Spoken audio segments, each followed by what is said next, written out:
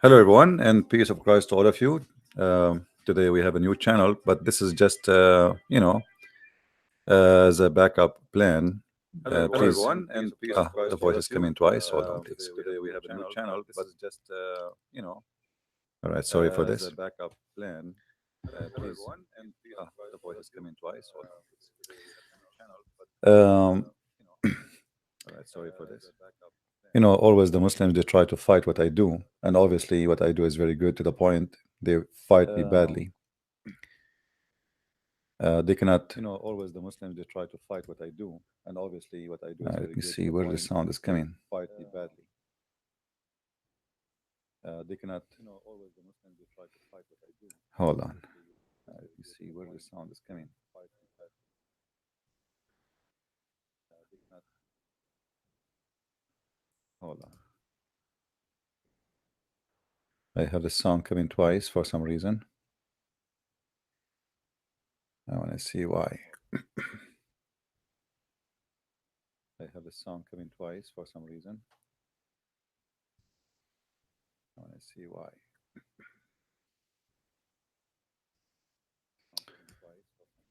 Let me go to sound setup. Okay. Let me go to sound setup. Okay.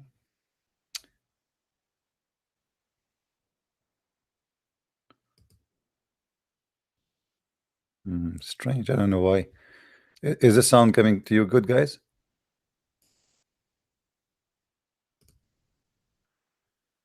Strange. I don't know why. Is the sound coming to you good, guys? Because I should not hear myself. I'm not sure why I'm hearing myself.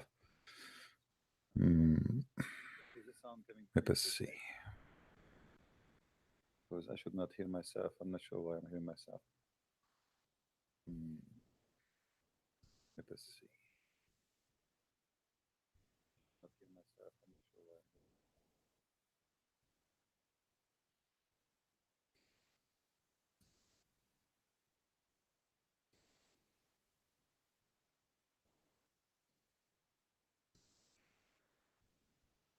All right. Anyway, guys, please invite your friends. Don't forget to invite your friends, please. And let us see here. What is the issue?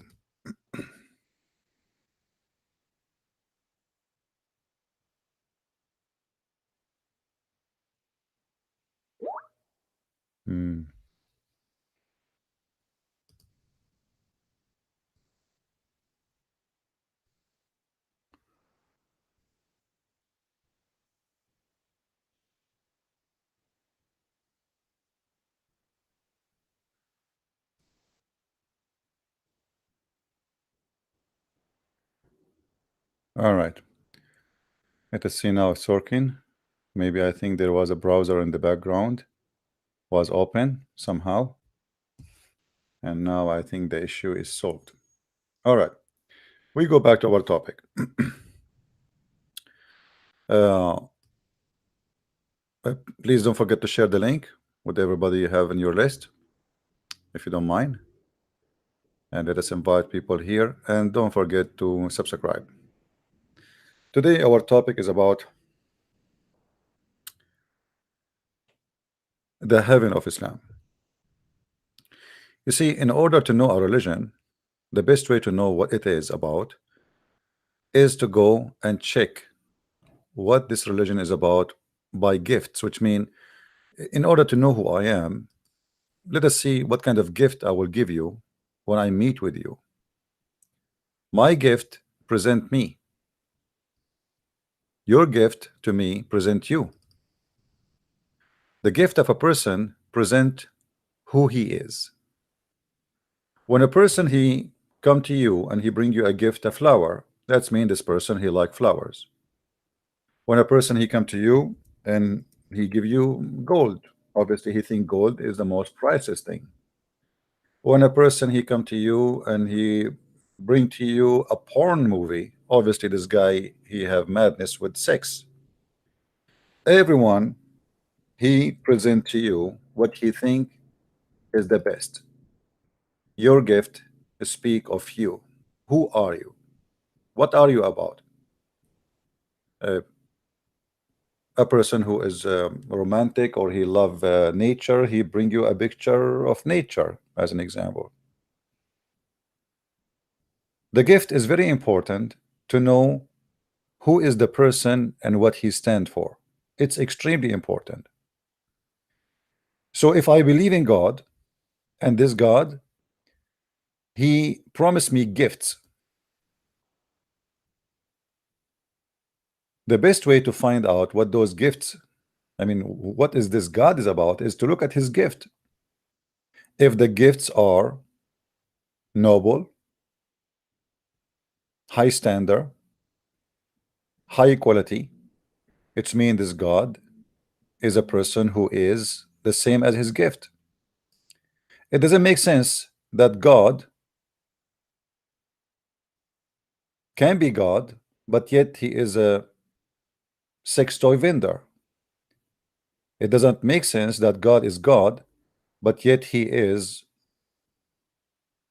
an owner of a casino in Las Vegas.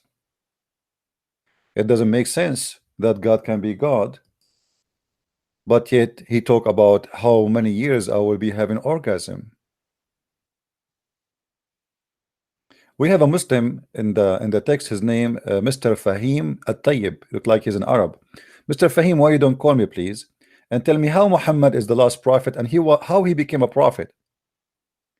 Do you see, guys, what Mr. Fahim said in the text?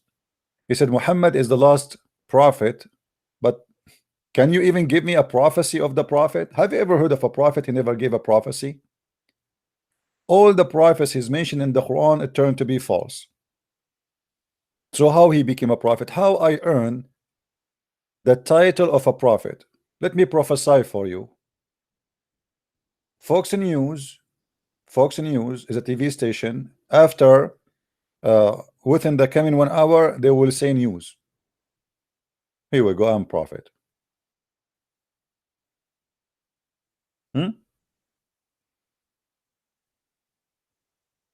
Yeah, I speak Arabic, so call me. But my Arabic is not good, you know. Muslim, they say like my Arabic, like I can say Habibi, Habibi, how are you, Habibi, like those, you know. Call me. Call me and tell me why Muhammad is a prophet. My Skype is on.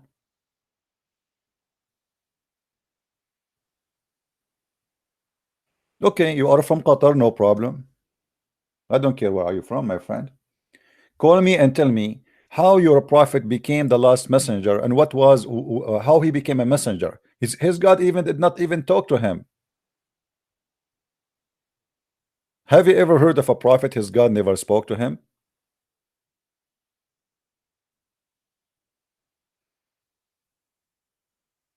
So give me a call, please, and tell me how your prophet can be a prophet. Now, to go to business, our title is about the heaven of Allah, Sodom and Gomorrah. Is the Muslim heaven is the heaven of Sodom and Gomorrah? Absolutely. If you ask any Muslim about the heaven of Allah, he says to you, in the heaven of Allah, you will have whatever you wish. Whatever you wish. You see, today the number of people they are listening to us is small because we have a new channel. We have no subscription in it. This is the first time I do podcast on it. So we have like 176, but it's okay. When you say to me, whatever you wish you will have in this heaven, it's mean whatever I wish. And it is reality that there is some people who like to have sex, men with men and women with women. So when a God, he says to me, whatever you wish in the heaven, and not only this, the Muslim confirm that everything was forbidden in earth is not forbidden in heaven. To the point, a Muslim, he can have sexual relationship with his own family member, including his daughter, his niece, his auntie. Some scholars, they say he can have sex with everybody except his mother, which doesn't make sense, because if you have sex with your daughter and your niece and your, I mean, what the mother stand for? I mean, obviously there's no limitation. So the heaven of Islam is kind of weird, mad, sexual garden where sex is the only reason for those people to be there. Nobody there to worship God, nobody there to be happy with God, everybody there to eat and drink and do, you know what, beep. There's an image, I will look for it. It can give us a better picture of the Islam.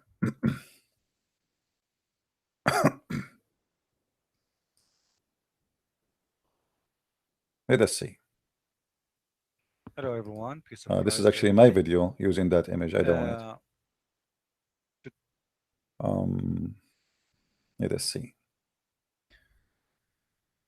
Okay, we found it.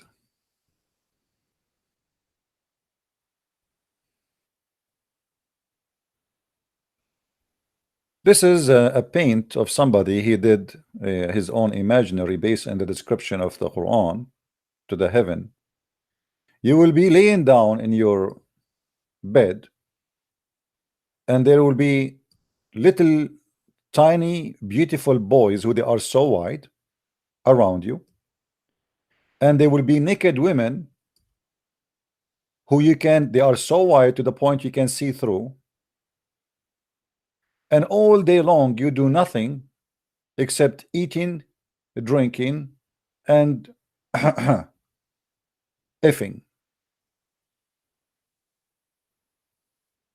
You will notice the Quran describing that you will have in your present little boys who they are very white like pearls, and those boys will never bleed. The Muslim explain that bleeding, they say they will never get tired or they will never get drunk. And here I wonder, they will get drunk from what? They are serving the drink, so why they are drinking? The boys are drinking?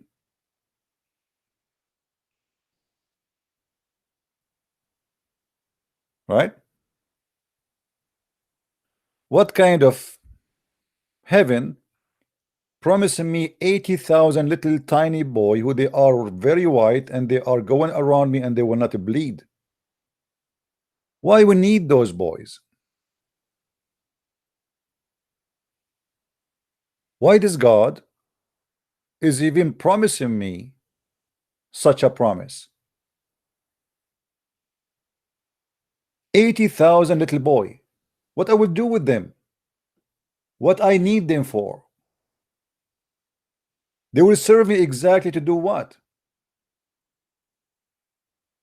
Remember, in the heaven of Islam, your clothes will never get wrinkled. Hello? Hello. Yes. Go ahead, we hear you. I don't want to talk about this topic in specific, Are you a but I Muslim, my want to friend? talk about Are the you last are episode you made. you a Muslim? Yes. Why do I talk about this topic? We have a topic. You see, we named the video, people waiting for us, and they want us to talk about this topic. So why don't I talk about it? What's the problem?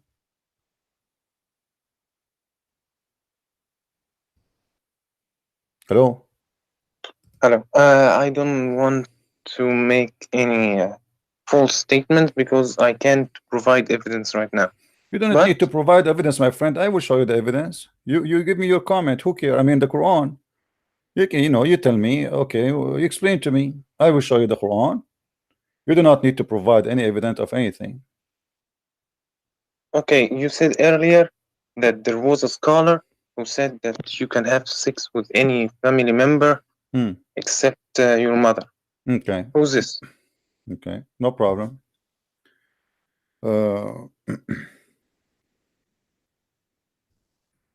Because I have never heard of a scholar well known who said this. Okay, no problem.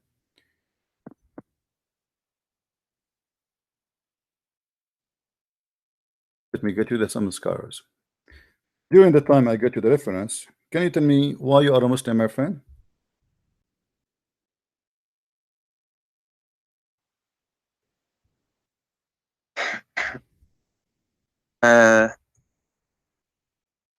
I don't see why my belief is involved in this. I'm talking to you because you're a Muslim, right? Correct? Okay. So why you are a Muslim? Because I believe what came in the Quran and the Sunnah, and I believe that Allah is and Muhammad is his last messenger, and all Okay, but you just told me, messenger. you said you believe, right? You believe in what your prophet said and what the Sunnah, but you just told me that you never heard of anyone saying that you can sleep with your maharim, which mean like your family members, in the heaven of Allah, right? Okay, so how how you are saying I am a Muslim, I follow that, but in the same time you never heard of that? How come you never heard of this? You said a scholar. Yes, a scholar. I'm not going to show you anything except a scholar. Why you never heard this?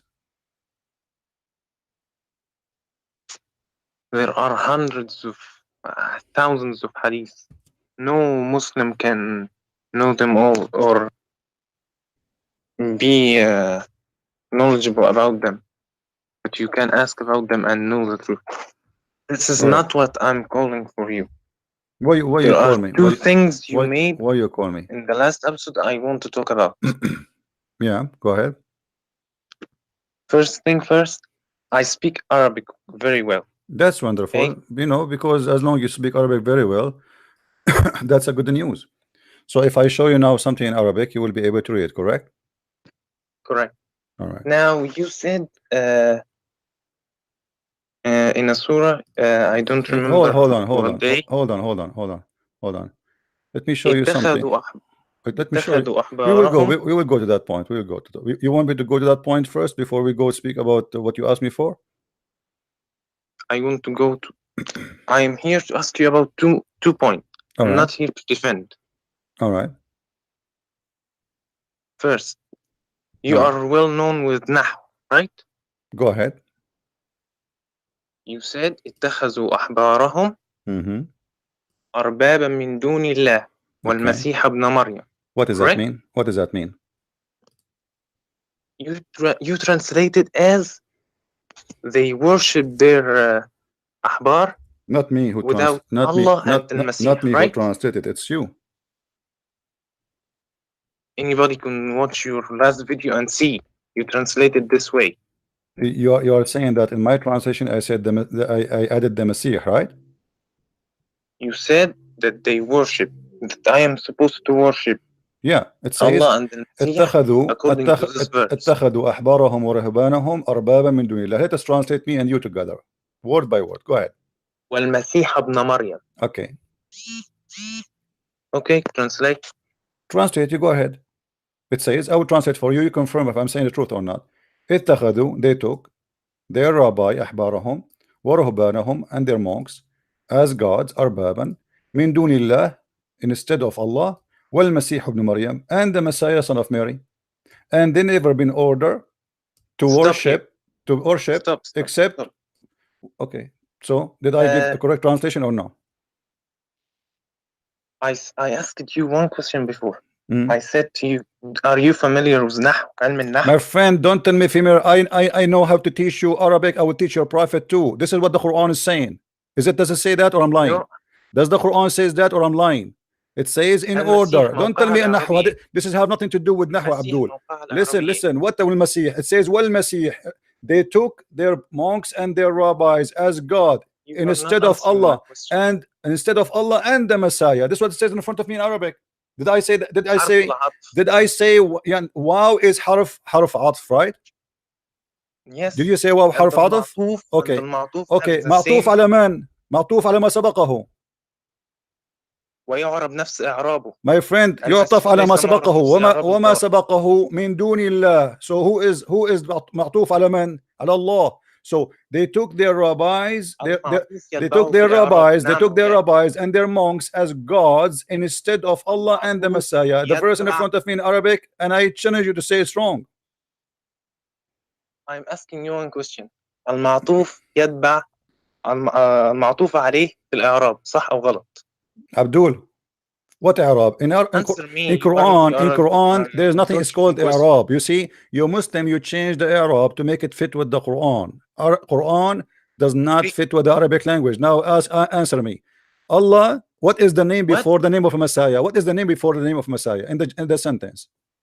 There's two names. What is the name came? What is the name came before the name of a Messiah? Allah. All right, thank you very much. Okay, hold on. So we have the name Allah. Hold on, the name Allah, and then we have wa present like and in English, correct? Correct. Okay. If the same And what is the third name? What is the third name? As Al-Masih. So they've been ordered. They took, listen. They took اتخذوا أحبارهم, their rabbi and their monks as God instead من دون Allah والمسيح and Al-Masih. So they took them as God instead of who? Instead of Allah and Al-Masih. It's so clear. لا اتخذوا أحبارهم ورهبانهم أربابا من دون الله والمسيح.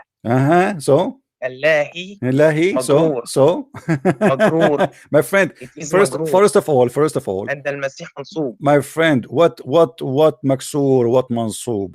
The sentence is so clear. The sentence is so clear because if you say المسيح, the Masiha goes back to who? Okay, the Masiha goes back to who? This one does not have fatha. This one does not have fatha. So those go back to who? Wow, go to who? Wow, the end goes to who? Who is the one, the name after the name of Allah? It says, because if your God want to say that they took their monks and their rabbis as God, he should say, and they want to add the Messiah, I should say, they took their monks and their rabbis and their monks as gods, and he add right away before he continue as God, he say, and the Messiah as God. But look what happened here. It says they took their monks and their rabbi and their monks as gods instead. Whoever come after that is going to be who is instead of who? Allah. And there's that wa, which means and. No, there's no ta'khir. What ta'khir? My friend, the one who said this sentence, he put himself in trouble because why you are saying that? In the same time, let me ask you a question. Is Jesus God in his answering one question? I answered you already. You are being stubborn. You are going just by the tafsir of Islam, right? The Muslim, because they want to solve this problem, they say to you, oh, here he would. I don't want to tafsir for this verse. It's clear in front of us. It's clear. Okay, translate for me. Go ahead. I'm listening. Translate word by word. I will go with you. I'm listening. Go ahead. And everybody will laugh because you have to translate it the same. You have to translate it the same as I translate. I challenge you. You see, don't be a coward. Translate to me as everybody is listening. Translate word by word. I will type them for you in the screen. Go ahead. The first one. Can't translate word by why word you cannot? Why you cannot? You see, see, guys, he will not, because this is what it says in Arabic. He will not do it. Translate, because this is what it says. It says they took their monks, their rabbi and their monks as gods instead of who? Then they put the name Allah and the Messiah. So instead of who? Instead of Allah and the Messiah. Abdul, don't make fun of yourself. Everybody is laughing. Let them laugh.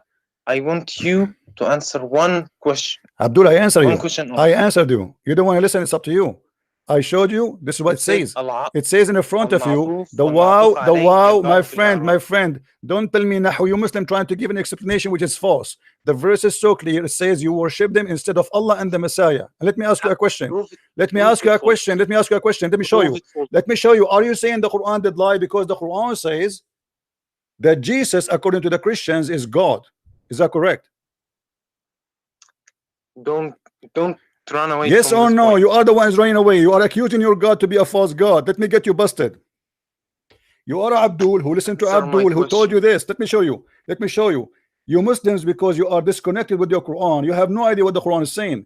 The Quran is saying that those who they are rabbi and they are Christians and Jews, they worship beside Allah the Messiah, because according to the religion they should worship the Messiah too. If we go in the Quran, you will see the Quran saying the following, and obviously you Muslim, you have no idea what the Quran says. Isn't it the Quran says? Isn't it the Quran Habib, says that the Messiah, the Messiah, is who Allah? Prophet. Abdul, does the Quran says that the Messiah is Allah?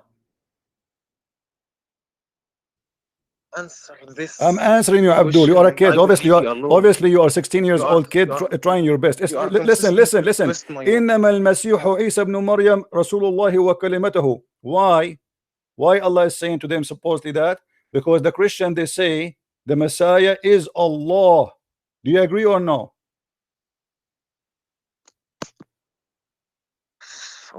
Yes or no? Why you are using the F word, Abdul? Don't use this word with me. Answer. Is the Quran saying that the Christian, they believe that the Messiah is God? Does it say or not? You believe that in the Trinity, yes. Abdul, don't change the topic. Read with me. لقد كفر الذين قالوا إن الله هو المسيح. So the Quran saying to the Abdul who have no idea what their book is saying, because they are ignorant, stupid, they don't even read. The Quran saying that the Jews and the Christian, they are worshiping their monks and their rabbis, except worshiping Allah and the Messiah, because in their religion, no, it doesn't say that. It says that. Give me one translation. I just showed you. What translation? What translation? You Muslim do not even you do not know even how, if your prophet knows how to read, how to write. You keep saying to us your prophet do not know how to write, correct? How you translate that Muhammad? Let me show you that you Muslim, you have no idea. You keep saying to us that your prophet do not know how to read, how to write, correct? I haven't said that. Did you? So do you agree or not? No. So Muhammad, he knows how to write, how to read. I won't answer any question until you answer my question. I answered you. I answered already. The Quran is quoting this verse. The Quran is quoting this verse. The Quran is quoting the Quran is quoting this verse, and you Muslims are ignorant. You do not know what your Quran is saying because you are disconnected. This is why you keep saying stupid things, like, you know, there are things. Although you Abdul, are ignorant. Read. You haven't answered. I answered you. You are a kid. You are just a kid. I showed you what it says word by word. You are a kid and you refuse to translate yourself because you know I am right. Why you refuse to translate? I will translate. Tell me why you want to translate. Why you don't want to translate? If I am wrong, why you don't translate and show everybody that I'm wrong? They took their monks. Okay. The Messiah. Where is the word Messiah? Where is the word Messiah? The word Messiah is here at the end. You are lying. Read word by word. Read word by word. اتخذوا. اتخذوا. They took, correct? Yes or no? You are insisting on this because yes or no? You are being stupid now. You are trying to run away. Does it say اتخذوا? They took. Let us translate word by word, me and you. Does it say اتخذوا? Where is the Messiah? The Messiah at the end. You are a liar, Abdul. Don't waste my time. Secondly, you asked me, you challenged me to show you where it says that you can have sex with your family, including your mom, in the heaven. Here we go.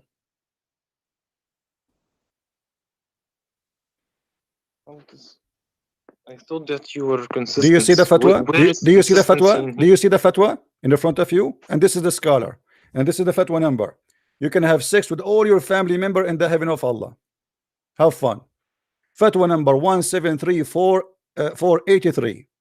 So you are lying about the translation. You don't dare to translate. You are playing the game like this is a grammar issue, etc. When the word is so clear.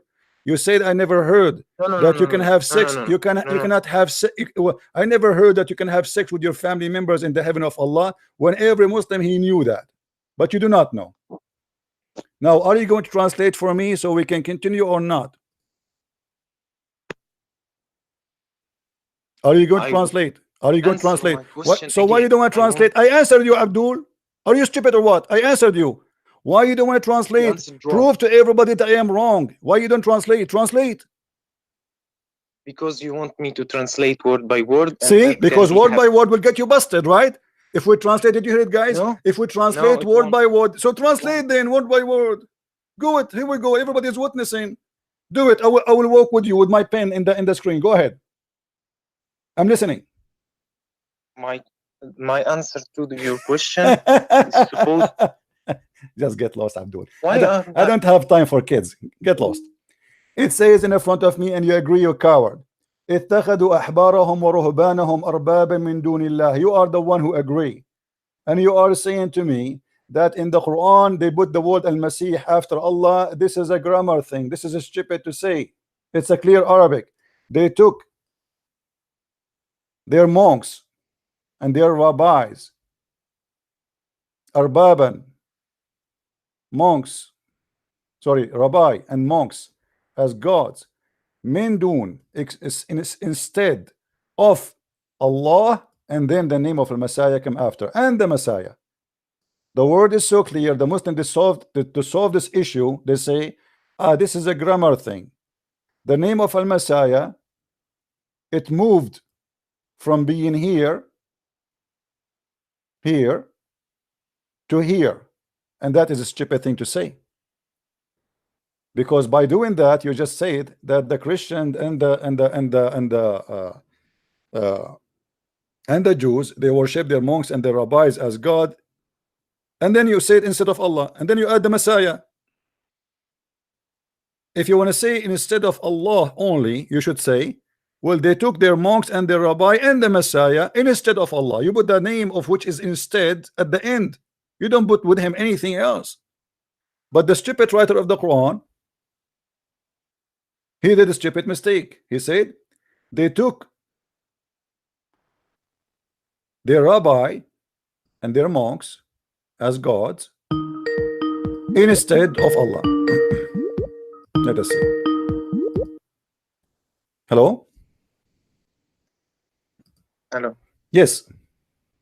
I'm the same Abdul. Are you going to translate or no? Don't waste my time. Are you going to translate? Yes or no? If I translated, you would say I'm lying. No, translate. Go ahead. I can prove Translate. that I'm not lying. No, you are not. lying. I'm not saying. How I can say you are lying if you are translating? Translate word by word. Don't make your own fast translation. When we translate what is in the screen, the Quran in front of us. I will count for you. Let me write the numbers for you. Word number 1, word number 2, word number 3, word number 4, word number 5, word number 6, word number 7, word number like this word number 8. Anywhere. Okay, give me the translation now. want We to start narrow with the number 1. We start with number understanding 1. of Go the ahead. Let truth. everybody laugh. Go with number 1. What is that? What it mean? Why? I Go ahead. You coward. You don't want to translate because you know I'm saying the truth. I'm not lying. You are the one who's lying. know you are lying. Get lost. Get lost. Let your daddy call me coward potato. If I am lying, then you should translate and get me busted. But you refuse because I'm giving the correct translation. Now, do Muslims believe that you can have sex with your family members, your sister, your mother, your grandmother in the heaven of Islam, your aunt, your niece? Yes. Yes. And there's tons of Islamic reference speaking of that. Because the Muslim believe everything forbidden in earth is not forbidden in heaven.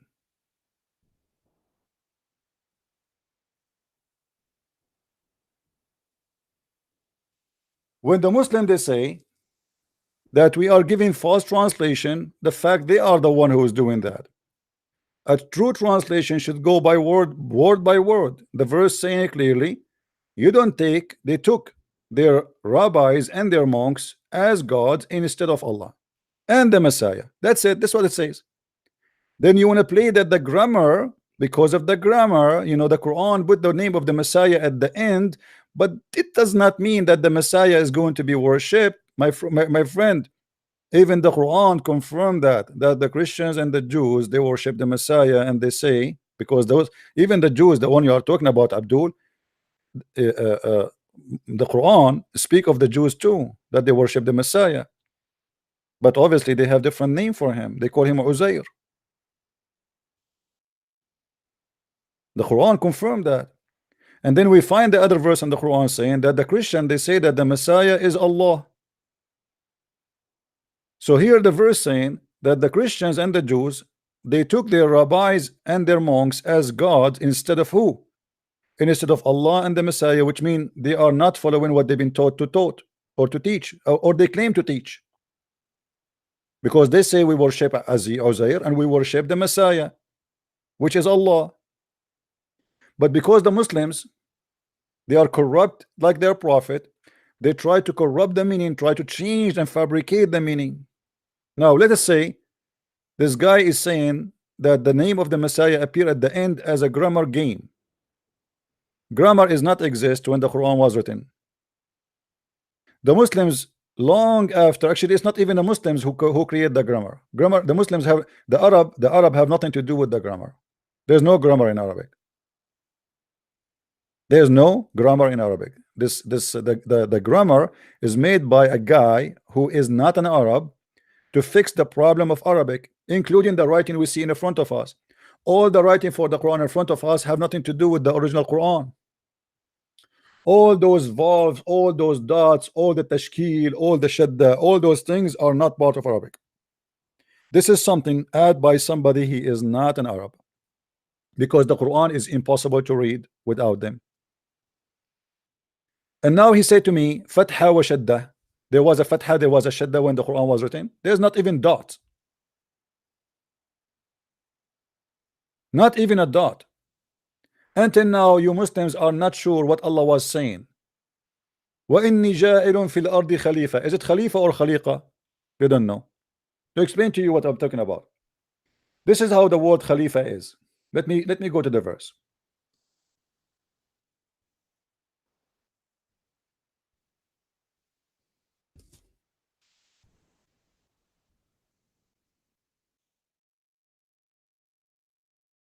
وَإِذْ قَالَ رَبُّكَ لِلْمَلَائِكَةِ إِنِّي جَائِلٌ فِي الْأَرْضِ خَلِيفَةً. You see, the original Quran was written without dots. Let me highlight the dots for you in red, so you will know what I'm talking about. All those little things in the top here, they are not exist. Those are called tashkil. All those things are not part of the language. So all the things I am putting red on it have nothing to do with the original Arabic. So now let us write it again. Let us write the word, rewrite the word again. Let me zoom in so you guys can see it better. So now Khalifa, the real Khalifa, it should be written like this. I'm using my mouse, so it's not going to be like this. All right. Now, how we will know if this is kha or ja? Because in Arabic, if you add the dot here, let me make the dots in a blue. If I have a dot here, that will make it Khalifa. All right. Or let us say kha. Then here we add two dots here. It's going to be khali. But if I take the two dots, I put them here, that will make it khalat. It's totally different meaning. Instead of ya, became t. Now here, this letter here, it can be f. We put a one dot, or we can put two dot. So now we have, if we take this one off, oh, we took everything off. Let's write it again.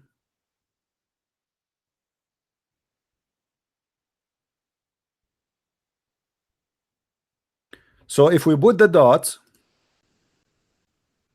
if we play only with the dot, you know, the way it's written now in the Quran is the F here have a dot in the top, as you see. So if we put here a dot and a second dot, that will make it Khaliqa. Khalifa is the caliphate. Khaliqa is the creation. You see how the word changed? Just one dot. And the Quran written without dots at all. This is why the Muslims, they have tons of words in the Quran. They disagree about what it was. Is it Khalifa? Is it Khaliqa? It can be many things. As an example, if I write for you the word Jamal, Jamal means camel in English. Camel.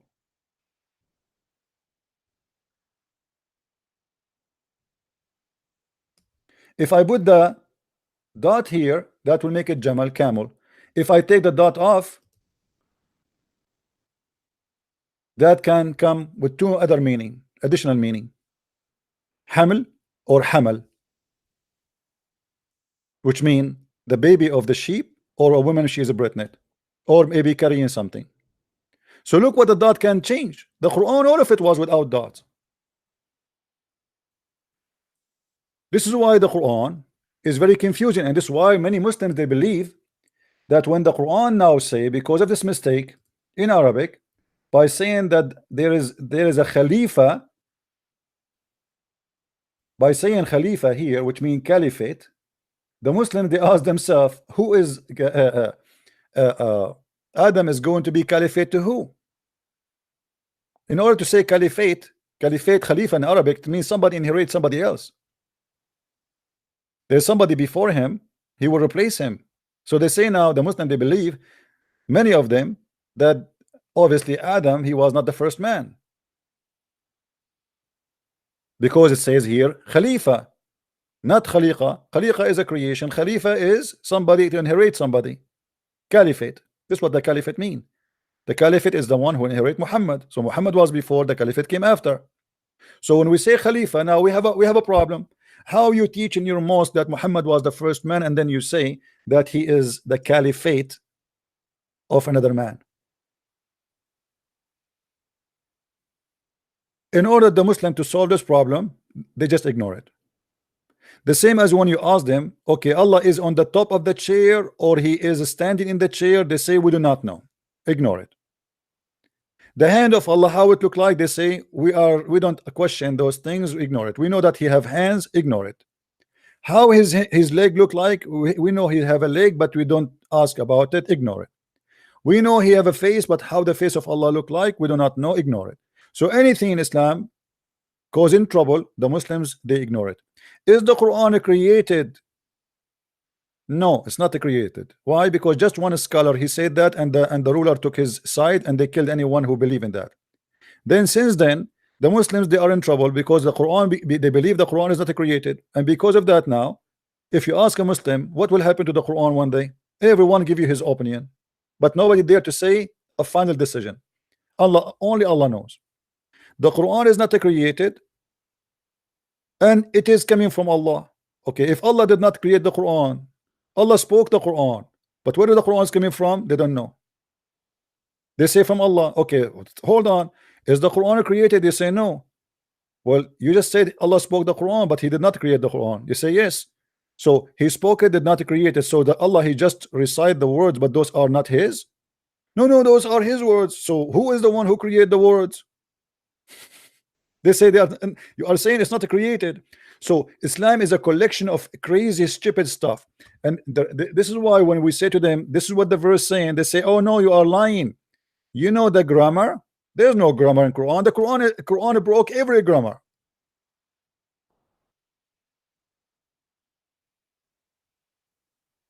What a grammar? Since when in Islam there is a grammar?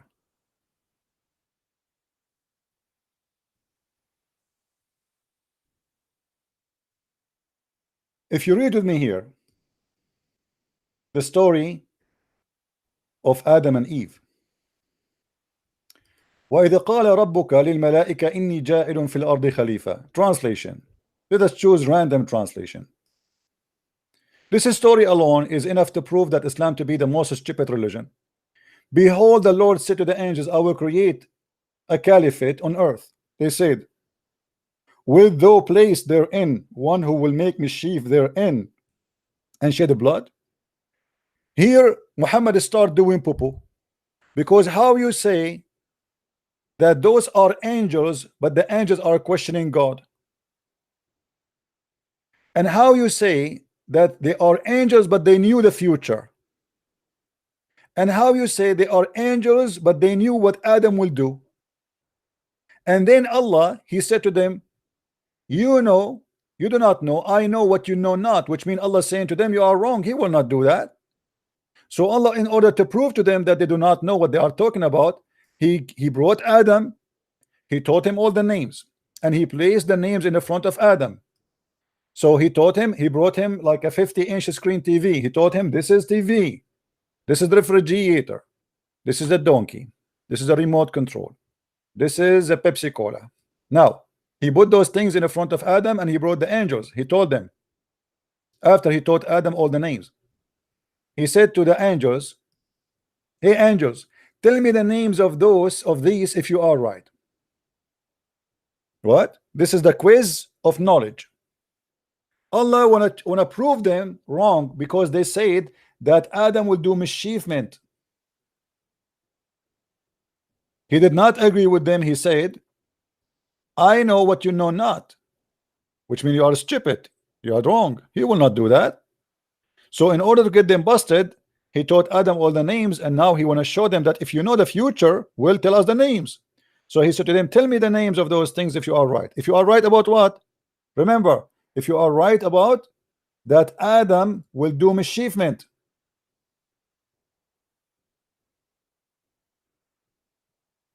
Are we following? So the challenge here was for a very simple reason. They accuse Adam that he would do mischievement, and Allah want to prove them that they do not know what they are talking about. And then they said to him, glory to thee, of knowledge we have none, save what you told us. Look, but look how stupid this is.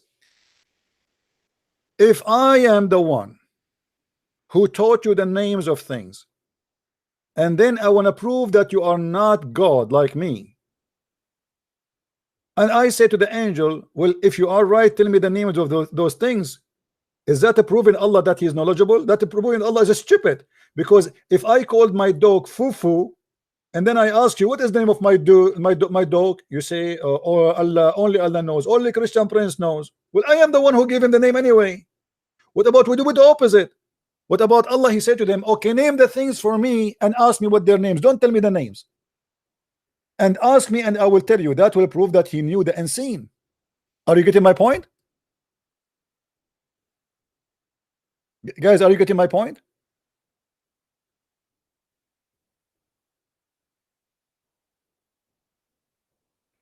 It should be the opposite. It should be Allah. Should say to them, okay, you know what, you claim that you know. What about you go? We will play hide and seek. Hide something. Name things between you. Don't tell me, and then ask me what is the name of those things, and I will tell you. What happened is the opposite. Allah, he named the things, and now they do not know it, and this is the proof that he know what they know not. That's the most stupid story ever. This is why you see that Islam is a collection of stupidity, and now this guy trying to fix the stupidity of his prophet, saying, oh, it doesn't say that they are worshiping Allah instead of Allah and the Messiah. It says that in Arabic.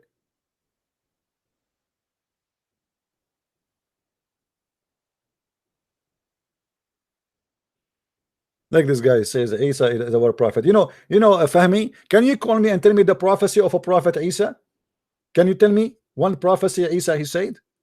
I mean, isn't it stupid to have a book never spoke about one prophecy of Isa? Or what the Quran says, Isa, he tell you what you hide in your houses. Look like Isa, he know more than Allah. How Isa can tell you what you hide in your house, but Allah cannot ask the same challenge? What about Allah? He said to the angel, hide in your house stuff, and I will tell you where you hide them. What about you go do things without telling me, and I will tell you what you did? This is what Isa said in the Quran. I will tell you what you ate, I will tell you what you hide, I tell you what you store, I will tell you what you do. Which means Isa, he knew the unseen. But as you see how Allah here, he wanted to prove that he knew the unseen by a stupid story. I bring a cat and I called my cat Susu, and I said to Mr. Fahim, hey Fahim, what is the name of my cat? He says to me, oh, I do not know. I said, see, I will prove to you that I am God. My cat name is Susu, you ignorant. That is the most stupid story ever. I am the one who named the cat Susu, so what the point? If I am the one who gave the cat such a name, I am hero in which scale?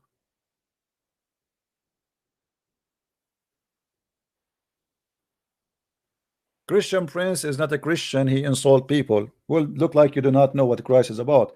Christ, he said to people like you, the son of a viper. Do you want me to show you the verse in the Bible, Abdul? Potato? You want to teach about Christ?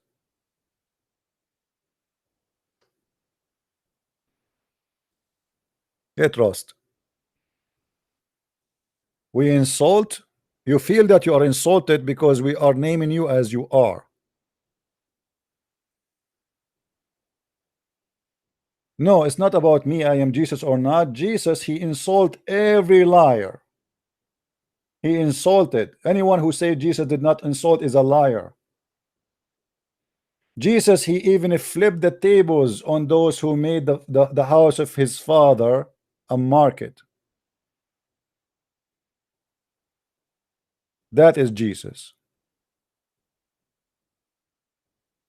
Now we go back to the topic. The heaven of Allah. The Muslims, they try always to avoid anything will make their prophet look stupid, including this story in front of us.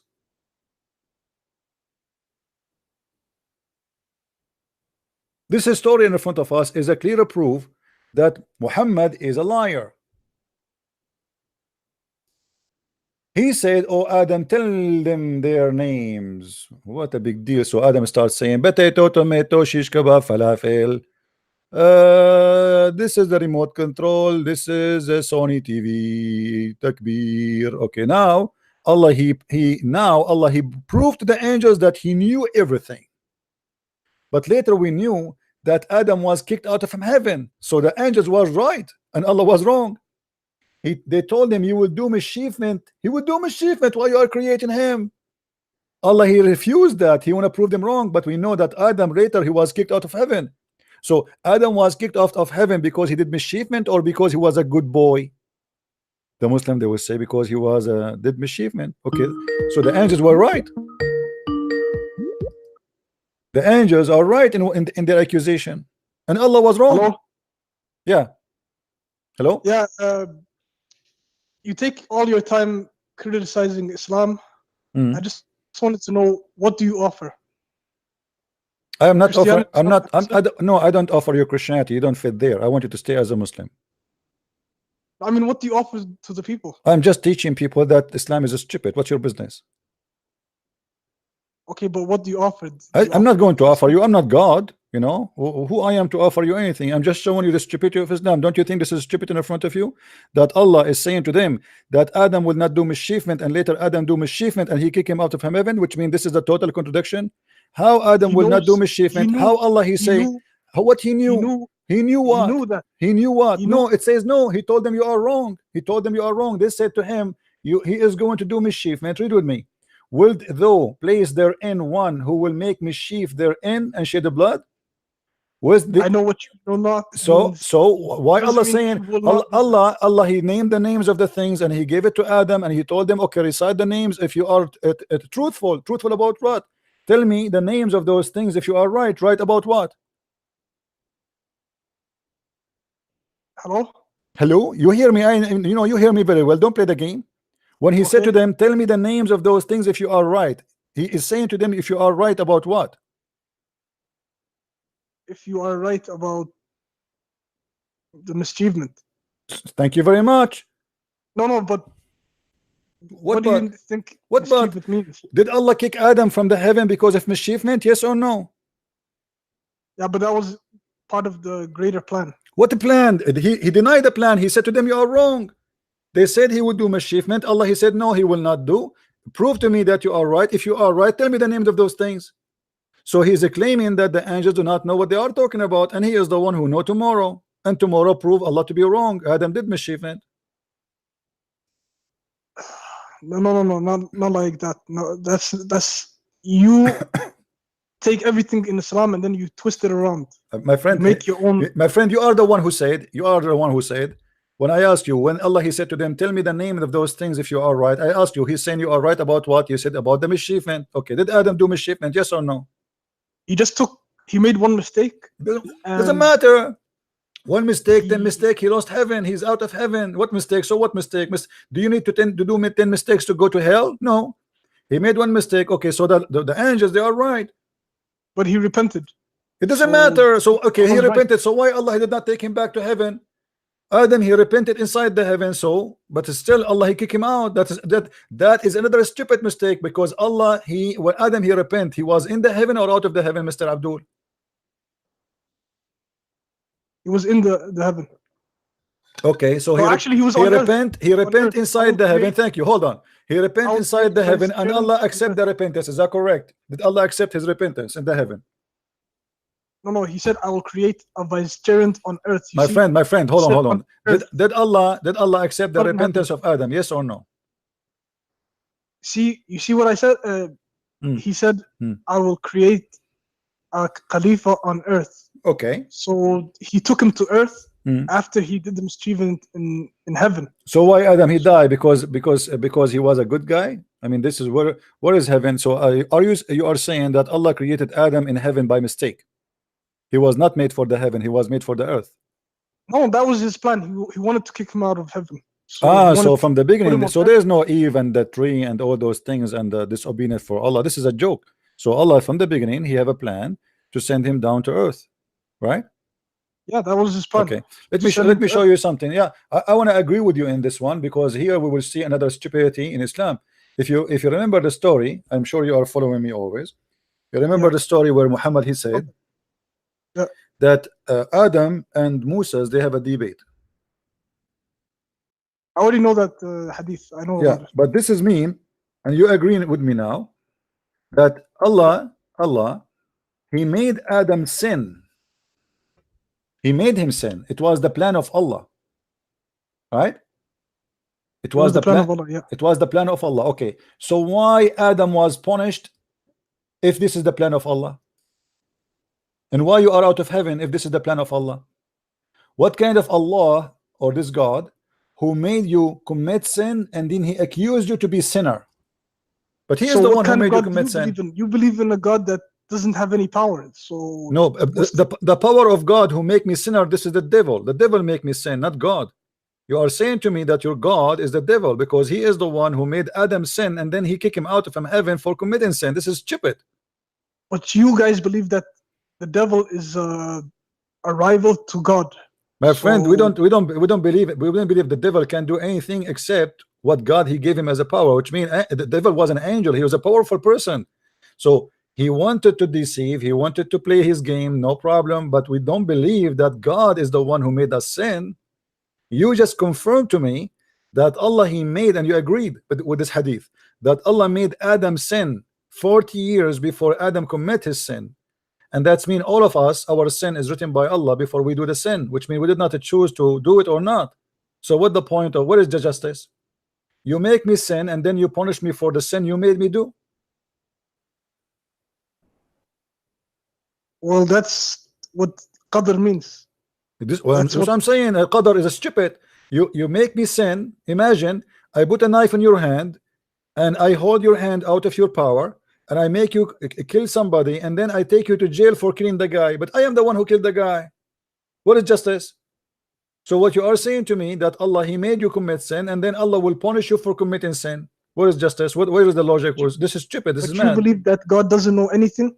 This is not about knowing, Abdul. This is not about knowing. This is not about knowing. This is about Allah. He decided your fate. It's not about him knowing your fate or knowing what you will do. Read with me carefully. It says he told him that Allah he decided he decreed my fate 40 years before he created me. And Muhammad, he agreed with him. Doesn't God know the future? This is not about knowing the future. This is about he decide the future for you. This is not about knowing. When you decree for me my fate, this is not about knowing my future. This is about deciding what I will do. And you are the one who agree with me. Don't change now the topic saying about knowing. You are the one who said to me, yeah, this is the sin Allah he made him do. So Allah made Adam do sin and then he will punish him for the sin Allah he made him do. What is the justice? In order to punish me for a sin I do, you have to give me free will. To kill or not to kill, to lie or not to lie, to believe or not to believe, to rape or not to rape. You just admitted that your God, even your God, knows what the future is. So that's the same thing. Abdul, this is not the same thing. Don't waste my time. Let your dad call me. I don't have time for kids. We are going back to zero. Every time, after 5 minutes of explanation, he says to me, this is mean your God do not know the future. Madness. Too much camel urine.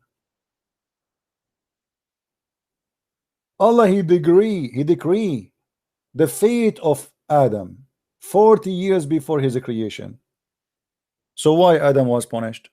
The guy he said to us, because Allah he decided that he will kick him out. So that the plan of Allah to make Adam sin so he can I mean, this is stupid. It was the plan of Allah. Adam is a victim. Adam is a good guy. Allah, he made him commit sin. Why? Because he have a plan, and we heard the Abdul saying that to kick him out of heaven. That's stupid. That is devilish. That's evil. So I put you in heaven, and then I have a program, you know. When the Muslim believe in Al-Qadar, it's about programming you. Allah, he programmed. Muhammad, he said, when you are in your mother womb, the angel will come and he will write 4 things for you: your bad and good deeds, your wealth, your happiness, etc., your belief, etc. So everything is written, is decreed by Allah. You are programmed. You are not really living by yourself. So you do all kind of sin. This is not was your choice. It was the choice of Allah. And this is why here Adam, he says to Moses is saying to Adam, because of you we are out of heaven, Adam, because of you.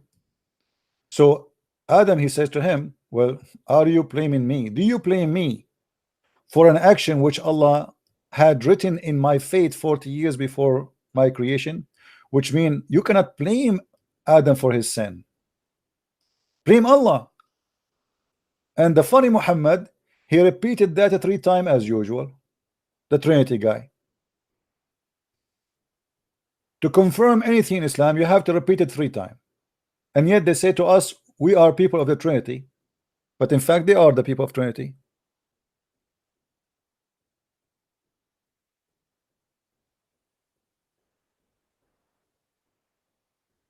Now we go back to the heaven of Islam. The heaven of Islam is nothing but a fiction of many sexual promises. And those sexual promises, they are mad. This is one of them. Indeed, in paradise there is a market in which there is no buying nor selling except images of men and women. Well, we have a good news. In the heaven of Allah, we will have a market.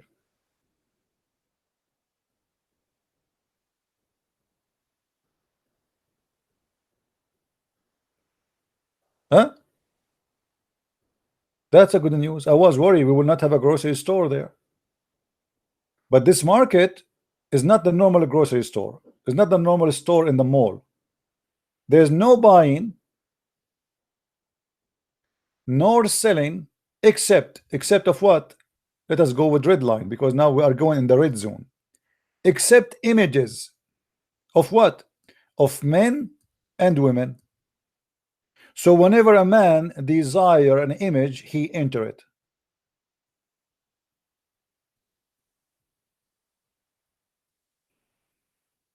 This is Sodom and Gomorrah. Who is the customer? The customer is a man. There's no customer women there.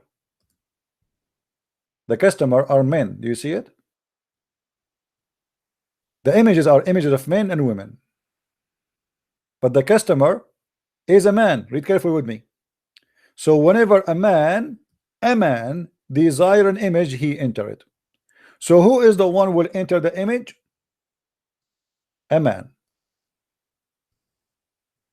Who is inside the image?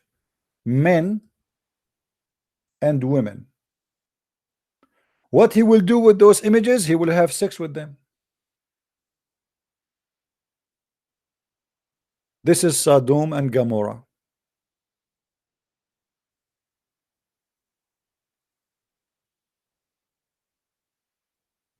Any Muslim have a comment?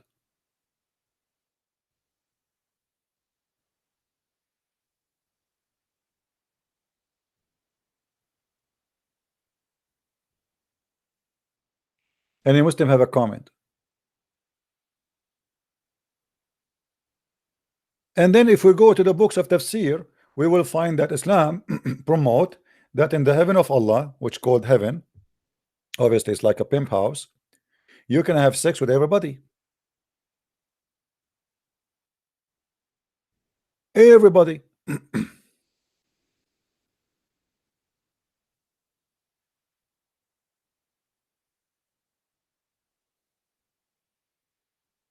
The funny, this guy, he was said, I never heard that you can have sex with your family member in the heaven. Actually, you can have sex with your family members in Islam, even in earth.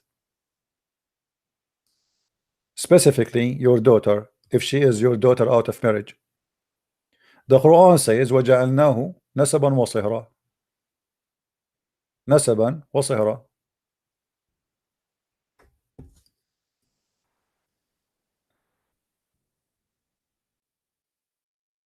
وهو الذي خلق من الماء بشرا فجعله نسبا وصهرا. Chapter 25, verse number 54. If you go and search right away to the interpretation, you will see that the Muslim scholars and the majority of the scholars, they agree that this verse allowing the Muslim to have sex with their child if she is a child out of marriage, because Allah only approve relationship between daughter and father from marriage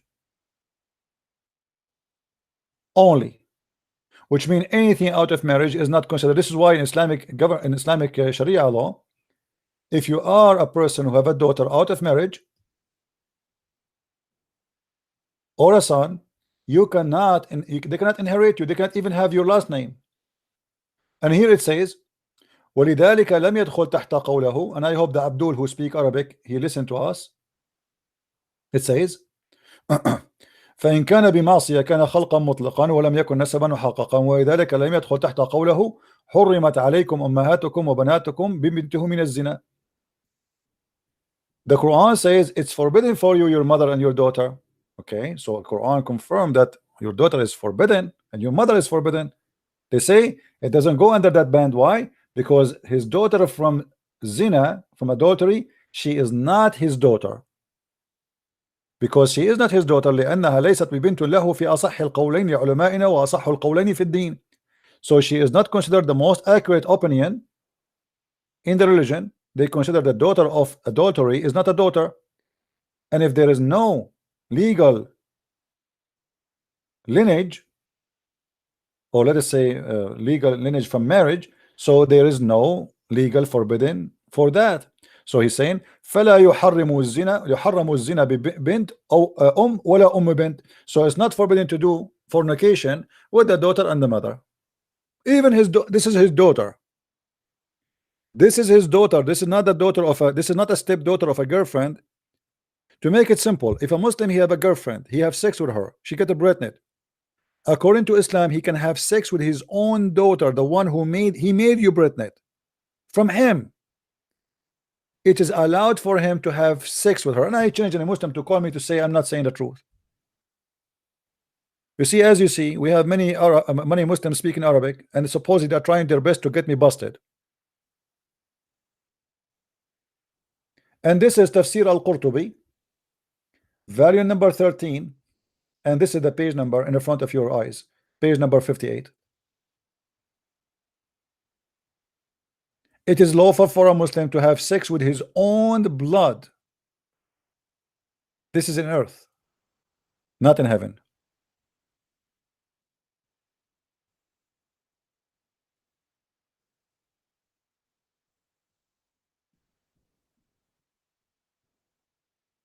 Do we have any Abdul? Now, if we go back to the heaven of Islam,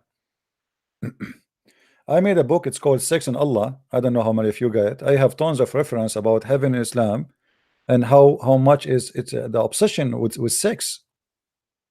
You will find women inside the fruits. You know, like imagine you open, like let us say you open a cabbage, but you don't see a cabbage inside. You find a naked women.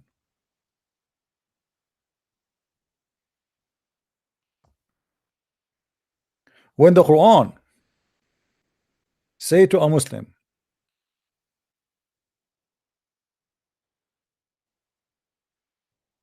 whatever you wish, إن في الجنة إن شاء الله ففيها ما اشتهت نفسك.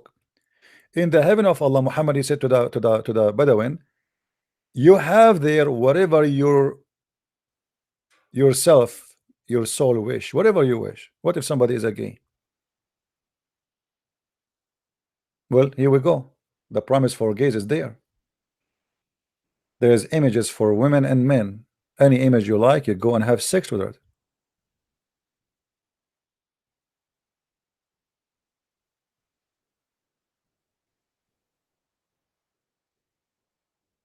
If you ask Muslims why in the heaven of Allah the wine is halal, isn't it the wine is from the made of the devil?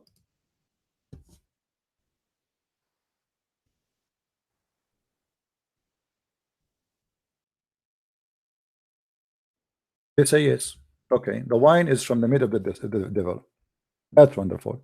So how the meat of the devil will be provided in the heaven of Allah? They say to you, everything is forbidden in earth is lawful in heaven. Because here we go, chapter 2, verse number 219, it says clearly that wine is the work of the devil. It is from the devil. So it is from the shaitan. Then we will find it in the heaven of Allah.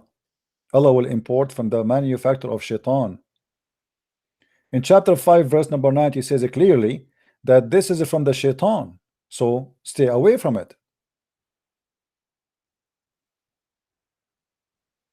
Oh, who you believe, alcohol, not strong drink, and games of chance and idols and the dividing arrows are that, like they used to play games, the Arab together, like it's like the same as little gambling. Only the made of shaitan, hard work. So leave aside, stay away from it. So wine is from the shaitan. Then we go to the heaven, we will find that there is rivers of wine. Hello?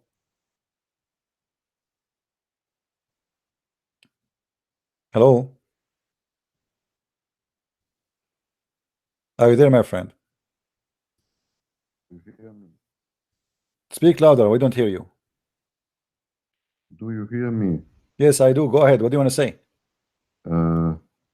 When you will translate sex and Allah in German, Sorry? when you will translate sex and Allah in German, German. Somebody is working on it. We don't know when it's going to be ready. you know, my language is I speak German, my second language. No problem. English is my first. Yeah, when we have it ready, we will inform you, my friend. We are working on that. How many books you will bring out? We have 2 books of Sex and Allah, and we have already 2 Yeah, books, Deception of Allah and Qur'an and Science. Both are in German Yeah. already. Anything else, my friend? how many you will bring out to? Okay. If somebody want to ask me those questions, please ask me in text. Don't ask me by calling. You know, we are just taking time for nothing. The book about the Sex and Allah, we are working a translation to German, and we have 2 books already. You can go to Amazon.de Germany, type Christian Prince, you will find all my books in Germany there, in German language. Let us not to waste time. Now, what is halal in heaven have nothing to do what is halal in earth. Everything was forbidden on the earth is halal on the heaven. If we go in the hadith, we will find this.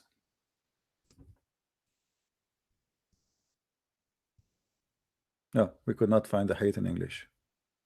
Let us see.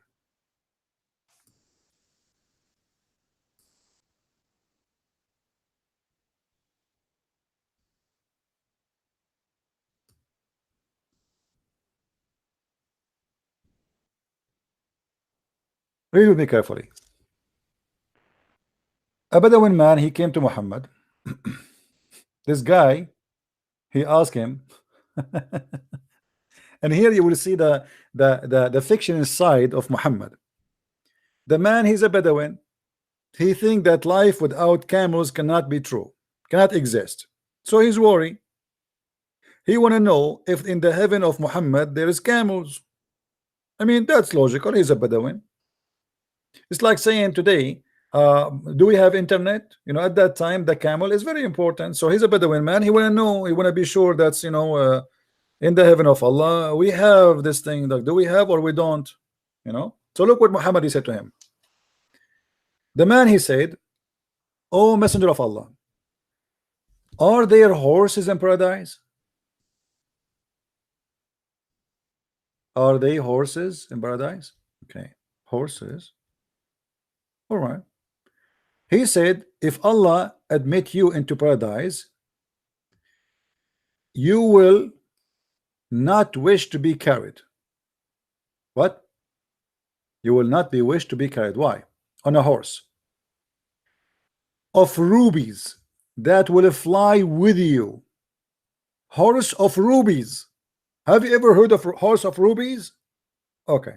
Who's talking? Muhammad, not me. Whatever you want in paradise, except that you will do so. And he said, a man asked him, O Messenger of Allah, are there camels in paradise? Here we go. The questions keep going. Like now we know about horses. We have horses made from rubies. It's very important, by the way, they are made from rubies. I mean, very important. I will not accept any horse is not made from gold and silver too. So he said, there's camels in paradise. He said, he, S-A-W-S, which means Muhammad, didn't say what you said to his companion. Rather, he, S-A-W, said, if Allah admit you in paradise, you will have whatever is desired in by your soul and pleasing to your eye. Whatever. What do you mean whatever? What if the guy he want to have sex with you, Muhammad? He love you very much, but he's a gay. When somebody says that I promise you whatever you want, that's mean whatever. You have to keep your words. Muhammad here is speaking in the name of his God.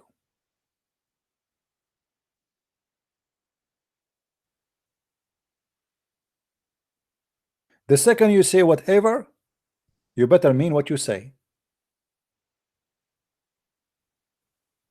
Whatever. Whatever what? Whatever you desire in your soul. Anything. Whatever pleasing your eye. Anything. You like Shakira, my friend? Shakira will be in your bed. You like those prostitutes with their name, Kardashian? You will have a Kardashian. You will have 1 million Kardashian. But what if the guy he is a homo, like Michael Jackson?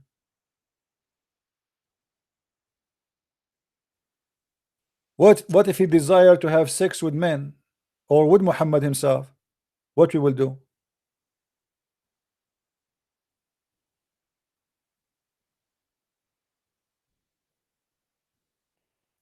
The second you say whatever you wish, it's mean whatever you wish.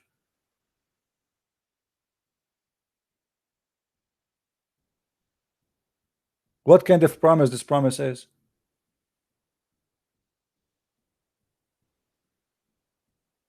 Do we have any Muslim here to explain to us what kind of promise is promise? This is crazy. What if somebody is sick, he want to have sex with his mother? What if somebody want to have sex with donkeys? What kind of heaven is? My friend, don't call me. If you have the same questions I answered you, please ask me in the text, please.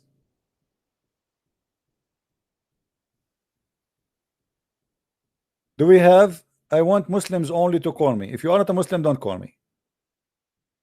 Who is a Muslim would like to call?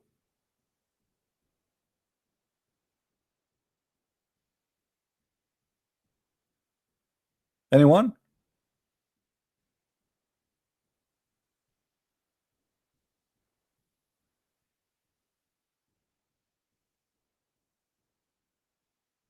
No, Abdul? Even the Quran, by the way, this is not only in the Hadith. Even the Quran says, وَلَهُمْ فِيهَا مَا يَشَاءُونَ. Even the Quran says in the chapter of Fusilat, ولكم فيها ما تشتهي أنفسكم. If you go in the Quran, you will see there's tons of verses.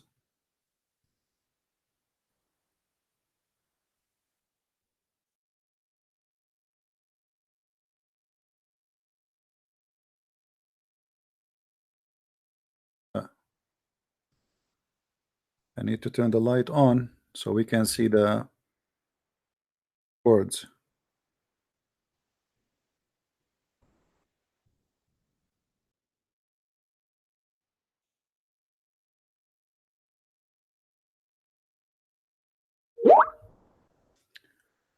والذين آمنوا وعملوا الصالحات, those who did good, etc., we will we will send them to heaven. Okay, what we will have in heaven? They will have women, wives, a huge number of wives, and they will have rivers underneath of them.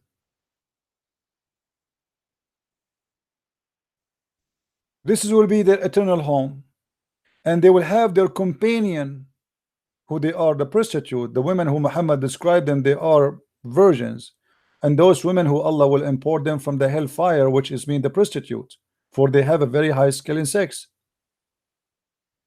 And then Muhammad, to make it more Arabian heaven, he claimed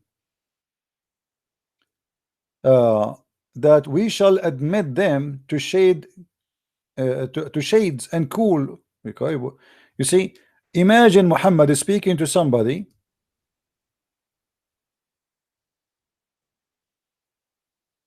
saying to him, in Alaska, I will put you in the shade. That is a stupid promise. What shade? But because those are Arab Bedouin who live in the desert, so Muhammad is speaking to the Bedouin. He promised them a heaven fit with the desert. You will sit in the shade, and you will not have a heat. You will have a cool. It's going to be cool for you, brother. You say such a thing to someone who live in Alaska or in Norway or in Sweden, you will not be happy for that promise. They are desperate, waiting for the sun. But because this is a Bedouin man religion made by a Bedouin man, he is promising them shade in the heaven.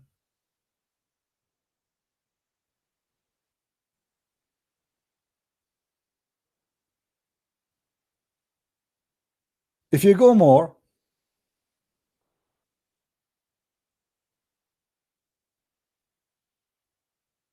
chapter 16 verse number 31, Allah he confirmed again that in there they will have whatever they wish.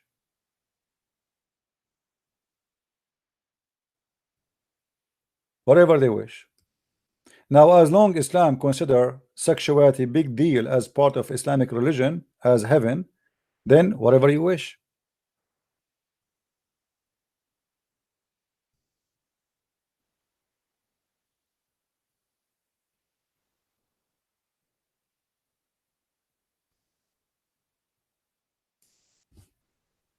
Any Muslim?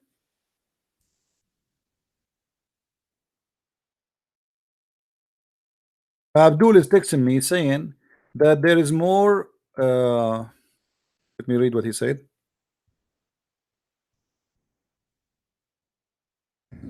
First, he said to me, "You're just hiding because I can destroy your argument. You most prayer freeze." Okay, let me call you. He tried to call me. I did not take his phone call. Let's see.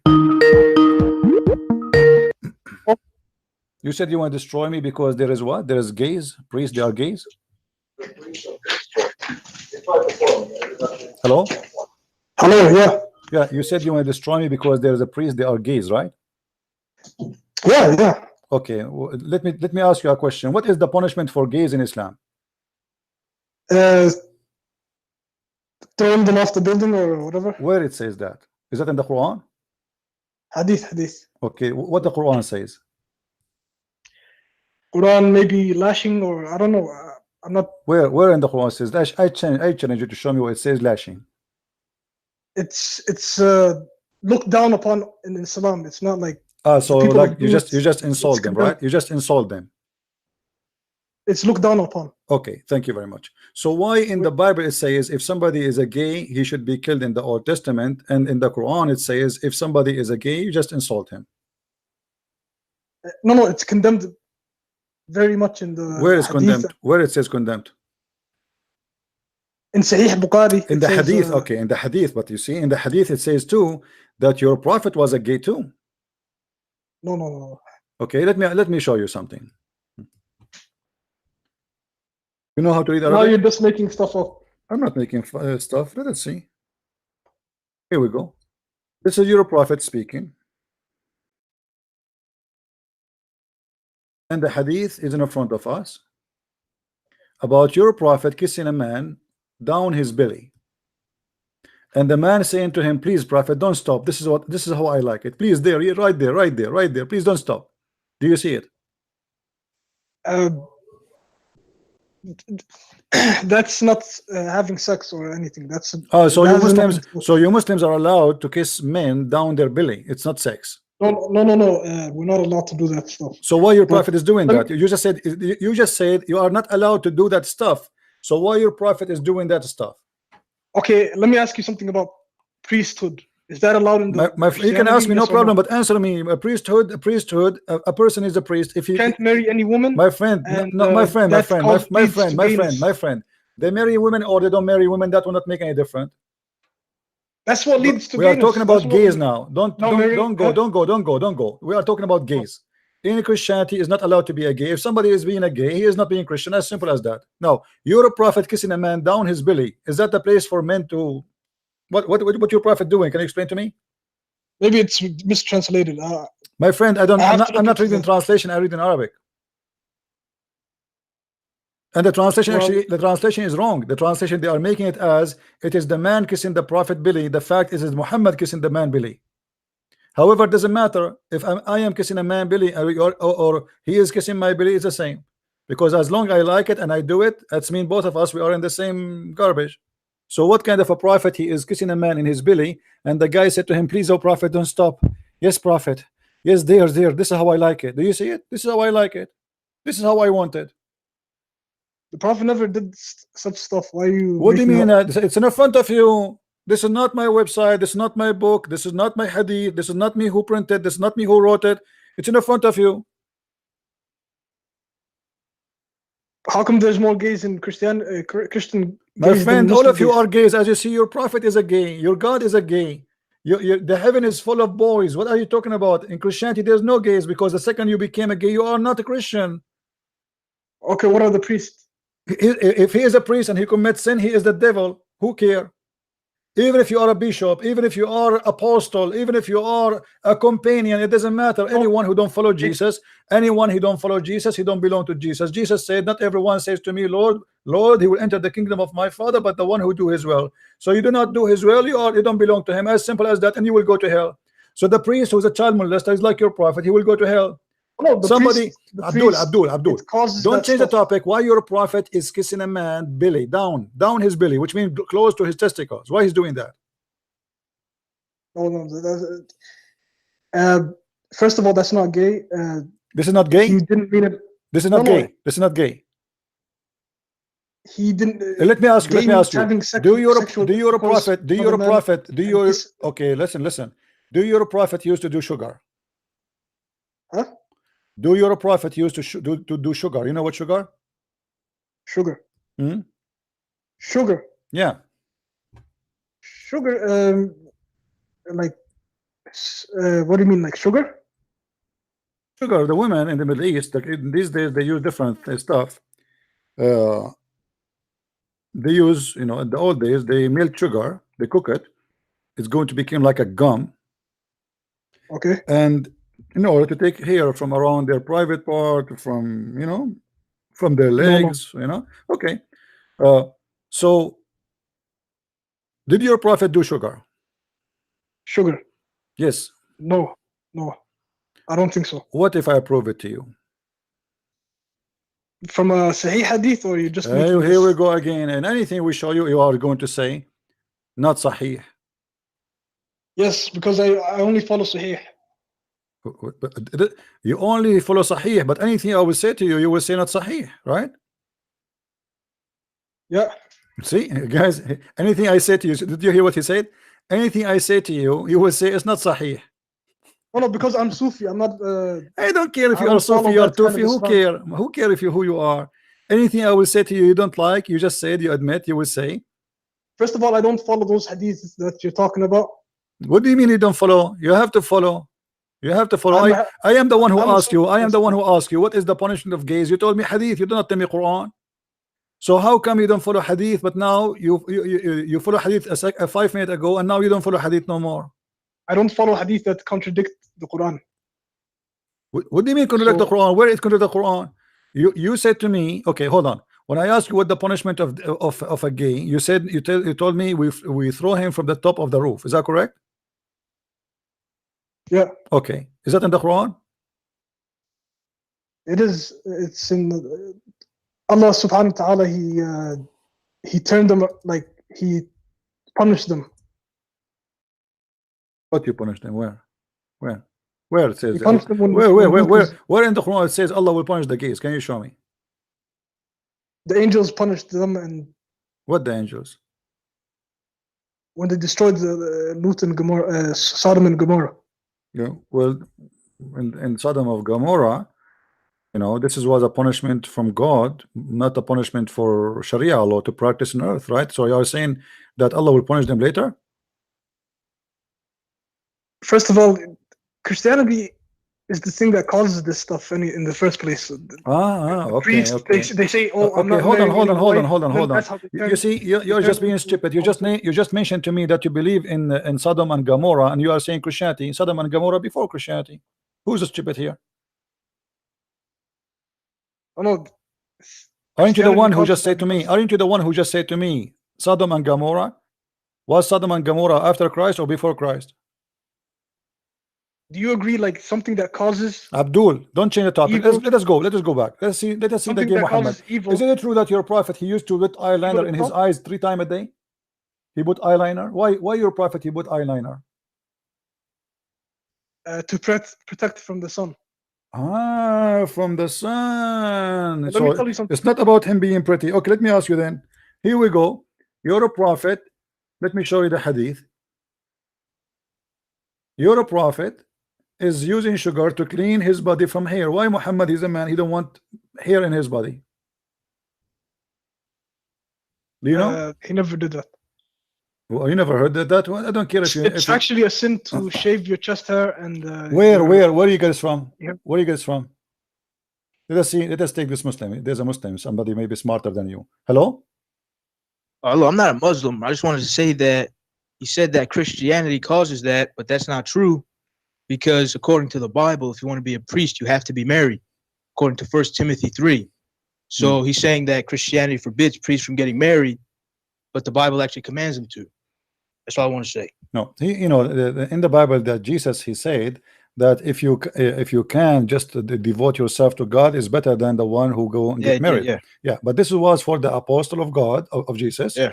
Because they are going to go from country to country. They cannot take their wives with them. Yeah, There is risk. There's risk involved. There's pirate. There is gangs. There is a bandit in the way. So those they are traveling in their mission is not smart.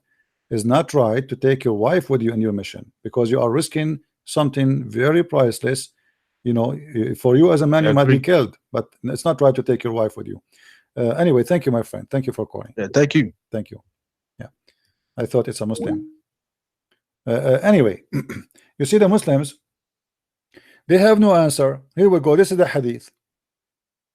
عن أم سلمة رضي الله عنها أن النبي صلى الله عليه وسلم كان يطلي بالنورة. What is a nawra? A nawra is sugar. The prophet he used to take his hair off by sugar. Okay, this is a very shameful thing for the Arab, by the way. If you go right now in the Middle East, you will not find one man there to do so unless he is a gay, because it's a big shame for a man to shave his body. You can shave your your beard, no problem. Nobody will accuse you to be a gay. But even the mustache, there's a problem to shave it, because it's not accepted in many society. Because you are a man, why are you shaving your mustache? I'm talking about the culture now. Now a prophet of God, he is using the sugar to clean his body from hair. Why?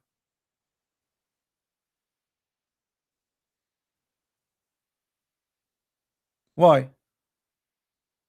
Here they are explaining what is an-nawra. An-nawra is, they say, according to the interpretation here, it says they are using calcium and zarnik mixed together. Okay, you mix it and then you put the cream over the place where you want to take the hair. You leave it for a little bit and then you take it with water, so it kills the hair of the body. Some they say that an-nawra is a sugar, just a normal sugar, whatever they say. The Shia, they agree with the same story. The Shia, they believe that the grandsons of Muhammad, they used to do an-nawra, but not all of them. If you have my book, Sex and Allah, you will see that all the family of Muhammad, according to Muslims, accused to be gays. All of them.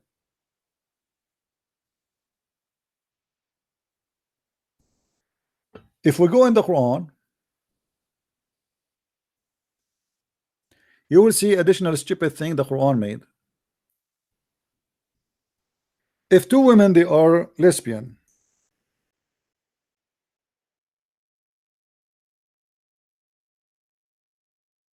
and two men are gays, what the Quran, how the Quran deal with them? If we go to chapter 4, verse number 15 and verse number 16, you will see the following.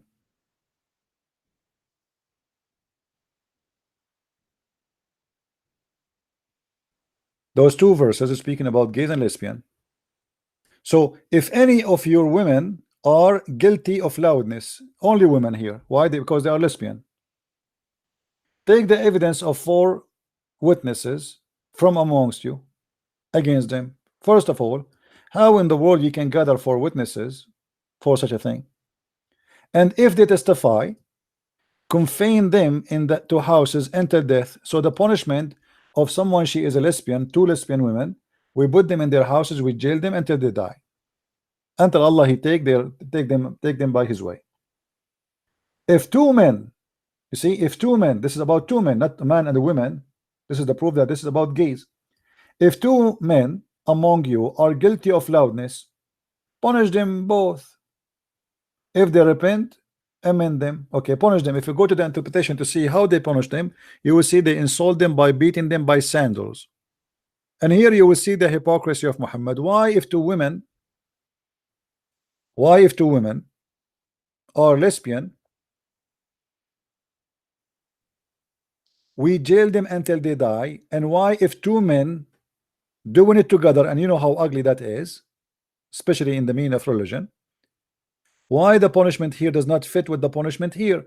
Why the punishment for the women is death, jail them until death, but if the man have sex with the man, we insult them and we beat them with sandals, and they repent, let them go, leave them alone. That is hypocrisy. Same time the Abdul who called me, he said in the hadith it says we kill them. Okay, how Allah he says let them alone and the hadith says we kill them? Why Allah did not say kill them? Why he said let them alone?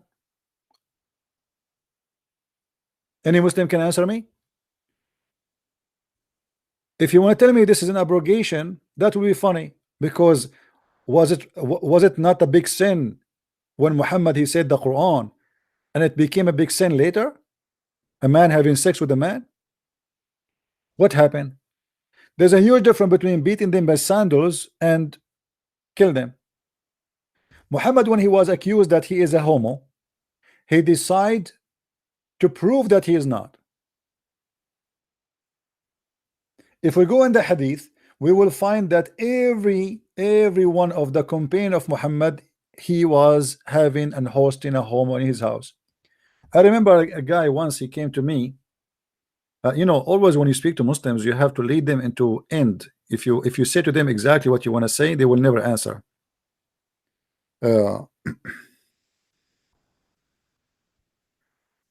I said, it was like a chat room like now, and I said, how come in Islam there is no punishment for gays?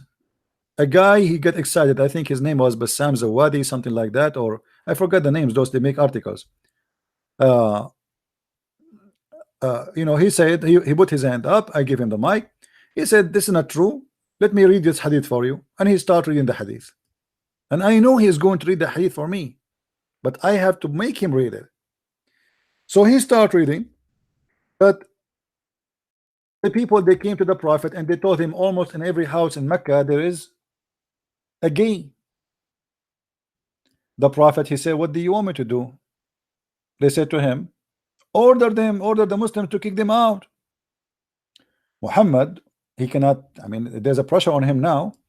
He could not say no. So he said, okay, well, get them out. And then they said to him, what about the gay in your house?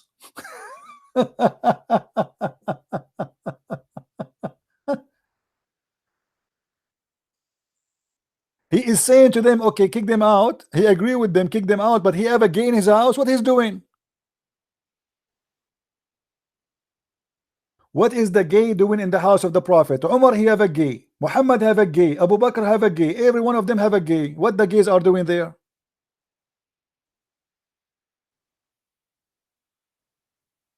Read careful with me.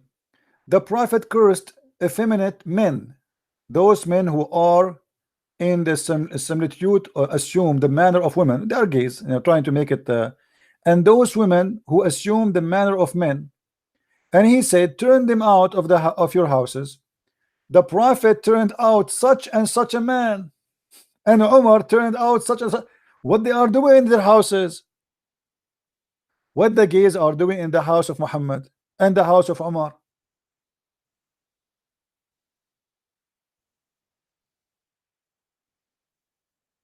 This is another hadith in al-Bukhari where a man, he is a gay, he keep coming to the house of Muhammad, and even he was flirting with men in the house of Muhammad.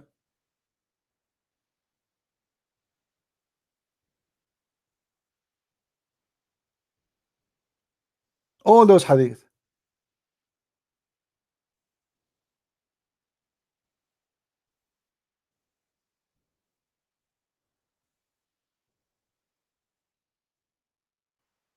In this hadith here in front of us, a bunch of Muslims, they came to Uthman.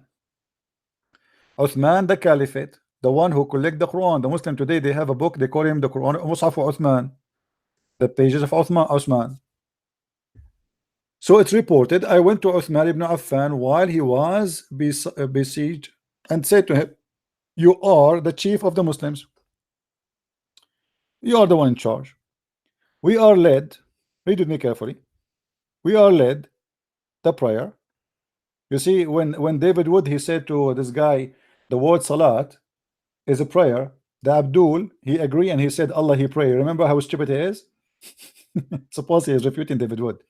David Wood, he said the word salat, Allah and the angels, they pray to Muhammad, and he mentioned the word salat in Arabic. You can ask anyone, it means pray.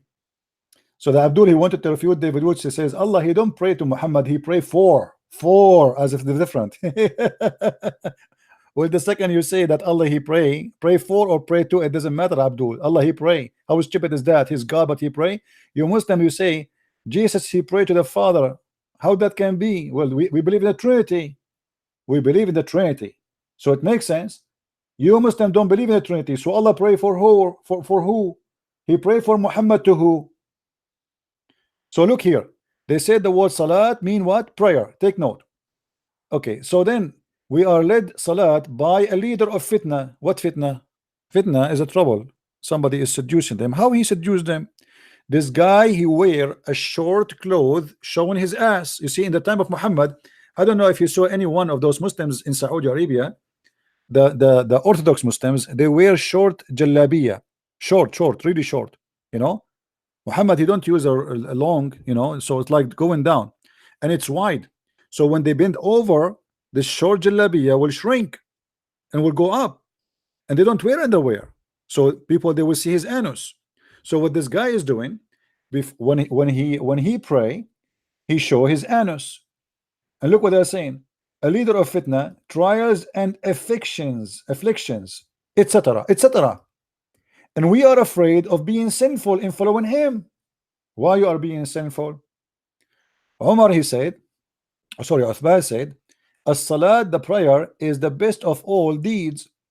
So when people do good deeds, do the same with them, and when they do bad deed, avoid those bad deeds. Then, as Zuhair said, in our opinion, one should not offer salat behind an effeminate person. It's a gay, unless there is no alternative. So what they are saying, that this guy, when he do bend over, they are tempted. You tell me, Muslims, why the Muslims are tempted by the ass of a man? You see, they are saying we are afraid of being sinful following him. What he's doing, he's just doing the prayer, repeating a few words and bend down, etc. He's not teaching you anything. He's just the leader of the prayer. How they will be sinful? Because he is tempting them. They cannot resist his ass. That's mean this is a society of gays. Otherwise, why it is why you will be sinful? What is the sin will coming from?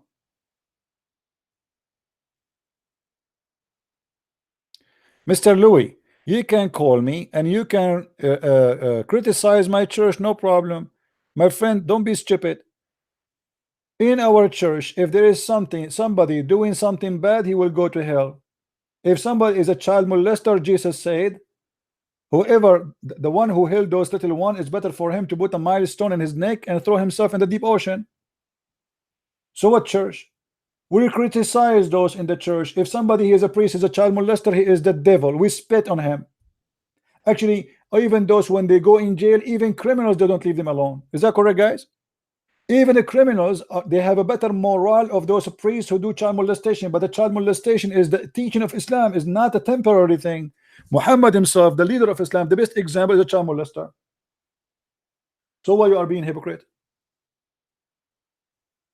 It doesn't matter if I am a Catholic or a Christian. I'm not a Catholic. I am myself. I call myself a Christian, but the Christian have nothing to do with being Protestant or Catholic. Anyone who follows Jesus is a Christian.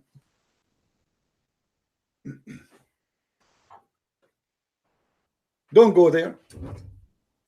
Not the Catholic, not the Protestant, not the Orthodox teach to be homo or to be a child molester. But there is bad people everywhere. We will be judged for our fruits. From their fruits, you will know them. So there is bad people everywhere. This is why a human being is a sinner. Why the human being is a sinner? Because nobody of us can claim to be the best man.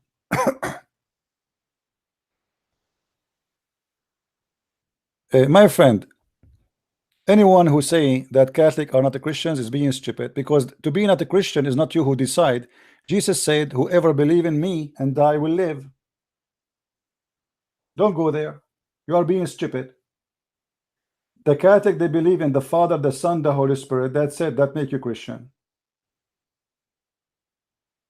Whoever believe in the crucifixion, that Jesus is Savior and nobody can save you but Him, whoever believe in the Father, the Son, the Holy Spirit, whoever believe that there is no salvation but by Christ and Christ alone, is a Christian. We don't have time for stupidity. You've been told a lie, my friend. Christianity is not a license given for a group. Those groups are not even exist in Christianity. There's nothing is called Catholic, nothing is called Orthodox, nothing is called a Protestant. Jesus, he said, I will know them from their fruits, not from their names. So to be Christian is to be a follower of Jesus, not to be a follower of a bishop in a church of a Catholic or Protestant or Orthodox. The man who follow a bishop, he will end with the bishop. The man who follow Jesus, he will end with Jesus. I follow Jesus, I don't follow a man. All right? Do we have any Muslim here?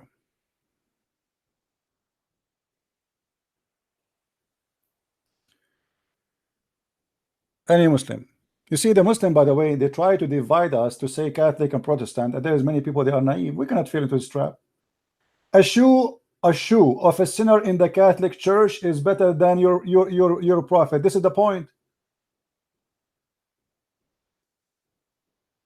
There's tons of millions of Catholic who they are very devoted people. How you can compare? We cannot. Isn't it your prophet who have sex with a child?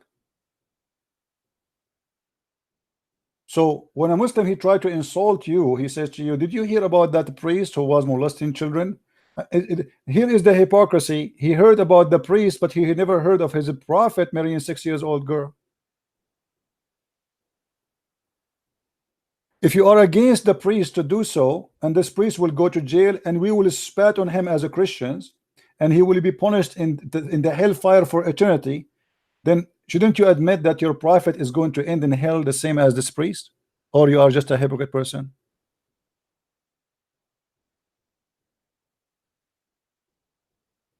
Any Abdul?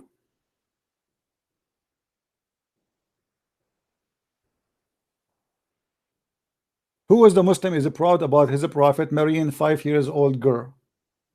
By the way, the hadith says 6 years, but it is 5 because this is the lunar calendar, which means she's 5.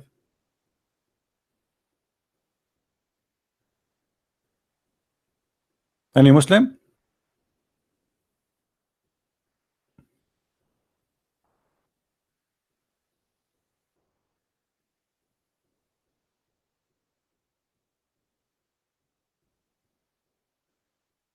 Do we have any Muslim? He have anything to say?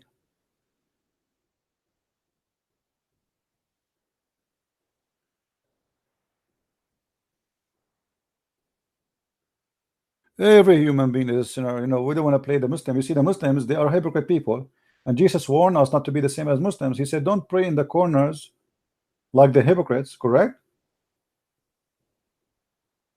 If you read those verses, Jesus said, you will right away, the first thing will come to your head is the Muslims, as if he's speaking about them specifically. But for sure, he was speaking about the hypocrite in general. Doesn't matter, Jews, Muslim, doesn't matter, hypocrites. A Muslim, he speak to you, he said to you, it's time for me to pray. He have to tell everybody. If he fasts, he have, you know, when I was a kid, I used to visit a child in my age, and we go to his house. It's winter time, cold outside. His father, each time he want to pray, he opened all the windows. You know, the Middle East streets is like facing each other, the houses. It's like an apartment, you know. So he opened all the windows in the corner. The house is like a corner. So everybody of the neighbors will see him praying in the middle of the room. Me as a kid, I don't understand what he was going on. I mean, it's really cold. So I said to the child who's in my age, I said, why your dad always open? You know, I noticed each time we are there, he want to pray, he open all the windows. So I told him, why your dad is opening the windows? We are cold. Last time, you know, I almost got sick, you know.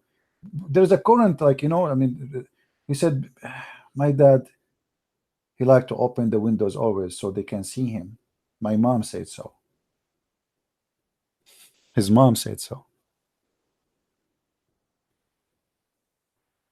Hypocrites. Once I was visiting another kid in the month of Ramadan, the fasting month. We drank tea, we etc. We are just kids, and then we are going to leave. He said, wait. He went to the kitchen and he got some salt, and he put the salt in his lips. He wet his lips and he put salt on them. I was looking at him. He looked funny. I said, what are you doing? He's doing like that. Don't talk. You know, he cannot talk because if he talk, the salt will fall down. So then later he explained to me. He said, all my family do that. I said, why you do that? He said, in the month of Ramadan, before we go out of the home, they told us to do that because we want us to look like we are fasting.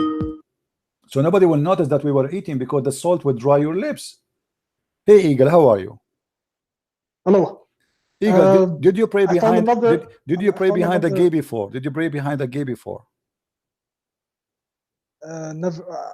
No. Okay. Not that I know of. So why the hadith here saying it's okay to pray behind a gay? Why a gay can be an imam in Islam? Okay, I just found another problem with Christianity that I want to ask you about. My friend, Christianity obviously is full of problems for you, but you cannot find the problem in your religion. How come?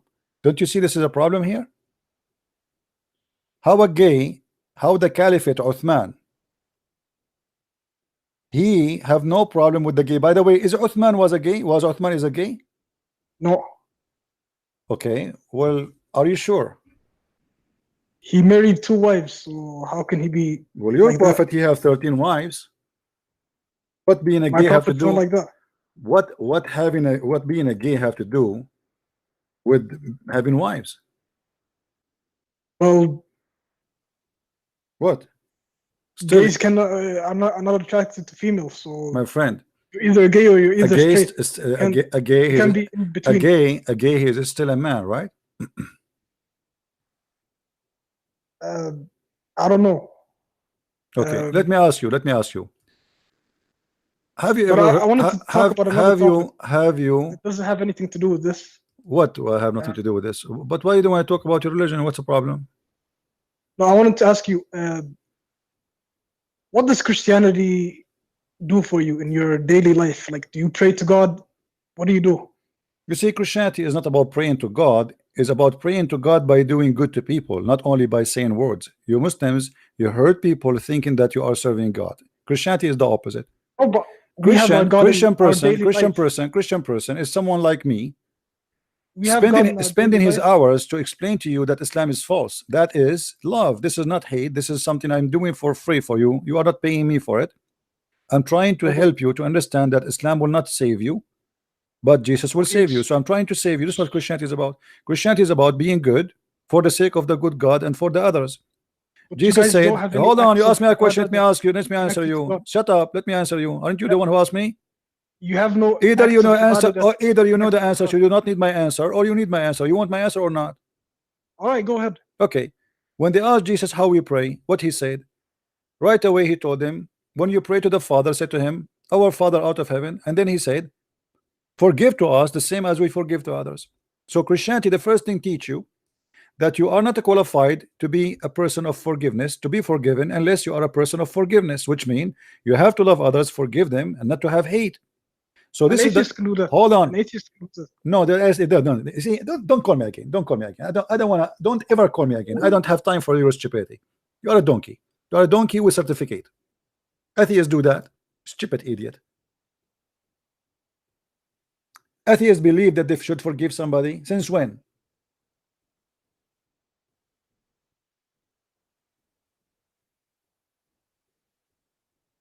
From all the Muslims in the world, why only I got those Muslims? Please, if there is any Muslim have little intelligence, call me. Now the atheists are good for you. In Islam, atheists should be killed. So if the atheists they do believe in that, why you want to kill them?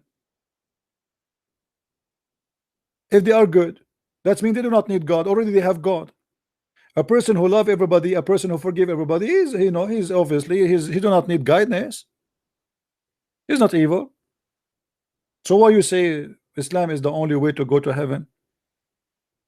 Stupidity.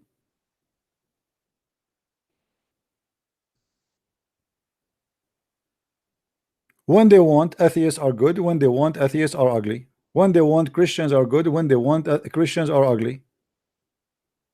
Hypocrite people.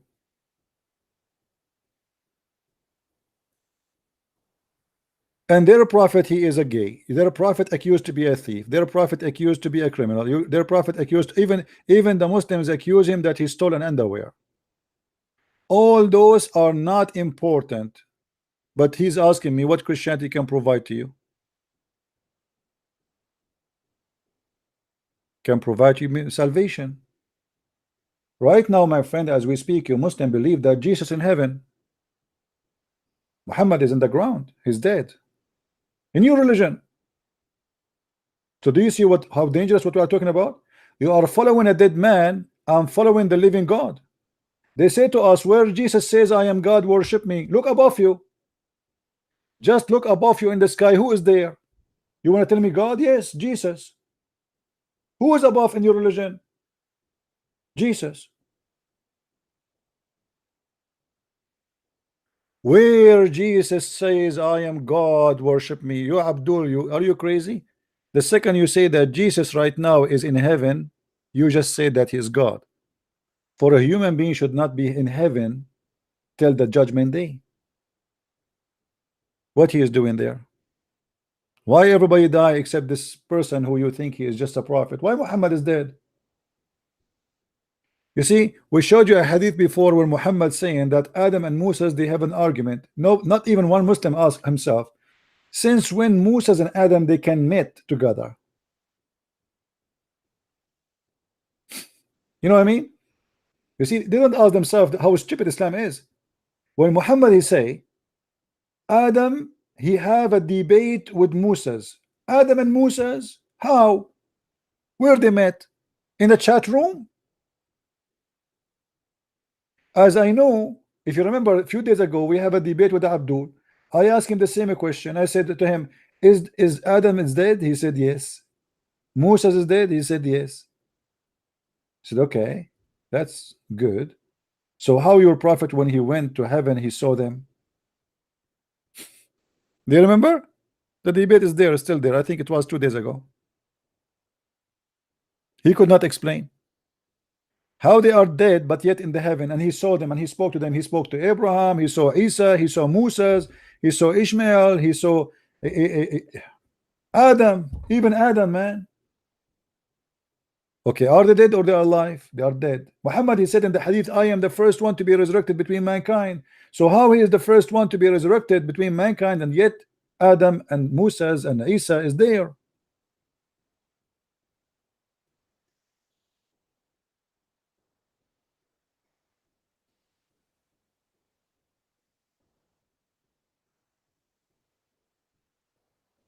Any Abdul?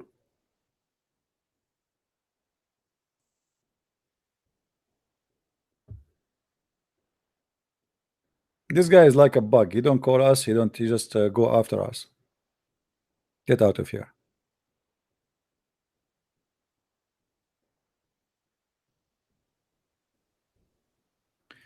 We have no time for kids. Do you have an Abdul? As you see, in Islam, there's no problem to have a gay imam. A Muslim, he said to me once, I heard that there's a gay priest. That's false. There's no such a thing. Those are, you know, we are in a free world today. Anyone, he can open a church, he can make his own, he can call himself bishop. But in Christianity, you cannot be a bishop and you are a gay. You can't be even a Christian, you are gay. As simple as that. The Bible is so clear. This is a very big sin against God. In Islam, as you see, they came to the caliphate complaining. He had no problem. He said, pray behind him. So what?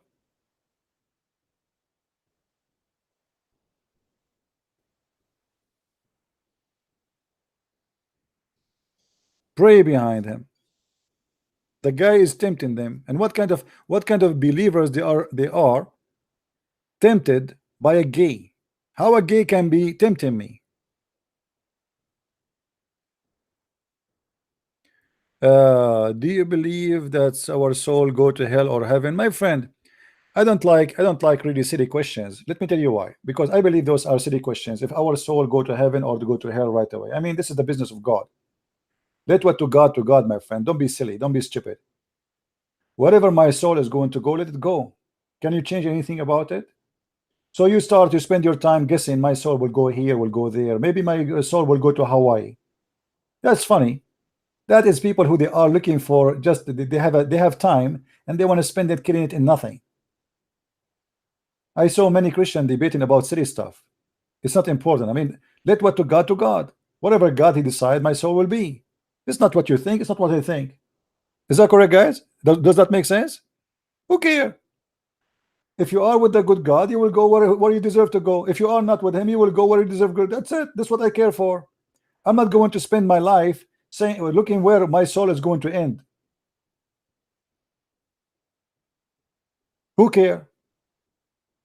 Care for your salvation.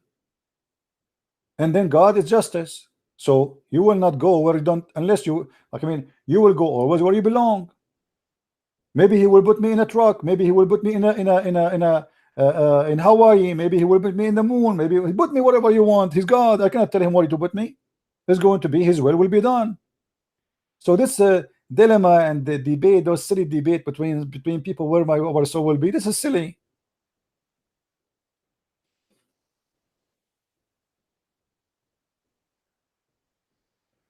I'm not saying I'm getting you wrong. I think this is not a question, my friend. Don't waste your time the same as the Muslim or even some Christians who they say things have nothing to do with Christianity.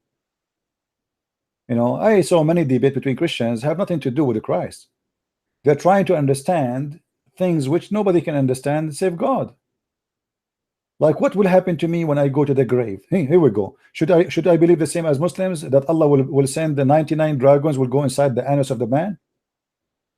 Silly, you know, they are just trying. You see, they remind me of the Greek in the old day. The Greek, they used to have a debate just to practice their skills, but not to practice knowledge. So let us debate which came first, the chicken or the egg. So we spend 10 hours debating and we come to the conclusion nobody knows. Then we debate the same second day, the same debate about, but we change the title. Instead of the chicken or the egg, we say the egg or the chicken. Then the third day we do the same debate, but this time we'll change the title. We'll make it which one came first, the egg or the turkey. This is the Greek mythology debate, which is funny and silly. They are just practicing philosophy, not practicing a debate of knowledge. This is just philosophy. How are you, Nightmare? Nightmare, we did not see him for long. Do you want to call me Nightmare? I don't know what happened to him.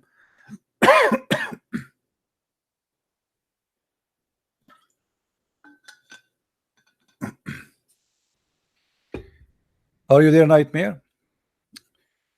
Let me see. What was the name of Nightmare in Skype, guys? Anyone remember? What was your name, Nightmare? I will call you if you are in Skype. Remind me, Nightmare. Well, he is better than the rest of the Muslims. He is actually, for me, he's a priceless, to be honest with you. Nightmare is the best. He speak 20 languages, but he know nothing about Islam. He's 50 years old, yet he do not know if his God is a spirit or without spirit.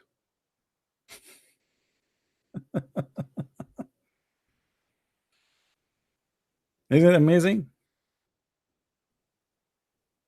He do not know. Call me, Nightmare. Call me. Call me. We ask him. You know, imagine how Muslim they make fun of me. I said to this Abdul, "Is your God a spirit or not spirit?" He said he's a spirit. I said, "Where you get this from?" He said, "Christian Prince." Don't be stupid with me, Christian Prince. I said, "Where you get this from?" Allah is not a spirit. Christian Prince. Christian Prince. Stupid Christian Prince. Stupid Christian Prince. Abdul, show me where you got that Allah is a spirit. This Abdul, he made fun of me, called me names, and then he came after like 20 minutes and he says, yes, Allah has no spirit. So this Abdul is 50 years old from Morocco, spent all his life bending his butt over, standing up, bending over, standing up, bending over 5 times a day, yet he do not know the nature of his God, if he is a spirit or not. Call me, Nightmare.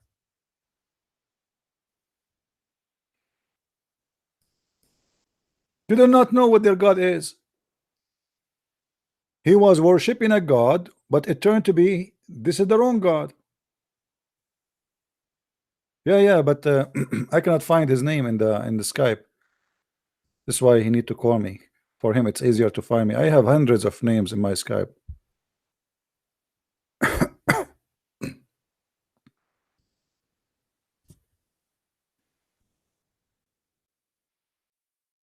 Let's see if I can search his name. Here we go. I found it. Let me call him.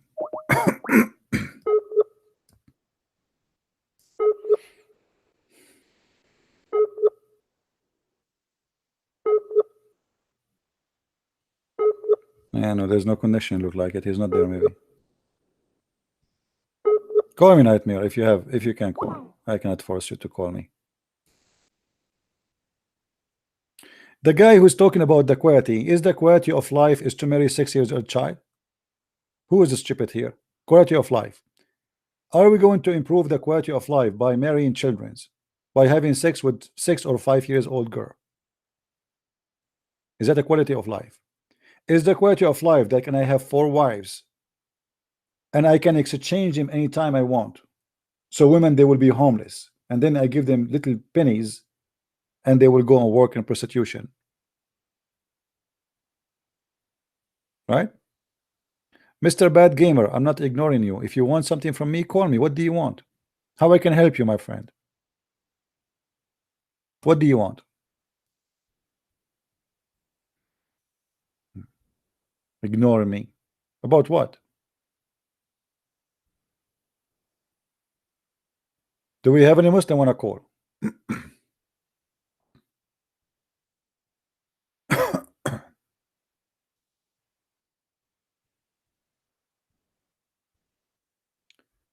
Any Abdul?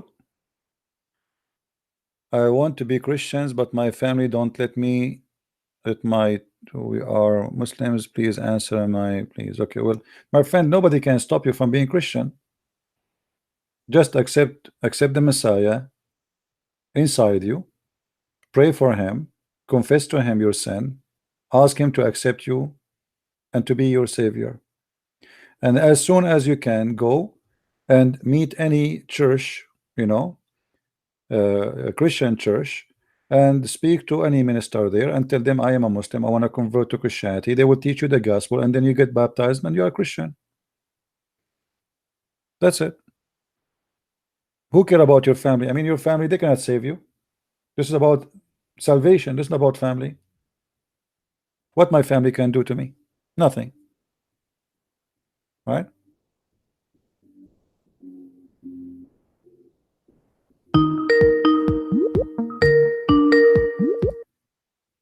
Hello?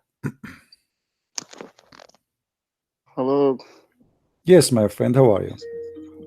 I'm fine. Good afternoon, Christian Prince. I'm fine. What do you like to say with us, my friend? Are you a Muslim? Moment, I'm not a Muslim. I was a Muslim. I once talked with you. I remember you screamed at me before, right? Isn't you? No. I'm Okay. from Gambia. I'm living in Okay. Austria. All right. Okay. So Okay, so I you have are not a Muslim question now. for you because of I have a daughter and a woman, but they are still Muslim. Okay. Okay, what I want, I don't know how to talk to them about my belief in Christianity and my. Well, as long they are women, see, women, they have a special interest. Talk to Yeah. them about women in Islam. Women in Islam, she is no one. We can beat them. Chapter 4, verse number 34. Women, she is not equal to the man. Women, even in heaven, she is no one. She is just a sex toy. The man, he can insult his wife, he can jail his wife, he can scold his wife. The women, simply, she is no one. And the majority of women in hellfire in Islam. So why a woman she want to be a Muslim? Yeah, you are right. You know, you need to focus in things women are interested with, you know, not things just general. She is a woman, so she will be touched by certain issues. What is a woman in Islam? What make a woman a human being in Islam? Nothing. A man, he can have 4 of them as if they are cars. And not only that, not only 4 and he stop, he can exchange them as much as he wish, which means he can have 400,000, he can have 400 million. If he can afford it, he will do it. Yeah. If you can mute, please, before you call me, guys, if you call me, don't forget to mute YouTube so you can hear me only from Skype. Okay. All right, my friend. Anything else? Thank you very much. Okay. You're welcome. You're welcome. Yeah. You see, in Christianity, Jesus, he taught us to marry a woman. A Muslim before, he said to me, well, as an example, David, he have hundreds of wives. Well, this is a king. He is not practicing God teaching. He have his own. He was a gamer. He's a player. He drink. He's drunk. Even he commit fornication. David was not a good person. He was a horrible person. He's not an example for any of us. The only thing David is famous with, that he was a king who repent to God. He repent. He cried for God, asking for forgiveness. So he was a loser in certain time of his life. Player, as many kings are. See, king, you know, David, what happened, that he have a lot of, let us say, glory. I mean, this guy, his kingdom was spread, became so big. He became a very powerful person. And imagine when you are in such a position, how much temptation you have around you. Imagine now, just now, you are not a king. Like 2 weeks ago, there was a guy, he won the lotto of $1.6 billion. 1.6 billion. The second you won this money, you are gone. I'm telling you, you are gone. You see, I wish one day I can get little like support, but I don't want to get the $1.6 billion because that will be a lot of temptation. And mostly, many people will lose because the second you have too much money like this, the doors of hell will open. Money will take you in the wrong places. And not only that, you will be a target for the wrong people. Every scumbag in the world will knock at your door. Prostitutes, mafia. I mean, you are a person who own 1.6 billion. Women who want to sell their body, very beautiful women. Nobody will leave you alone.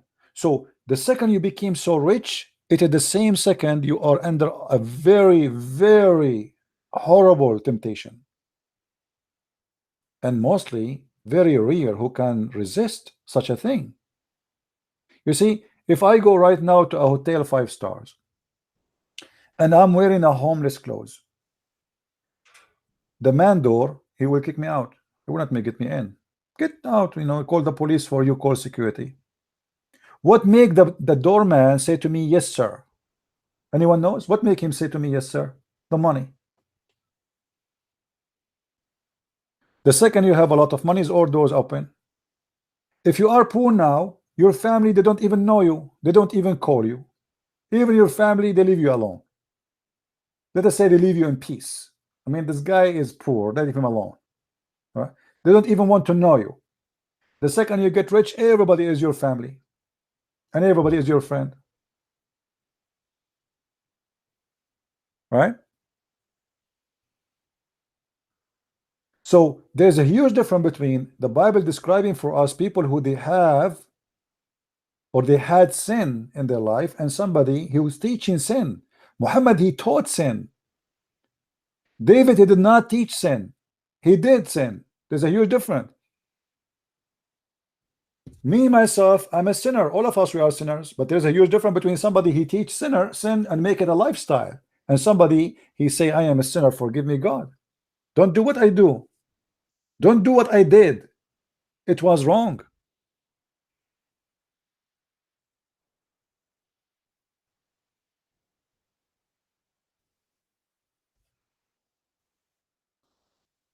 He said, call me. Okay. Why he don't call? Okay, I will call him as long as this is his wish.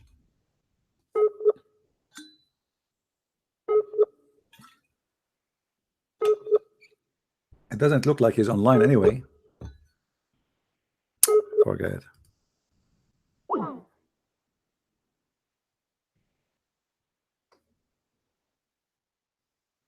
You know, when the best man in our life is Muhammad, then you will not be surprised when somebody having sexual relationship with the children.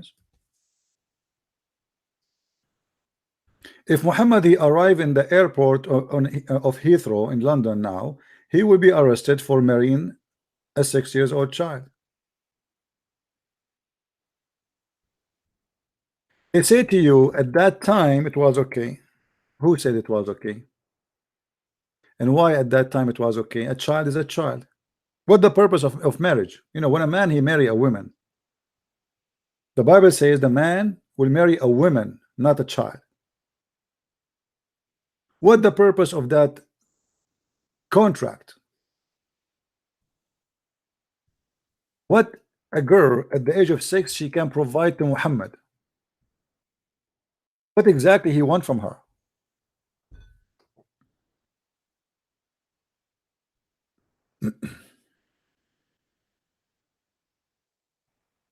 Right? Adamu Ray Mood CP just twist hadith and verse. Okay guys, I want this Adamu to call me. Let us see. Hey Nightmare, how are you, my friend? Hello? You hear me? Yes, I hear you. How are you, Nightmare? Okay, let me mute the YouTube. Let me stop the YouTube. Okay. Yes, 1 minute.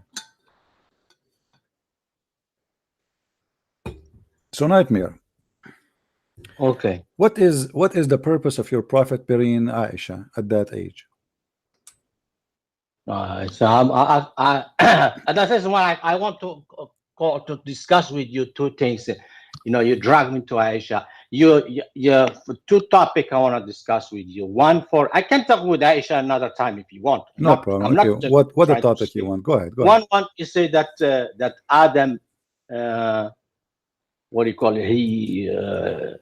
Adam and Moses, they talk. They have argument and blah blah, and they told him, "You are responsible that we enter to, you know, we got out from paradise." You know that hadith? Yeah. And okay. So what is your plan in that hadith? No, you tell me. You said you want to talk about it. What about it? You what know are you trying to say? You're trying to say that that it was God that made Adam to commit sin, to eat apples, right? I'm not the one who's saying that. The hadith saying that. Yeah, the hadith say that. Okay. Yeah. So it wasn't the decision of Adam, but you know, the hadith, you know. Do you hear me? Yeah, we do hear you. Listen, go ahead. Okay. That's what the hadith says. But in the Quran, you know, Quran is more important than the hadith. Okay. In chapter Al-Baqarah, okay? The verse, I can't remember which verse is that is.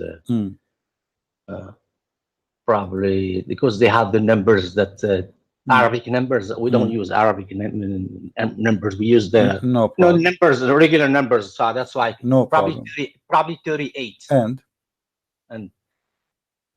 this verse, Adam, he did not say to God, "You are responsible for making me eat the apples." You know what he told him? قال ربنا ظلمنا أنفسنا. He's talking about him. وَإِن لَمْ تَغْفِرْ لَنَا وَتَرْحَمْنَا لَنَكُونَنَّ مِنَ الْخَاسِرِينَ. Okay, translation, our Lord, we have wronged ourselves, which means we are responsible. We are the one who made, not you made us. Not you made us to commit the sin. Very nice. Okay. You see what it is? The Quran, Adam is saying to God, to Allah, that is our fault, not your fault.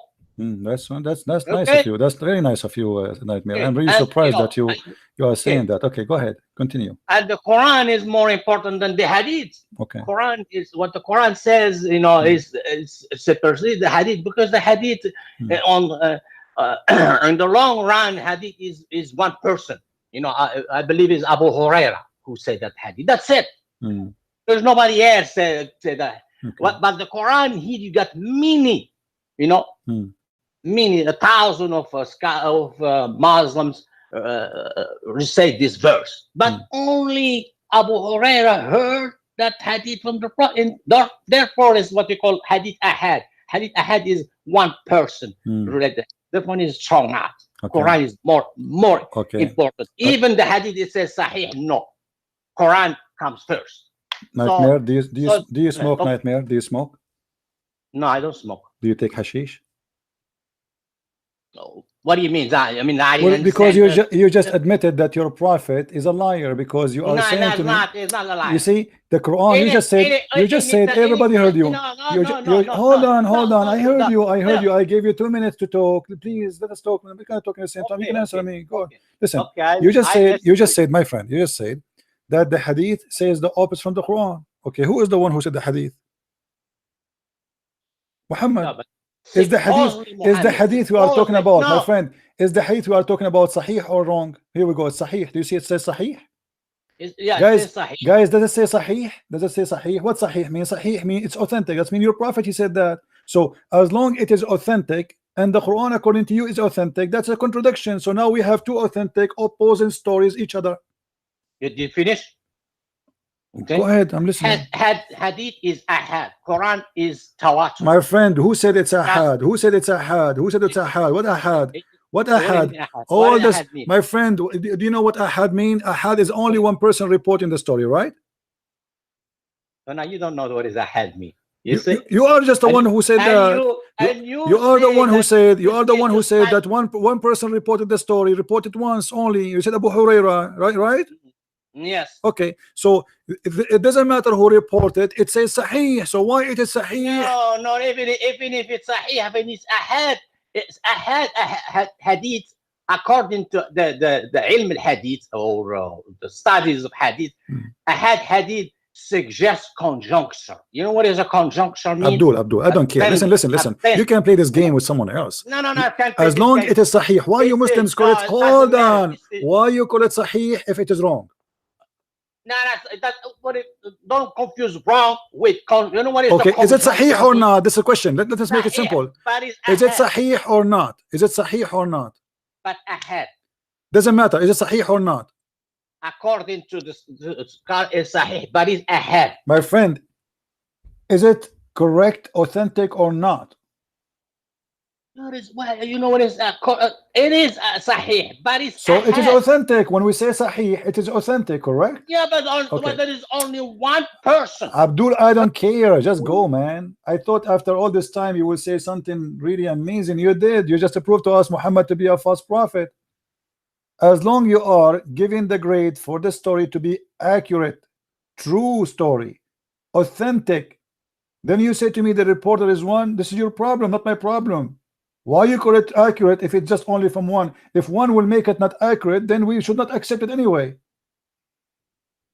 It is accurate, it is accepted, it is taught, it is repeated, it's been taught in every school, every Muslim accepted. Now because this is showing that Muhammad is a false prophet, you want to have a problem with it. So even now, you see the game, guys.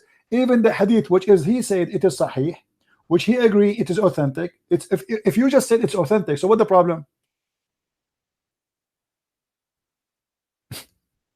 He just say, did he just say it's authentic? So what is the problem? I will tell you what the problem. The problem that Muhammad, he do poo-poo.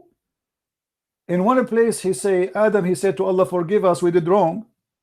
In one place he says that Adam, he did no wrong, and that is a contradiction. And let me show you the hypocrisy of the Muslims. We just mentioned in chapter 4 verse number 15 and 16 that the Quran says that the punishment of gays and lesbian, the lesbian is jail until they die, the gays we just insult them. Do the Muslim take the Quran? Do they say this is a contradiction? Muhammad, he said kill them later. When the people accuse him to be a gay, he wanted to prove that he is not a gay, so he went extreme in the punishment to prove that he is not a gay. And there is tons of reference of Muhammad being a gay. Muhammad, he reported to us and Ibn Abbas and many other companions that Muhammad, he spent all his time, most of his time, with a guy, his name is Dahya Kalbi. When Ibn Abbas, he entered the house of Muhammad, he saw Ibn Abbas, he saw Dahya Kalbi in a special position. They did not explain what is that. Ibn Abbas, he was a child, he said to him, is that Dahya Kalbi? Muhammad, he said to him, he looked like Dahya Kalbi exactly, but this is the angel Jibreel. Aisha, she said that the Prophet of Allah, he never say no, he never meet Dahya Kalbi without a big smile in his face. He never closed the door for him a day or a night when he used to say no to Abu Bakr, which means Abu Bakr, he come to his house, he tell them, I'm busy now, I'm asleep, I want to sleep, I'm tired, tell him to come later. But if Dahya Kalbi, he come, he never ever said to him no. Why? Because this is Jibreel. But Dahya Kalbi is a guy, he is a very, according to the record of the Muslims, Dahya Kalbi was #1 handsome boy in the town. To the point Muhammad, he sent him with his letter to the king of the Roman.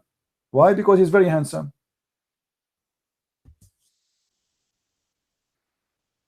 Well, what do you mean? What do you mean proof? You want proof? If I show you the proof, what you will do?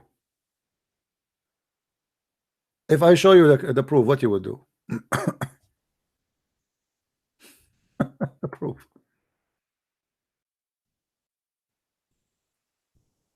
Can you show us the proof? Yeah, can I show you the proof?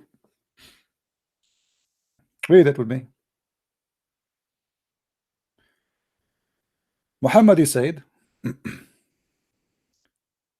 Allah, may Allah with him, etc. alone, blah blah blah blah, knowledge, okay, of the hour, he said, Allah is all knower of all aware things. Oh, let me click at the link so we can read the rest of it. Let's stop here. You want to prove, huh? Okay, here we go. You ask for it.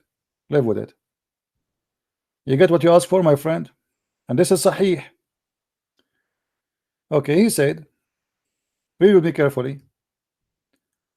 Which guidance when the glad tidings, etc. And I do not know him more than any man among you. That was Jibreel. Who? Jibreel. Peace be upon him, who came down in the form of Dihya al-Kalbi. Do you see it? Do you see it? Why Jibreel is coming in the image of this guy who is the most handsome boy in the town? And why Aisha, she said he never said to him no. He never even met him without a smile in his face, when he used to say no even to her father. Why he is coming even late at night? And now we have what? We have a problem. If Jibreel he come in the image of Dihya al-Kalbi, that's mean people when they see Dihya al-Kalbi they might think he's Jibreel. Don't you see that this is stupid? If I say I am a Christian prince, I became a prophet, Allahu Akbar, Takbir, and Trump, Jibreel, he come to me in the image of a Trump. Now how the Muslim will recognize which one is a Trump and which one is Jibreel?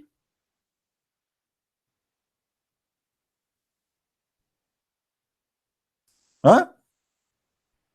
Don't you notice now we have a problem?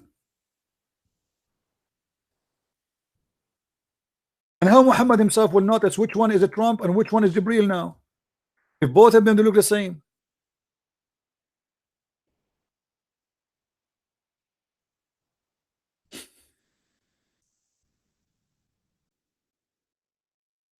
That's stupid. I mean, your God could not find someone, I mean, a look to take except Donald Trump?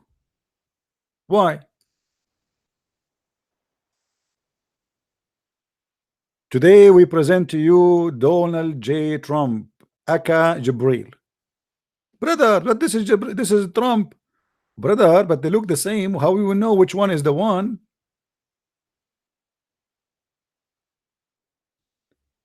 Brother, if he say the word fake news, obviously this is Trump, because the real Jibreel, he delivered the fake news. Trump, he fight the fake news. So this is how we can recognize between the real Trump and the real Jibreel. They look the same, but they have different fruits, brother. Can you tell me why now? Why Allah is choosing Dihya al-Kalbi to be the same as Jibreel, who is the very handsome man? Muhammad, he shared even women with Dihya al-Kalbi. Safiya, the Jew, who Muhammad, he took her as a wife, she slept with Dihya al-Kalbi before him. Dihya al-Kalbi, he took her first.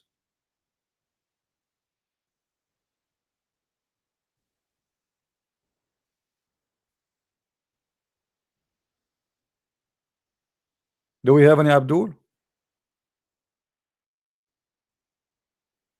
This is why it's very important to listen to the Muslims, because Muslims, they help us to expose Muhammad. We just heard Mr. Nightmare saying that the Quran saying that Adam, he said, we wrong ourselves. We wrong ourselves, my friend. But this is against even the Quran, because the Quran says that Allah, he is the one who made the destiny of everyone. Everything happened in this earth happened by the will of Allah, not your will.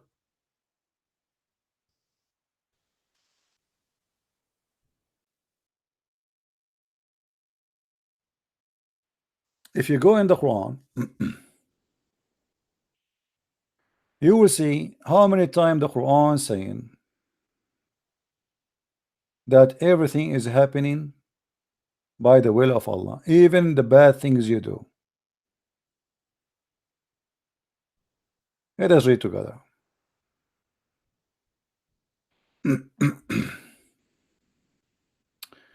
Let us see, hold on.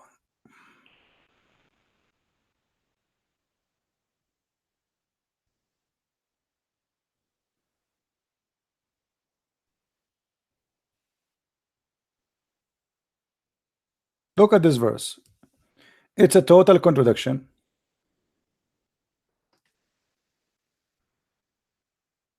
Let me show you.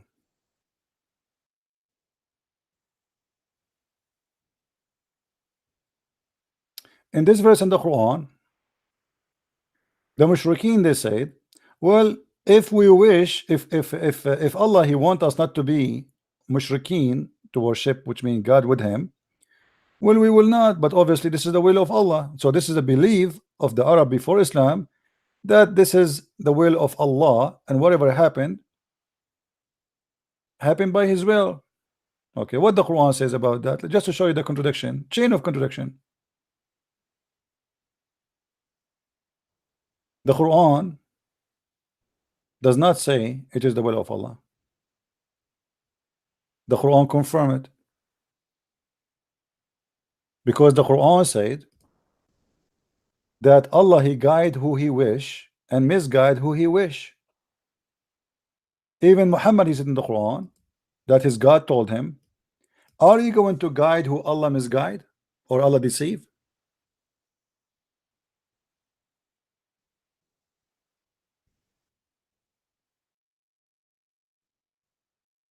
Let us see.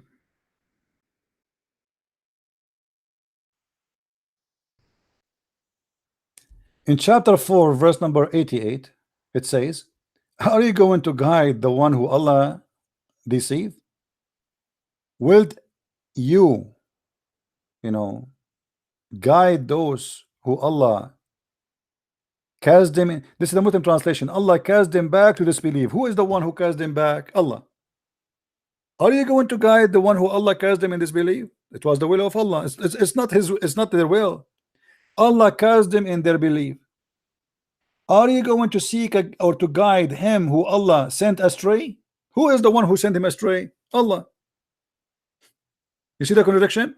One verse saying that the mushrikeen said, if Allah want us excuse me, if Allah want us to believe in him only, then Allah will do that. Other verse saying, agreeing with that Allah is the one who cast them out of faith. It's not their fault. And not only that, he is making a challenge. Are you going to guide the one who I deceive? You cannot do that.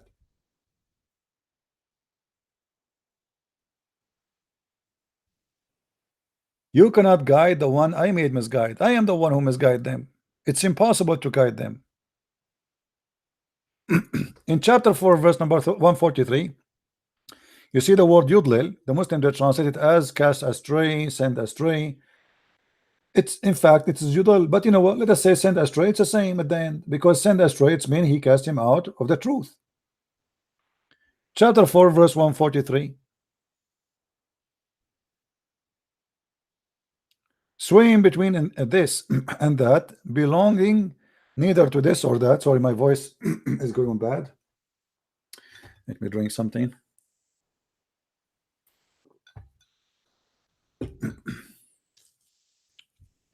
Neither to those or that. He whom Allah cast to go astray, causes to go astray. Are you, Muhammad, going to guide him? It is Allah who cast him away. It is Allah who caused him to go in the wrong way. Do you see it? Okay, why Allah is causing him to go in the wrong way, and why Muhammad should not guide them? Wasn't Muhammad was sent a guidance for all mankind? No. As you see, there is people Allah don't want them to be guided. Muhammad, you cannot guide them. You cannot. This is a challenge to Allah. Muhammad, Allah saying to Muhammad, are you going to guide those who I deceived them? You cannot guide those who I deceived. You will not find a way for him.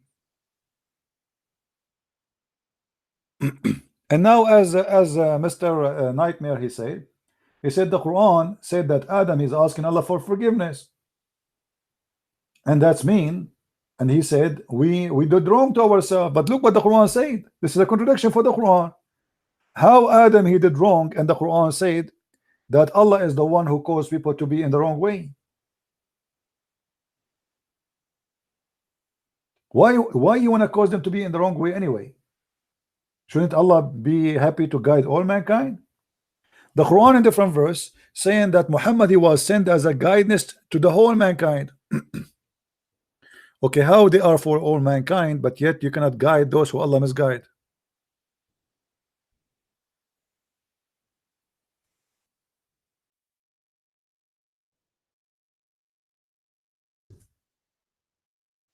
If you read here,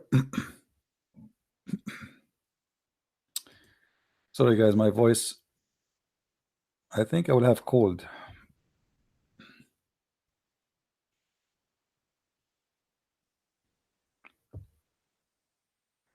In chapter 33, Muhammad is a warner and witnesser and give the news and warner to mankind, and he is a person who sent invitation to Allah by his permission and a lamp of light. This is why the Shia, they say Muhammad is created from light. The Shia, they believe that Muhammad and his family, they are made of light. So Muhammad is all of those things. Okay, for who the Quran confirmed that Muhammad was sent to all mankind. In different verse says Muhammad sent only to the village of Mecca and whatever around it.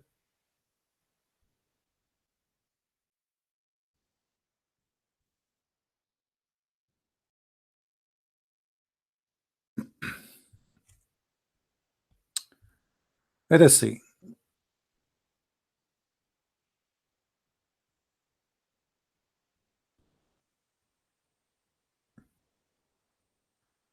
وَمَا أَرْسَلْنَاكَ إِلَّا رَحْمَةً لِلْعَالَمِينَ. We send you not but a mercy for all mankind. Okay, what is the mercy for all mankind? And the other verse, Allah saying to Muhammad, are you going to guide those who I misguide?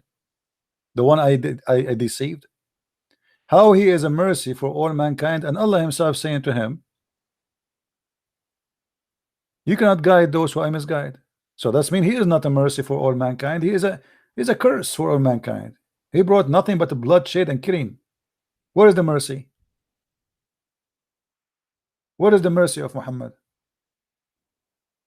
Cutting a woman to pieces when she's alive? Assassination? Rape?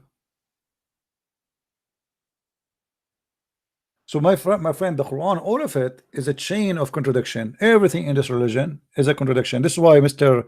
Nightmare, he went to six months and he came back to say to us, well, I think what happened, he went to his imam in the mosque and he told him, well, the Quran says that Adam, he said that Allah, we did wrong to ourselves. Thank you very much for saying that, because this will be another contradiction for the Quran, not only the hadith.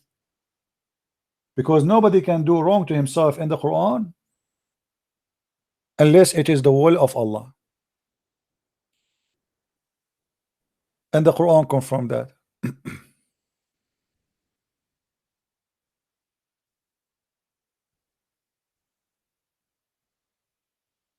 All the Quran is a chain of contradiction.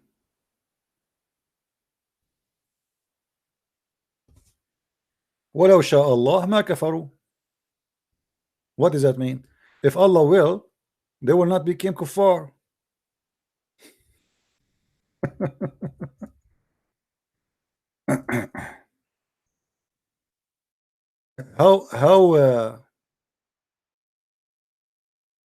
How such a thing can be true?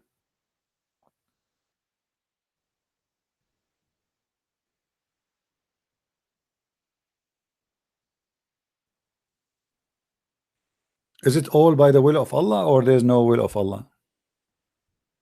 Muhammad, he confirmed, the Quran confirmed that everything happened by the will of Allah. Everything. Before you are born, your destination is written. You have no choice of life in Islam.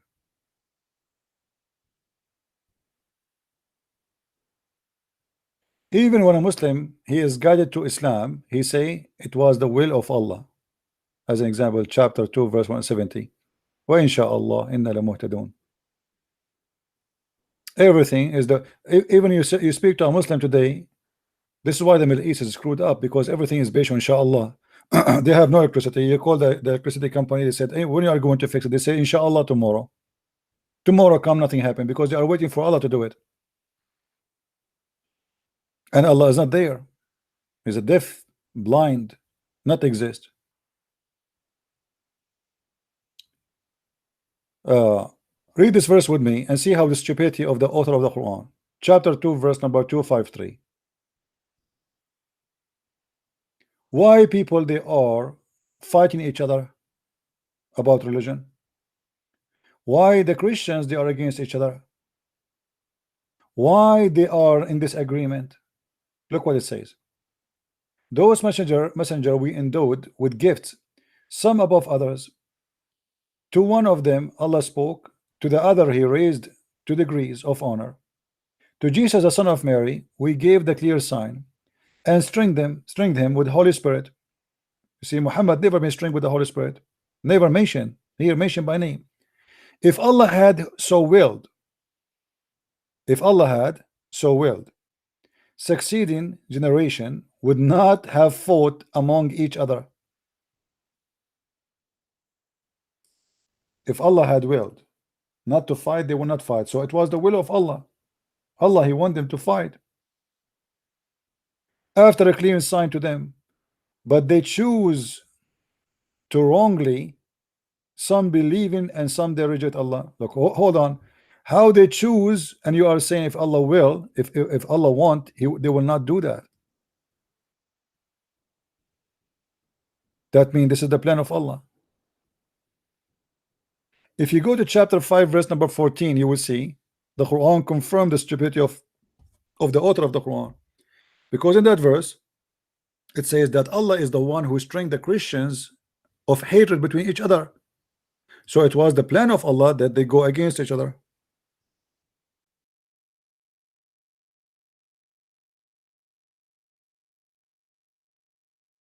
It wasn't their choice. Chapter 5 verse number 14. It was the plan of Allah to make the Christians fight each other.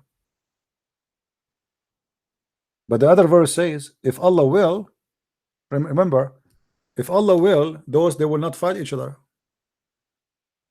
And here it confirmed again that it was Allah will to fight each other. So if you are a Christian and you are a Protestant, as an example, and you hate the Catholic because you are stupid, or a Catholic who hate the Protestant because you are stupid, simply you are doing the plan of Allah, the devil. This is what Allah he want. He want you Christians to be divided, to fight each other, to kill each other, so he can conquer you. If you have a true faith by loving each other, being united with Jesus, then Allah is not happy. So he need the hate between you. So he string you, read carefully. So we string them with enmity and hatred between one to each other. So you, if you are a person who claim to be Christian, yet you hate someone he's a Protestant because you're a Catholic, or vice versa, that's mean you are working the plan of the devil, which is Allah, to hate each other. And what kind of God he want hate to be spread between the Christian? Why? What about Allah spread hate between the Hindus? Why he focus on the Christian? Because he never heard of the Hindus. This is a very limited God. He knew few religion around him, that's it. The rest he never heard of them. He never heard of the Buddhas, he never heard of the Hindus, he never heard of any religion. Only the Christian, they want to spread hate between them. Why?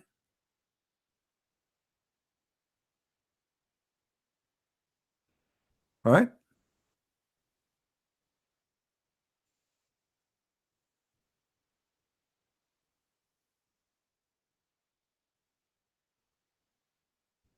Let me tell you something. Anyone he attacked the Catholic here, or a Catholic attacked the Protestant, get out. Don't ever come here. Don't listen my channel. I have no time for, no place for people who follow Allah. The second you say to me, it's prophesied that the church of the Catholic is of the devil, you are being stupid. My friend, if not the Catholic, you won't be Christian today. This is how stupid you are. It's the Catholic who defend you against Islam. If not the Catholic, all of Europe, all of Canada, all of America, all of Australia is going to be Muslim by now. You are stupid. You have no idea what are you talking about.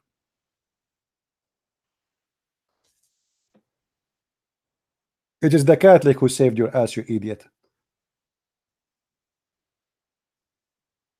And the Catholic is your grandfather, you idiot. It's not a church. It's not a church name. It's not a pope. The Catholic are people. They spend their blood to protect you. I'm not a Catholic, by the way, but I don't like stupidity.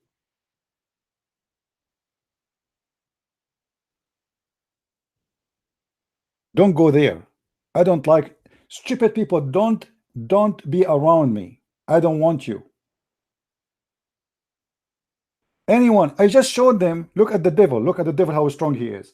I just showed you that Allah's plan is to make you hate the Catholic, and you just said to me the Catholic are the satanic cult.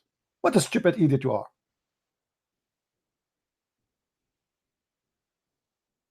Ask yourself a very simple question. Who is the one who will be happy for us Christians to be divided? Is that Jesus or the devil?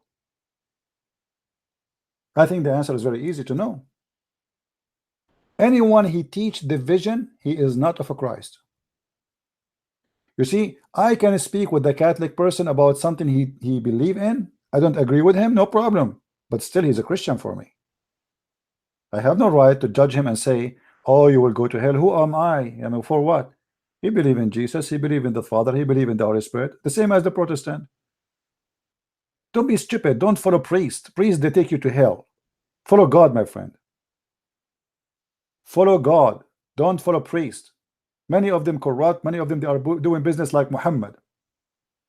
They speak about helping the poor, but they are the most rich people, driving the most expensive cars, living the most nice life, and you are the one is living in a miserable life.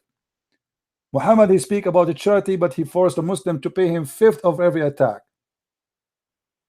Al-khumsu lillahi wa rasulah, the 1/5 from every attack for the Prophet and Allah. Before you meet me, you have to give, pay me for private consultation. This is what they do. Priests these days are the same as Muhammad, many of them, for sure, not everybody. Don't follow priest, follow God.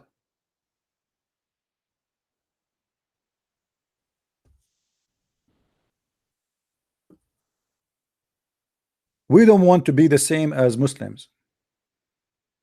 Muslims are following the false prophet Muhammad, and this is why they end in a miserable place. Islam is a millions of sects. Muhammad, he said, you see, once a Muslim, he said to me, well, if you are a true religion, then why you are so much divided? I said, are you sure? He said, yeah. So I said to him, so are you saying that the more divided we are, the more wrong we are? He said, absolutely. Is it logical? I said, okay, I will go with your logic. But look what Muhammad he said.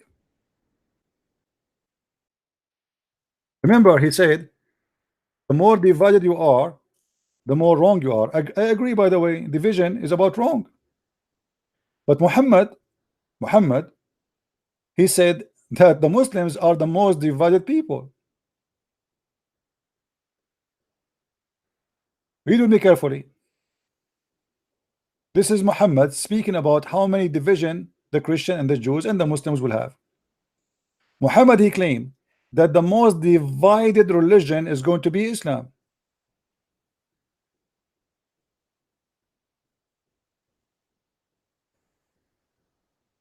Do you see it?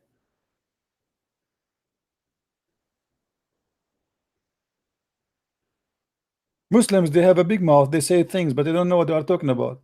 According to your prophet, the most divided cult is Islam.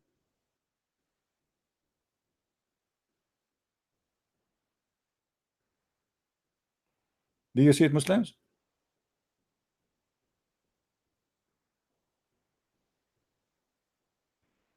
The Messenger of Allah, SAW Mercedes-Benz, said the Jews will split into 71 sect. Okay, the Jews is 71 sect. Or 72. And the Christian will be the same, 71 or 72. But my nation will be 73.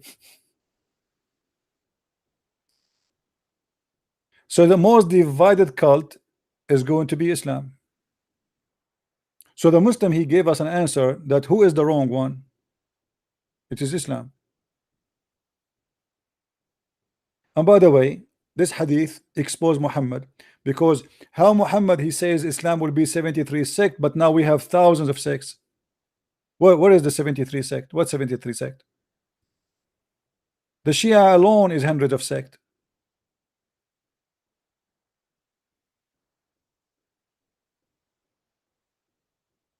Right?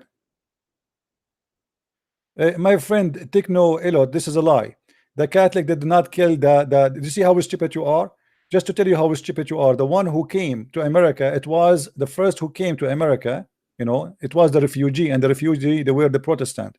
This is how stupid you are. If you are talking about the South America, go and read history. Same time, the Indian, they were killing each other too.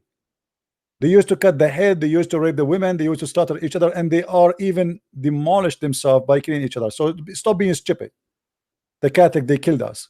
That's because you are stupid. Same time, let us say that they came to this land in America, and the first was sent by a king. He have an army. What does this have to do with the Catholic? If the king is a Catholic, this is not the Catholic. The Catholic is people.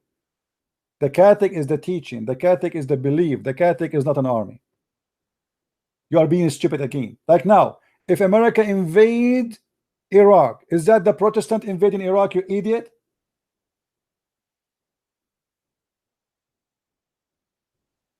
George Bush, he used the word crusade. Can we say the Protestant, they invade Iraq? Stupidity.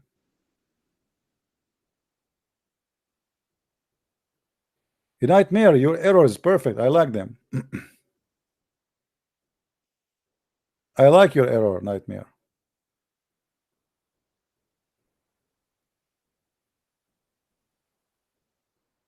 All right?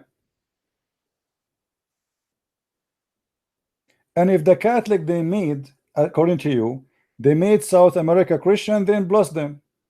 They brought the gospel to the people, you idiot. What is better than that?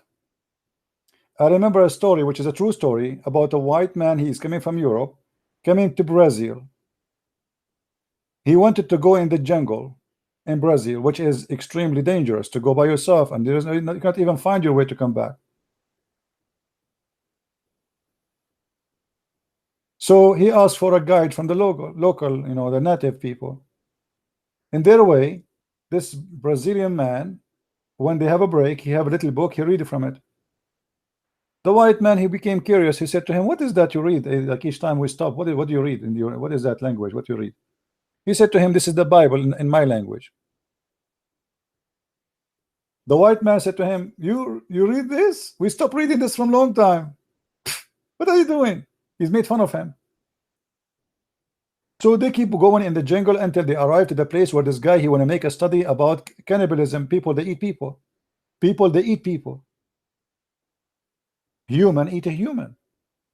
So the white man, he said to this man, he said to him, "So what a tribe is this tribe here used to eat people? They saw a lot of bones in the cave, etc." He said, "This is my tribe." He said, "So your tribe now, they don't do that?" He said, "No, not anymore." He said, "What happened?" He said, "Do you remember the book you made fun of? I was reading." He said, "Yeah." He said, "Because of that book, and you are not in my dish today." So if the Catholic made the human not eat a human, we'll get to bless them. Is that correct, guys? You're accusing the Catholic of doing something right. They used to eat each other.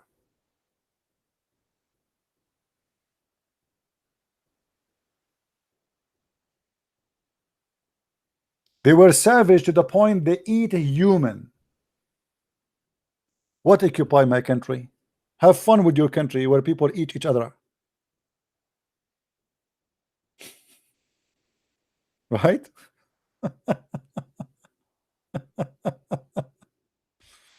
Anyway, do we have any Abdul? Mayday, Mayday. Do we have any Abdul?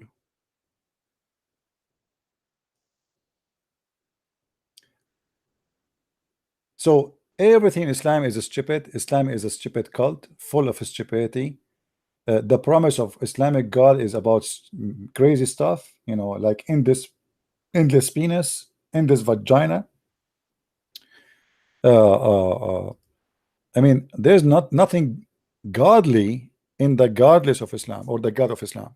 What is godly about him? When somebody he claimed to be God, He said such a promise, but he will make you have an endless penis, and he will give you a woman her vagina fit for that. What kind of God this God is? Shouldn't we ask? Why his promises or his promise is always about sex? What is that?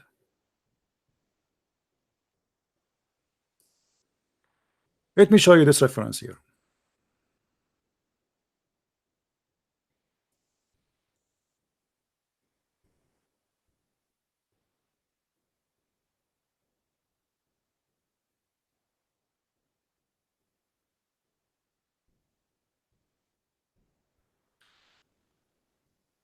This is the book of An-Nikah. The book of what? Of effing. Have you ever heard of a religion have a book? It's called the book of effing. The Muslim, they lie to us. They say it is about marriage. Where is marriage? Where is the marriage here? It's about sex. Read.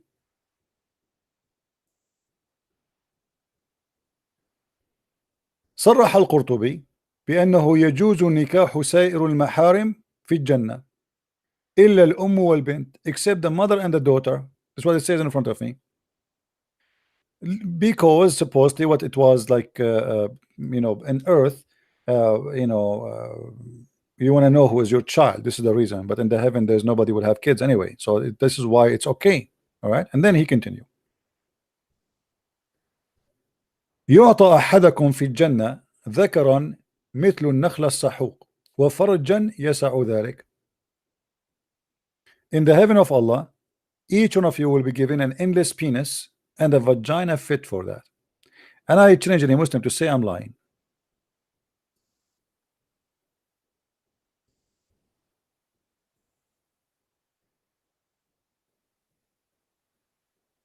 And here, by the way, makes sense, because if the penis is endless and the vagina doesn't fit for it, that will be a problem, because it's going to come in, excuse my language, is going to come out where? Imagine. Huh?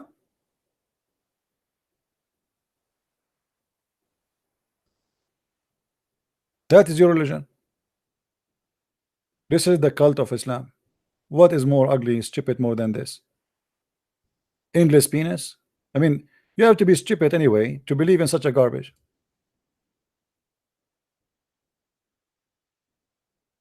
You have to be literally stupid to believe in such a garbage.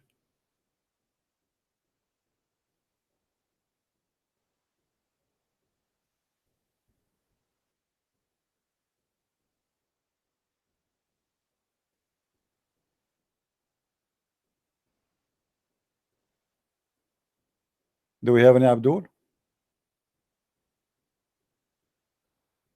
The one who talk about three gods, my friend, is Muhammad. Muhammad, he is the one who have three gods. In the Muslim religion, the first thing the Muslim, they start their belief and their prayer by saying, in the name of Allah, Ar-Rahman Ar-Rahim. Ar-Rahman Ar-Rahim, they cannot be the same God and the same as Allah, because if you go in the Quran, when Muhammad, he want to send a letter, suddenly Muhammad, he add the name of Ar-Rahman.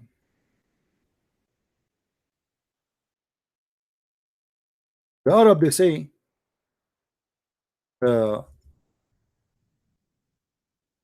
we know who is Allah, but who is Ar-Rahman? The only Rahman we know is Rahmanul Yamama, a guy who claimed to be a messenger of God, who call himself Rahman, and his God is Ar-Rahman. Muhammad, he said, because now they accuse him clearly that he is stealing the name. This is not your name. This is not the name of your God. Look what he said in the Quran, chapter 17, verse 110. Read with me carefully. The thief Muhammad. Say, call upon Allah or call upon Ar-Rahman. What? Call upon Allah or call upon Ar-Rahman, by whatever name you call upon him, it's fine. For him belong all the beautiful names. So what? For him all the beautiful names. Muhammad, he never said the word Allah or the Quran. Now suddenly he said the word Quran. And this is exposed the Muslim when they say that in almost every chapter in the beginning there is Bismillah ar-Rahman ar-Rahim. If Muhammad he just mentioned the wrong ar-Rahman, before that date he never said ar-Rahman, to the point even Muslim they were surprised, who is ar-Rahman? How come Muhammad suddenly he is stuck with ar-Rahman? Who is ar-Rahman? Didn't know. So they start accusing him. Are you taking the name of the God of Rahman, Rahmanul Yamama? Muhammad he answered that Allah told me I call him Allah or I call him Rahman, doesn't matter. What? What do you mean doesn't matter? Rahman is the name of the God of the pagan. You say that he's pagan. How Rahman became your God? Any Muslim want to say something? Why Muhammad never been taught the word Ar-Rahman from the first day of his life? Why Allah waited? Something very important. Bismillahir Rahmanir Rahim. The Muslim they keep repeating this Rahmanur Rahim, Rahmanur Rahim in every prayer. So all this time Muhammad never mentioned Ar-Rahman. Now he mentioned it. Why? What happened? Because the story says that this guy, his name is Rahman. He sent him a letter. He said to him, in the name of Ar-Rahman. Muhammad he answered him saying, in the name of Allah Ar-Rahman. He like it. The same story about Al-Khaliqeen. You remember the story of Al-Khaliqeen?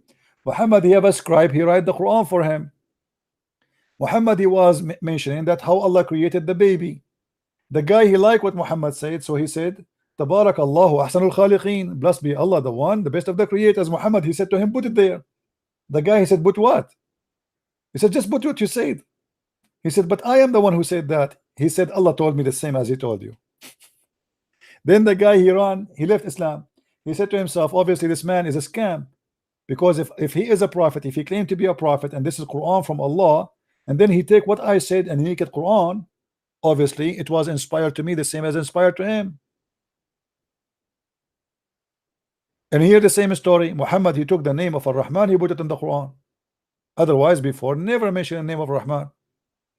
And you can go read the interpretation for this chapter, chapter 17 verse 110. You will see Muhammad never mentioned this name. Elijah, God was us.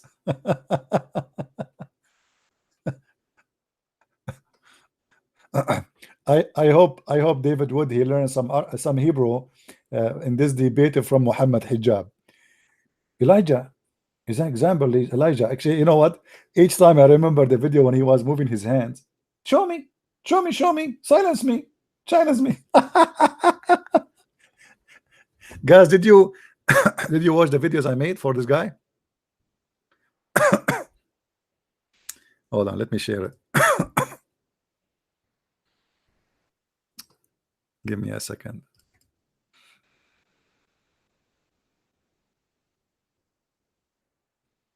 I want you to download this video, all right, and share it around. I made videos for this. Actually, I wish I have more time to make more video, because this guy he made endless, incredible, stupid mistakes in his debate. Priceless. This is why this debate is really good. And the Muslims are proud about it. They didn't know what this guy, how much poo-poo he did. Let me share this link with you. Here we go. All right. Okay. Guys, if you want to watch some comedy and share it around, you can download the video.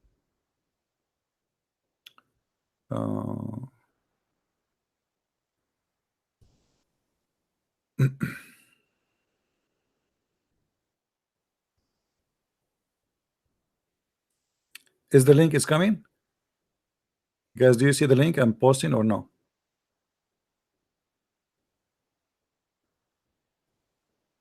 No, this is about Muhammad. I don't know if you have it already. I think you have it maybe. Muhammad Hijab mocking the Prophet about Allah has parts. Allah has parts. I don't know if you have it already in your page in Facebook, in YouTube. Yeah, watch it and laugh. Laugh at the scam. This guy is making fun of anyone believe that Allah has parts. And he said to David Wood, which scholars? And the Muslim like ha ha ha ha ha, ha, ha, ha. Whatever he said, the Muslim ha, ha, ha, ha, ha. Watch it and die laughing. I want every Muslim to watch it and tell me how stupid this guy is.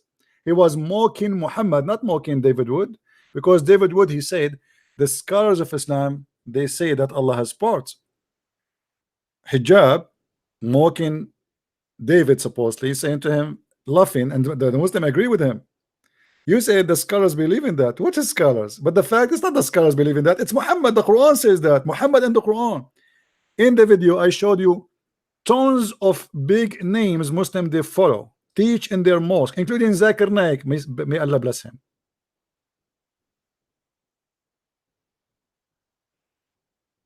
Which scholars? Which scholars, brother? All the accusation, David Wood, he said to him, he answered by a word. Like Allah has part, he said, the scholars, they say, which scholars? David Wood said to him, the Quran will come from the grave as a man. He said to him, it says, read the Quran. Not the Quran is a creature, but the hadith he said to you, the Quran will come to you from the grave as a man. Where is the answer? So he answered nothing. And this is the problem with David, by the way. David, he should not, you see, this is the problem. You need to learn how to debate Muslims. You see, when a Muslim, he called me, I shout at him, say, no, don't change, no. Why? Because Muslims, they throw rocks and they leave. They run. They dump rocks and they go. They dump their poo-poo. You have to be consistent. You have to focus and you have to force them in what you said. So if I am there, I will say to him, okay, you said that. You said that Elijah mean God is with us. Show me that everybody, you are schooling me in Hebrew. You said that who is the scholars who say that? It's not the scholars, you Abdul idiot. It was the Quran, it was the Hadith, it was your prophet. And the scholars, they confirm that. Be consistent. Don't change the topic. Don't let him go. Just throw stupid answers and go. It was a golden opportunity for David Wood to make him look like a balloon full of fart. It was a priceless opportunity, but he did not use it because this guy, he brought nothing but shame in this debate. And you will see the Muslim, you will see how many Muslims were attacking for this. Now, right now, most of the Muslims are ignorant. They do not know really what this guy was saying. Or what they knew, that they were laughing.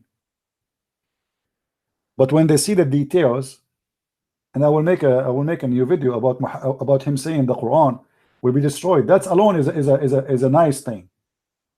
The Quran will be destroyed. The Quran is not eternal person. It's not a person, okay, but it's not created. And it's going to be destroyed. You see the debate we have yesterday, and the Muslim, they try to take it down, they flag it. I have a debate yesterday. How many of you watch it? It is in the channel of Unmasking the Fools. You can go and watch it there. I just finished the debate with the Abdul. I made him shish kebab about the Trinity. We are debating about the Trinity. He called me. He said, from the first second, I will expose you. Are you Christian, Prince? I said, yes. He said, I will expose you. I want to debate about Trinity. All the Muslims, they want to debate only about one topic, the Trinity. They think, because they say we believe in one God, that will make them like superior. Stupid.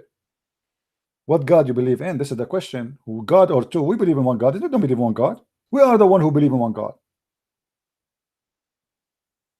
Go watch it and laugh at the stupidity of the Muslims. You cannot debate Muslims. For Muslims, they play games. So in order to have a debate with them, should not call it a debate. You should call it a game. It's a game. It's like a mouse and a cat, you know. There's no honest debate. They play games. They will never answer a question. I spend an hour and 20 minutes speaking to this guy just to make him say if the Quran will be destroyed or not. He will not say it. And right away, I finished the debate. Not even 5 minutes after, I receive a strike from YouTube saying this YouTube is inappropriate. Now I appeal for it. I will have it back because there's nothing there. We said nothing there. I mean, what we did, nothing. It's a debate. They think by flagging it, they can take it down. I record it. I have it. I save it. We have it there. And then after we finish the debate, this guy, the Abdul, he started cursing me in Skype. may Allah destroy you, may Allah curse you, may Allah punish you. They are like pregnant women in the delivery room, and they don't know when the baby is coming. He could not answer me when we are live. He start cursing me in Skype.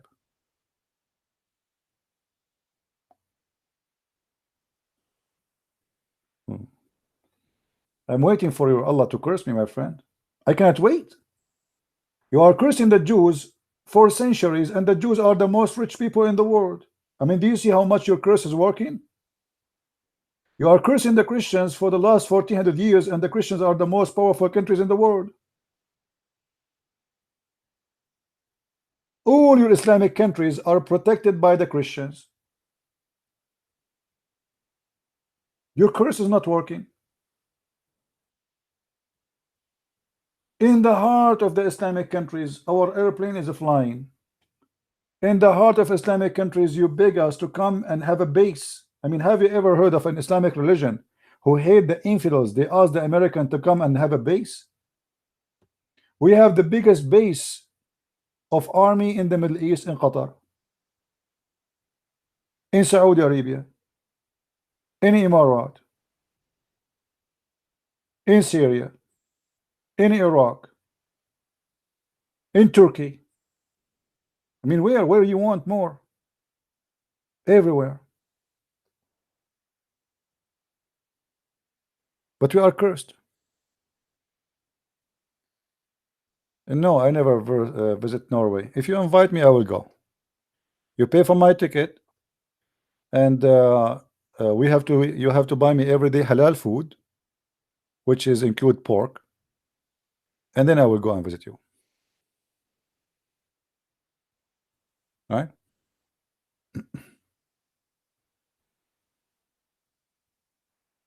I eat only halal pork. Just take a note, please. Did I tell you the story? I used to have a guy who worked with me. I was in the army, and there's a Middle Eastern guy, is a Muslim, so he go with me. He think I'm a Muslim, so we go to at that time I was like, there is a restaurant close to us. I eat, but usually I eat still once a day. But anyway, he go with me for about 6 months. We go there. Each time his English is not good, so he asked the waitress or waiter, says, "Do you have halal pork?" I laugh, she laugh. We think he's joking, we don't know. I mean, she say yes. They show him the menu. Where is the halal pork? 6 months. One day he asked me, "What do you eat? What are you eating?" So I answered him in Arabic. I said, "Khanzir," which is pork. He said, "What? You eat khanzir? Really, you eat khanzir?" So what's wrong with you? I said, "Yeah, I eat khanzir," which means pork. He said, "How you eat khanzir? Don't you know it's a najis?" I said, "Abdul, stupid. Are you stupid or what?" He said, "What?" He said, "You are eating khanzir every day." He said, "Me?" I said, "Yeah." He said, "When?" He said, "No, you are eating khanzir right now. Aren't you the one who asked the waitress just now, and for the last 6 months, every time we come here, you said, do you have halal pork?" He said, "Yeah." He said, "Do you know what pork mean?" He said, "Meat." He said, "What meat? What kind of meat?" He said, "Meat." He said, "Abdul, pork mean khanzir, pig." He looked at me like as if I throw a rock at him. So the idiot, he do not know what pork mean. For 6 months, he's eating pork. And he was wondering how I like it. And how many times the guy, each time he eat, I said to him, "Is it good?" He said, "Yummy, yummy, yummy." I said, "Pork, But I thought he knew what pork is. So it was yummy. And then after I said to him that it is pork, oh, Zubillah, I can't believe it. I cannot believe it. Stupid. He was enjoying the pork for the last 6 months. Right? Halal pork. That's why I'm saying I want to eat halal pork. Once I went in the Philippines, they have a sign outside. It says halal. Halal. So I wanted to see if those waiter and waitress, they knew exactly what halal mean. So I went inside and said, I sat at the table. I said, "Do you have halal pork?" They said, "Yes, sir." I said, "Really? It's really halal pork?" He said, "Yes, sir." I said, "Are you sure it's halal pork?" He said, "Sir, yes, we are sure." I said, "Ask us in the kitchen if they have, to be sure." So he went and he came back. He said, "Sir, yes, it's halal pork." I said, "Alhamdulillah, mashallah. So you guys are expert with halal food." He said, "Yeah, that's why we have a sign outside. It's halal. The sign, it says halal, and they have halal pork." Another time I was this is in the Philippines too. There was a bunch of Saudi and they have a prostitute with them. You can tell they are prostitute. They are wearing very short skirt. They have alcohol. They have whiskey, black label in the table. And then when they brought the menu, the Saudi guy, he is very conservative. He said to her, "Do you have halal food?" What? He have whiskey in the table. He have two prostitutes next to him, and now he's asking for halal food. I mean, do you see how much they are attached to the teaching of Allah? Yeah, Muhammad is a person who have a lot of prostitute. Prostitute is haram, is halal in Islam. Actually, the Quran says that. But he is drinking black label whiskey, have a prostitute with them, and yet he have a problem with the halal food. Yeah, my friend, let us hear you.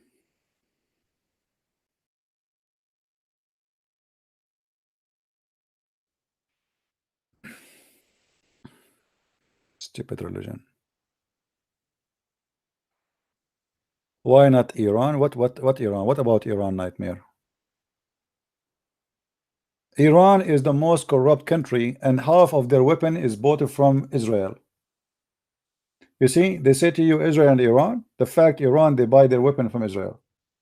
The Israeli are very smart people. They fight the Iranian, but they sell them weapon. During the war between Iran and Iraq, Iran spent billions of dollars buying weapon and parts from Israel. Jews, they are very smart. They make money even from their enemy. Who wanna buy weapon? We sell you. Iran, do you want to buy weapon? Right now, as we speak, the Israeli army is attacking Gaza because the terrorists, they attack Israel. But who is selling the weapon to the Mujahideen in Gaza? The Israeli. Hello? Yeah, hello? Hey, my friend, how are you? I'm okay, CP. Before I start, we got a bit of a storm out here, and sometimes that messes up with the connection. You have a storm, my friend? Well, it's not a storm right now. It's just kind of ugly. It's been raining for a few days. I want you immediately to open the Quran, read the chapter of the chair upside down. You want me to be upside down? No, not you. Quran upside down. You need to read the Quran, the chapter of the chair specifically upside down. That will make a chair in the top of your house, so it's going to be protected. Okay. I'm telling you, this is what Muslims believe. You are thinking I'm joking? The Muslim, they believe that the chapter of the chair, if you read it upside down, not normal, you have to read it from the end backward. Yeah, but I want to be clear what you're telling me. Are you telling me to hold the Quran upside down? No. Or are you telling me to read the chapter backwards? No. Or are you telling me to stand on my head while I'm reading it? No, you have to read the Quran, the chapter of the chair, from the back, from the last verse to the first. And that will make an umbrella from your house or your house, and no genie even will get close. Yeah, true story. Okay, well, maybe it'll protect my internet connection. Yeah. I've noticed. Well, first of all, I still listen to you as much as I can. You put in a lot of work, man. You know, you'll do a show, a recording, and I say, well, I'll listen to it when I get off work. And then that night I go home and try to listen to it, and you're on again. And so I say, well, I'll listen to this one, you know, next time. And then in the morning you're on again. You're putting a lot of work. It's hard to keep up. Yeah, that's why I'm losing my voice. I should take a few days off. You know, my voice is hurting me, actually. My throat is hurting me. It's too much. Yeah. I noticed that you were quite pleased with the Muhammad hijab debate. Absolutely. That's priceless. I mean, I was did you see the last video I made? Just watch it. I don't know which one is the last. I know I watched one yesterday. Well, no, I made this one just for him. You know, I will post it again it is in the Unmask in the Fools video list.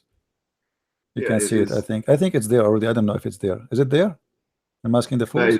Is that the Anyway, one when you were saying I posed the link. 4,000 years? I posted the link already. You know, Yeah. it's in the Google Drive. Yeah, I saw that debate, and yeah, I noticed a few things while that was happening in real time. And one thing I don't want you, because like I said, you got enough material to make videos for 3 or 4 months probably, just off of that. Yeah. But I don't want it to be missed, because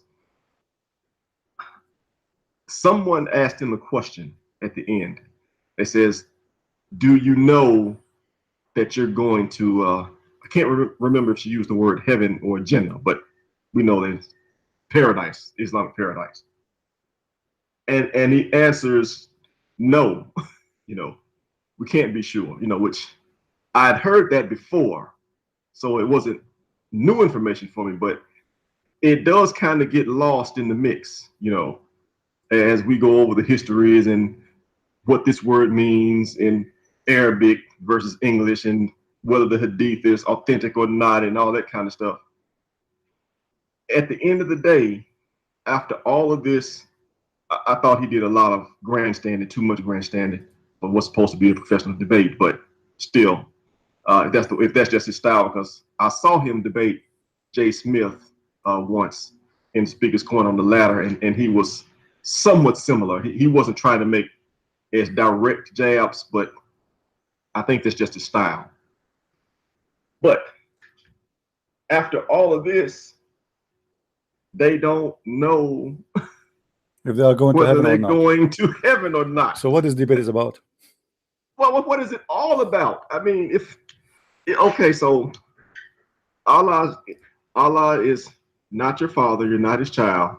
He does not love you, and you didn't know what you don't know whether you're going to heaven or not after all of this. So he hasn't promised you anything. You know what? You remember the hadith says, "La amanu makr Allah." They said to him that I cannot trust the deception of Allah. He said, even your prophet. He said, even mine, even me. You know, unless Allah, He warped me with His mercy. It's about luck. Even Muhammad, I'm saying, unless Allah, He warped me with His mercy. So Muhammad himself, he is not sure. Yeah, I understand, but I think more should be made of that. You know, so he hasn't promised you anything, so you don't know, and you know, Hijab tried to hedge it a bit to say, he tried to push that back on David and Christians, you know, well, and you don't know, Christians, they don't really know where they're going, which is not correct at all. I mean, it's everything he said, you see, but incorrect thing you see, Doris, when you speak to a Muslim, you need to force things. You don't let it go. So when this guy, he said the father of the church at the beginning, they did not for 300 years teaching the church Trinity. You know, you can do a little search right now in Google, and you will find that all the names of the early father of the church, they taught the Trinity. It's a big fat lie what he's saying. All what you need to do, click at your phone, type the words. Even if you're not a scholar, you know what I mean. So we should not let the Muslim get away with his false statement. Elijah, mean God is with us. Get him busted right away. He says, who is the donkey? He said that to you. You know, he's trying to make fun of you. It's great opportunity for David Wood to make them laugh at him, but he did not do it. He was very polite. He was extremely polite, you know, extremely polite to the point he did not even respond to all the false lies he said. So the Muslim, they think that they have a debate, but the fact it was a misery. This guy, he just mocked their prophet. And this is why I want you to watch this video I made. I wish I can play it in my channel. That would be very funny. But now, you had 2 videos in the Google Drive. I have 3 already. I made another one. I have 3. Yeah. The last one is about Allah has parts. Okay, I don't think I've seen that one.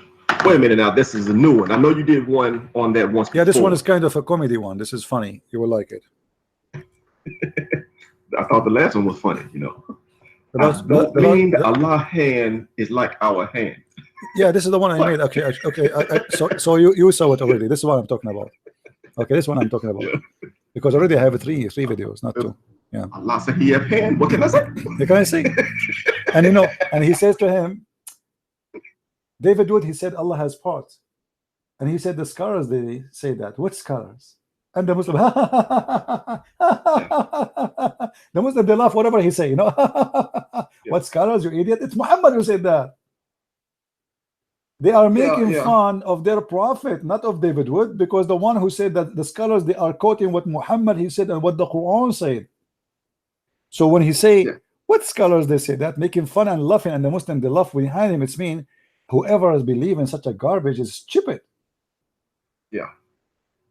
Yeah, but understand that they don't know that. You know, it's a completely different system of beliefs. So when they say something on a religious on a religious topic, you know, it's not just one incorrect thing that they'll say, because that their whole system of beliefs is different. So it's like incorrect things attached to incorrect things, wrapped up in incorrect things. And you have to, like, at least for me, you know, when I try to discuss this kind of thing, it's like I have to deliberately decide, okay, I'm not going to respond to that, because if I respond to everything that I disagree with, you know, I'll be a million miles away from the topic, you know. So I kind of I have to like let stuff go, because I don't want to change topic, you know. How do you deal with that? I know, you know, you have to finish one thing at a time, and you have to let the Muslim make his mistakes. You see, when I debate Muslims, I do my best to make them talk. The more they talk, the more they do poo-poo. This hijab is a poo-poo guy. I mean, every sentence he said, it was poo-poo. David, what he said to him, Allah pray. He said to him what? It says that Allah he pray for, not pray to. And you don't know Arabic. Hello. Let me, I know what. Supposed now he fix it, but by saying Allah, I mean, this is what David Wood, he said. Actually, David Wood did not say pray to, he said pray for.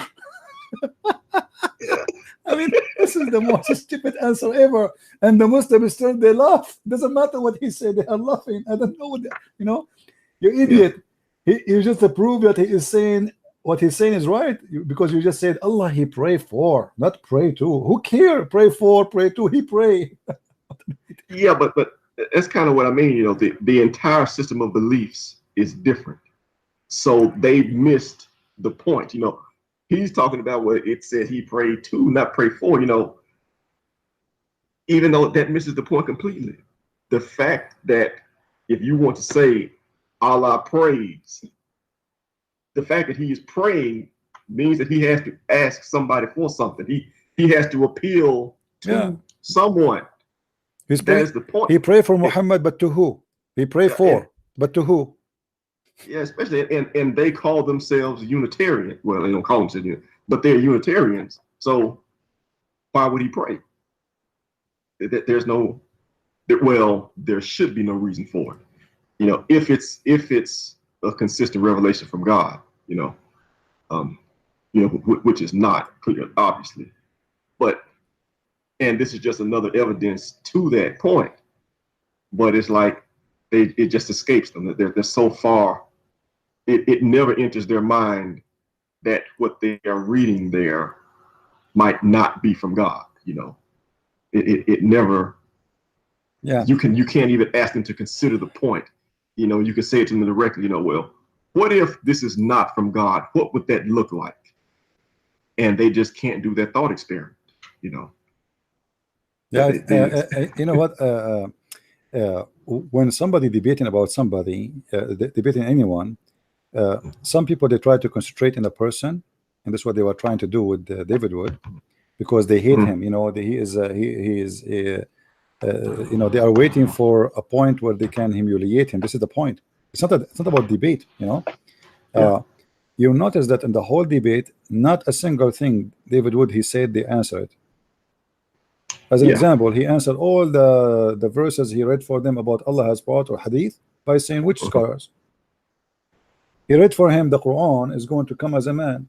He said it says the Quran, read Quran is going to intercede for you. But this is not what he said. He said the Quran will come to you as a man. So the problem is we need to learn how to force the Muslim to answer. Muslim will never answer, they play games. This is why when a Muslim he called me, I said, no, don't go. How many times do you hear me saying that? No, don't. You have to stop him. You have to put a break. Otherwise, he will do poo and he will move. He will keep going. And then he get away with his lies. You cannot let that happen. Otherwise, this debate is not a debate. You know? And they are a bunch of kids making a mockery. They are not people who they have respect or anything. And this is why when you debate those kind of people, and David Wood should know better that those people are just a bunch of kids. They are street people. They are not really scholars or anything. They are just the two guys who go in the street supposed to want to teach people about Islam. 8 hours after the debate, they made a video begging for money because they felt, okay, we made the Muslims happy, so now let us get getting paid. And look what they said in the video. Did you see it? I saw parts of it. I didn't see the okay, whole we'll thing. see the video I'm posting right now. We will see it. They are saying we have 2 billion Muslims. Suddenly the Muslim became 2 billion. Yesterday there was 1.6. We have 2 billion Muslims. All what we want, 500 people to be to support us by sending 100 pound, which means 100 pound a month, which is 50,000 pound. But I think they will get not only who knows how many people they will send donation. Only 500. They will stop. No, they will take all the donation. 8 hours after the debate, if we can call it debate, they ask for money. They are doing business. 2 street boys, they have no job. It's a great opportunity. And now let us ask the Muslim. We made them happy. Let us ask the Muslim to pay us. Now, everybody is listening to me, including Muslims. Do this potato hijab and Ali Dawa dare to talk to me, dare to debate me? Let us do it. Let us do it. But we will not do it in the format they do. I will not do it 5 minutes, 5 minutes. We will do it crossfire talk. This is the only way you can corner them. You have to force them to talk. The form never debate a Muslim 5 minutes, 20 minutes for you, 5 minutes for me. This is garbage. This is not even a debate. Here we go.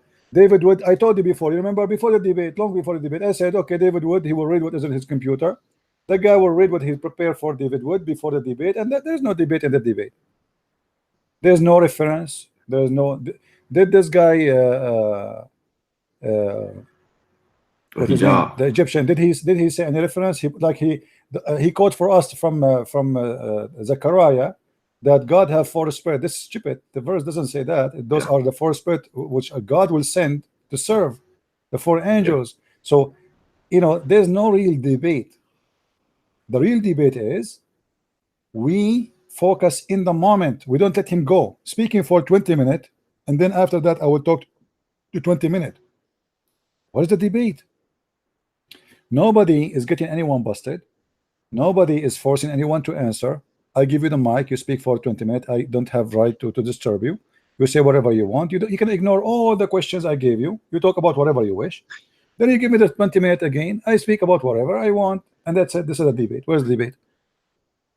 Yeah, it's not. It which and you know, when I first was starting to study it, that kind of thing was useful, you know, because they put out a lot of different issues and they cover a lot of ground. But like you say, they don't really focus in on any one concept, on any one topic, because to really explore one thing, when you got 2 people that disagree like that, you have to say something, and then they have to respond to what you said. Yeah. And you have to respond to what they just said, and you have to back and forth like that several times. Yeah, in the spot right away. Not to speak for 20 minutes. People sleep. They forgot even what you said, and then we come back to you. Yeah, you know. Yeah, which you. I mean, you can do it in writing. You know, if you write. Yeah. Why we not debate anyway? You send me a letter. I will send you. This is what I went once to debate in Paltalk. There's a sheikh there. I said, can I debate you? My name is a Christian Prince. He said, you are welcome. Okay, guys, invite everybody. We have a Christian gentleman here. He was a kind, etc. Invite your friends, and then the text that the room started going crazy. The Muslim, they said to him, brother, this is Christian Prince. This is Christian Prince. This is Christian Prince. His name is Dr. Tahruni. I remember his name, Dr. Tahruni. They start saying to him, this is a Christian Prince. This is a Christian Prince, brother. Christian Prince. This guy, he like, what? Who is this Christian Prince? Like, he never heard of me before. So he started receiving text. We heard the keyboard. And then he said to me, I've been advised by the brother not to do a debate here, but if you have a questions, you can send me email. You know. Yeah. And you know, always ask yourself why those Muslims who speak Arabic, they are desperately looking for American to debate them. They don't want to debate somebody speak Arabic, or someone like me specifically. And you know, somebody said to me in the text here, are you willing to debate them if they invite you to their venue? My friend, what the venue for? Here is better. Here I can show my reference. Here he can show his reference. What venue? What is the point of standing before a microphone? Here we go. Everybody, we can get a bigger number from a venue. We can show reference, not a speech. People, they can hear him. People, they can hear me. He can show his reference. I can show my reference, and people be the judge. That's what a debate is. What venue? What is the venue for? I just went to Texas just last week. I spent almost $1,000. Who's going to pay me for that? I did not even take a penny from the church. I'm not a rich man, you know. Yeah. So why I want to go all the way there to do what when I am doing it here? So the venue, not venue. This is just an excuse. What they want is what Christian Prince want to say, and what he say is going to be said in line or in person, and actually online is better. You know. Well, now, especially the way you do it, because you've got you got access to the internet. You can show stuff on the screen. Yeah, this is very important, because the whole point is showing you what I'm talking about. Otherwise, what the point? Speech, you know. Yeah. If I don't show the reference I'm talking about, there is no value of what I'm doing. You know, it's a lot better than doing like, you know, even when I did my seminar last week in Texas, we were able to show few, but it was for 1 hour. We wasted 10 minutes for presentation for me.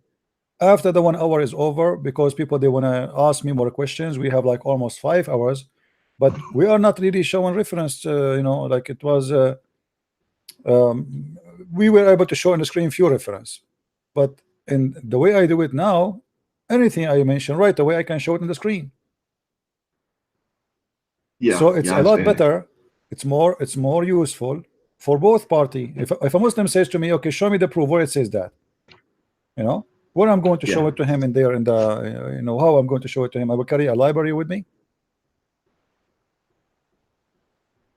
Yeah, well, I know you can do a lot of stuff on tablets and such like that. Yeah, but we want people to see. We want people to see. You see, my debate is not my debate between him and me. The debate is for people to see. I want people to see the reference. I want people to see the answer, and they judge by looking at both the answer and the reference. What the reference says, what he said.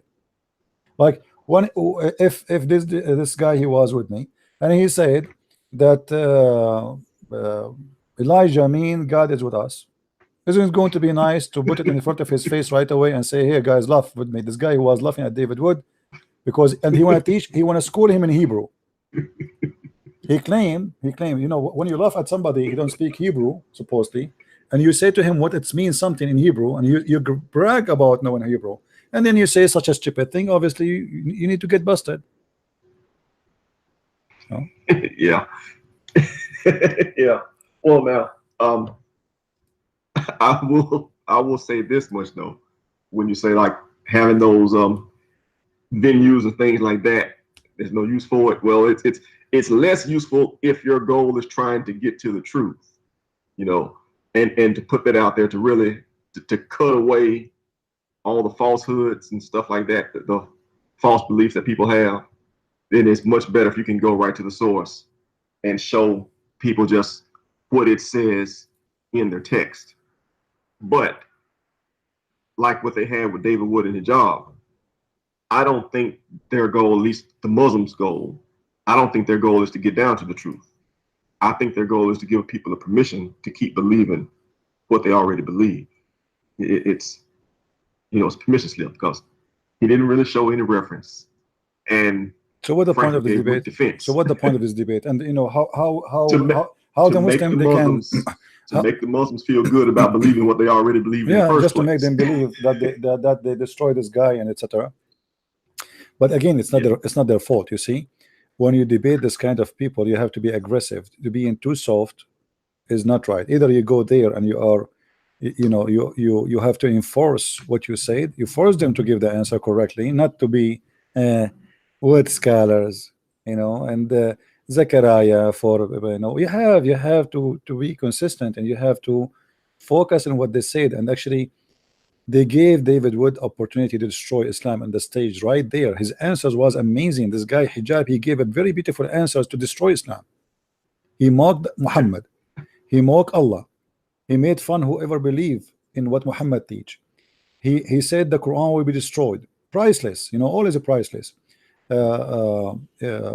claimed that he speak Hebrew. He said that I did not watch all the debate, by the way, just a little popo, 15-minute popo. This is all I learned for 15 minutes. Allah, he pray. I mean, priceless. It's priceless. But you will notice in the other side that the other guy, he did not take advantage of that.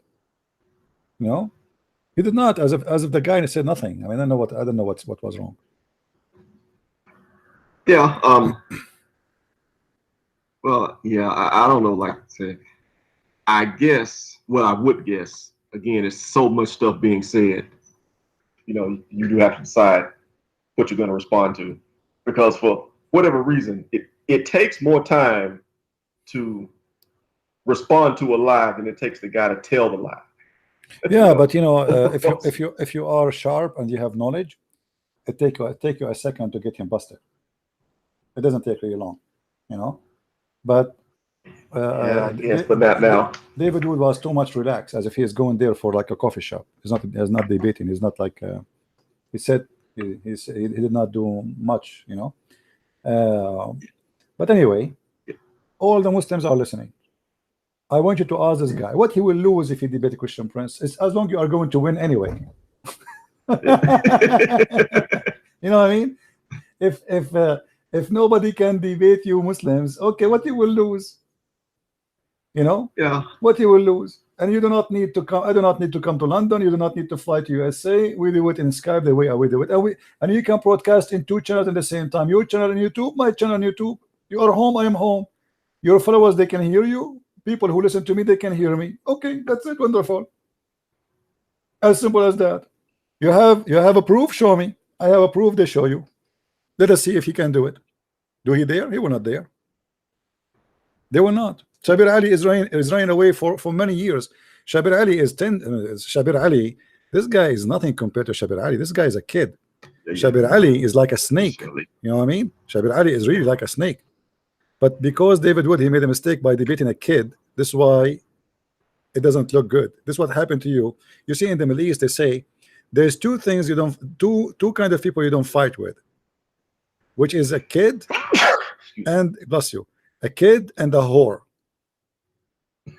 Honest to God, in the Middle East, this is what they say. There's two kind of people you don't fight with them, because if you're an adult, you fight with a kid, he will humiliate you.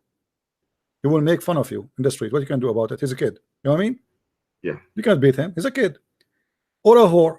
A whore, she will scream, she will etc. She will rip her clothes. She will accuse you with many things. You know, she will really destroy your reputation. Two things, stay away from them. Don't fight with the kid, and don't fight with the whore. David Wood, he got both. He got the kid and he got the whore. The whore of Islam, which is about lies, satanic teaching, fabrication, mocking, and he got the kid who have no value, make fun even of his religion, just in order to make himself like he won. Yeah. Yeah. Yeah, but well, even though you mentioned showing stuff, I think about the Speaker's Corner, which I've seen the job there. You know, Hatun, how she has the different Qurans there. You know, yeah. So you tell the Muslim, they say there's only one Quran, and you say no, it's not. No, it's not. And you say yes, it is. No, it's not. And so then she pulls out 20-something Qurans. Hold on, we have a Muslim. We have a Muslim calling. Hold on. Hello. Hello. Hey Abdul, how are you? 14. Oh, you have a bad voice there. What do you want to say, Abdul? Go ahead.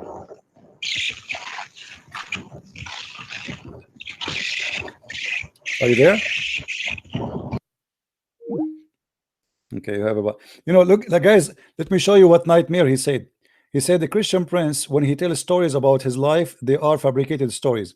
Look who is talking, a guy who believed that Muhammad, he said that his God, he sent him a dish of shish kebab, he ate it, he got the power of 40 men. This is not a fabricated story. What is story? I said it's fabricated. Like what?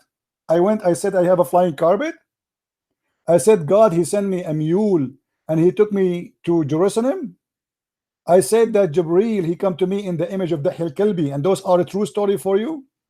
I said that God, he will make my women, the women I will sleep with, her vagina fit for the penis he will give me. That is not a fabricated story. But the story Christian prince he told you about his life is a lie. Like what? Abdul? Huh?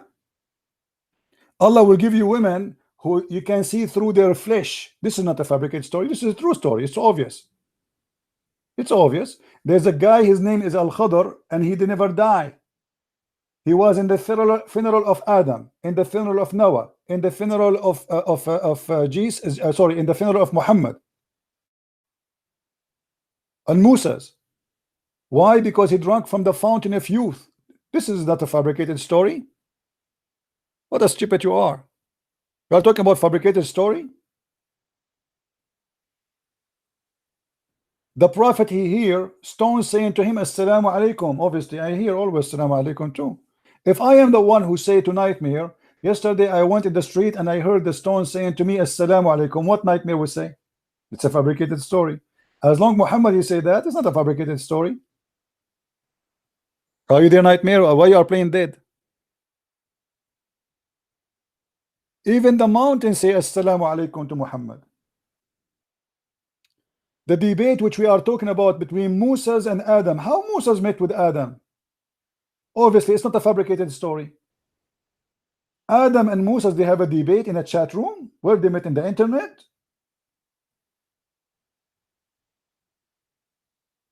Mary is the sister of Aaron. It's not fabricated story. Her father, his name is Umran, and Moses' father is Umran. Here we go. The same father, the same sister.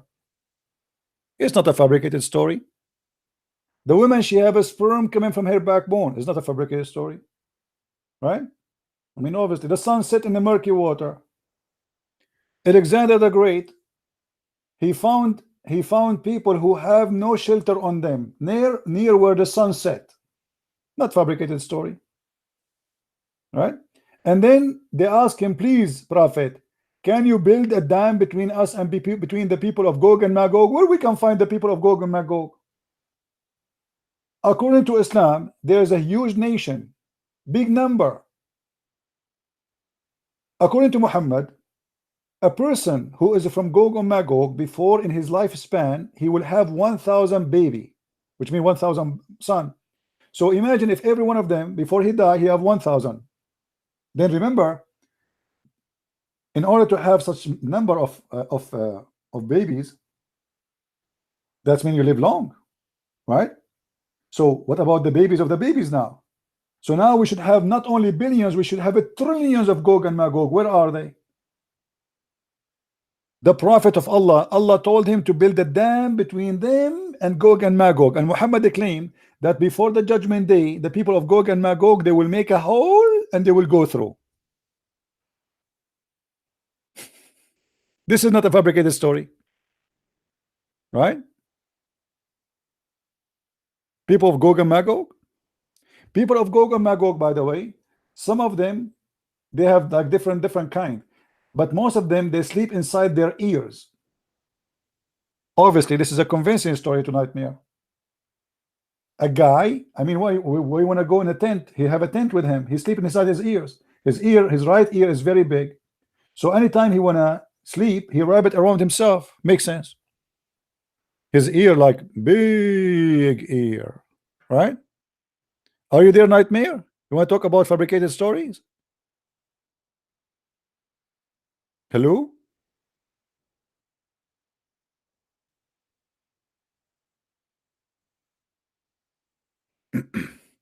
How I call? Yes, you can call me. Call the Debate TV. Yeah, if you don't say the prayer before you have intercourse with your wife, Shaitan will wrap himself around your penis. This is not a fabricated story. True story. I am a Hindu. He actually he is telling the truth, my friend, because I felt I am a Hindu since I saw. Let me tell you this story. This is the fabricated story. Nightmare, are you there? This is a fabricated story, but I will tell it to you. You like it, you like it. I don't know what to say. Once, brother, I was doing a seminar in India, and by mistake, I told the Hindu brother. Okay, let me speak it more. This is a very true story, brother sister. There's a person. His name is the Christian Prince. Christian Prince. He always teaches against Islam. He's a very well-known person as a person who is really against Islam and the Prophet Muhammad. Once, Christian Prince was invited by the Hindus in India because they thought he will teach them against Islam. But the Christian Prince, he made a mistake. When he was speaking to the Hindus, he told them, do you know that the biggest chapter in the Quran, Abdul, are you listening, brother? Brother, are you listening? He told them, do you know, brother, please ask me question later, brother. Okay. He told the Hindus, do you know that the biggest chapter in the Quran, brother, is the chapter which you Hindu love? They said to him, what the chapter? He said to them, surprisingly, silently, and everybody was so quiet, waiting for the answer of Christian Prince. Christian Prince, he was hesitating to answer. He knew how dangerous that answer, and he said to them, the name of the chapter is, brother, after he said the name of the chapter, all the Hindus, they converted to Islam. Now this is a true story. Do you like it, Nightmare?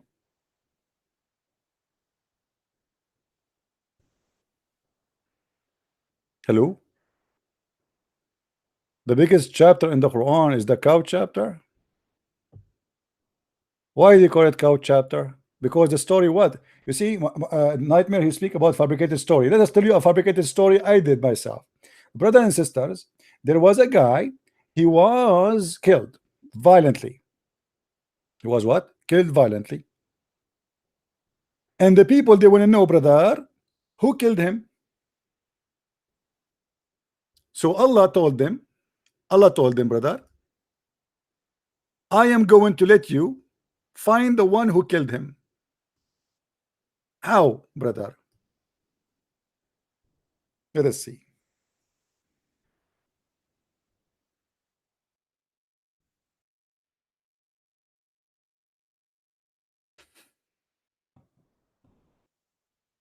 Chapter 2, verse number 73 is what is behind the name of the cow chapter. Muhammad, he claimed that there is a guy who was killed, and in order to know who he killed him, Allah told his prophet Moses to bring some beef. Some they say the tail of the cow, some they say the tongue, some they say the testicles. It doesn't matter what it is, organ of the beef, of the cow, and beat the guy with the beef. And then the guy wake up and he said, the guy who killed me, his name is Zakir Naik, brother, and he died right away again. Is that a true story, Nightmare? We can bring somebody to life by beating him by beef, and this is why they call it the chapter of the cow. You want to correct my error? Okay, let me call you guys. Nightmare, he have a, you want to correct me?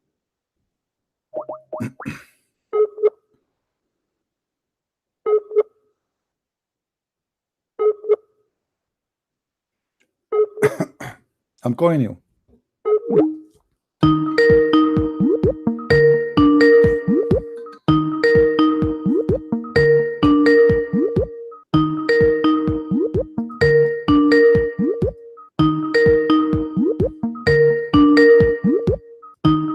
Answer, man.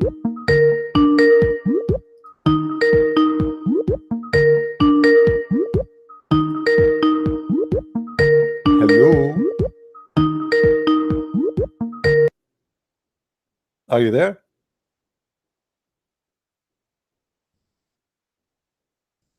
Hello?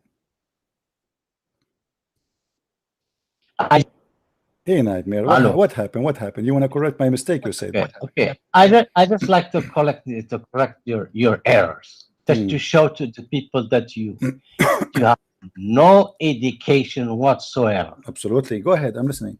Okay. One of your debates, maybe a few days ago, you told them that Muhammad, he didn't have the Christian asked him for the debate, and he didn't have debate with him. He just told them, go and bring your kids and your wife, and let's pray. Okay. You remember the story? Yeah, I remember the story. Yeah, go ahead. Okay, let me show you that. Okay, guys, before you go, please, guys, invite your friends. Mr. Nightmare, he is going to show you an error, very important error. Go ahead, I'm listening. Okay, let me read in Arabic. في السنة العاشرة من الهجرة كتب النبي رسالة للأسقف نجران ودعا أهالي نجران إلى الإسلام. In the 10th year of migration, the Prophet wrote a letter to the Bishop of Najran. Okay. عندما وصل ممثل النبي الرسالة إلى الأسقف. Okay. When the representative of the Prophet brought the message to the Bishop of Najran. Okay. وهم عتبة بن غزوان. Okay. وعبد الله بن أبي أمية. I want to stop here. Stop. Okay. When always you tell to the people, Allah is the God, the moon God, blah, blah. Here you have a Christian, his name Abdullah. How do you explain that? This is a mistake. Okay, this is stop. Just to show you how stupid you are. Just to show you how. Oh no! You are the one. Okay. You see how stupid you are. Isn't it the father of Muhammad himself? His name is Abdullah. Yes, his name is Abdullah. Yes. Okay. So what if Allah is the moon God? How you explain to me how a Christian has a name Allah? Hold on. No, it shouldn't be. A Christian, his name is Allah. This is your story. This is side of the story. Okay. Hold on. Did you hear of one of the Jews? Did you hear about a rabbi? His name Abdullah. Abdullah ibn Salam. Yes. He's a rabbi. Of course, he was rabbi. Okay. From Medina. He is from the Jew. He's from the Jew, right? Hold on. Ask you, okay. Your prophet father, his name is Abdullah, correct? Yes. Okay. He will go to hell. Why? Why he was I don't know if he's gonna go to, because the Quran says no, my friend, I can show you. Your prophet, he said, my father and your father will go to hell. Well, that's now you're gonna brought me to another. No, you are the one who mentioned the name of Abdullah. I'm trying to prove to you a point. My friend, those names are given to people after they converted to Islam. Those are names. People, they change their names. Let me ask you a question.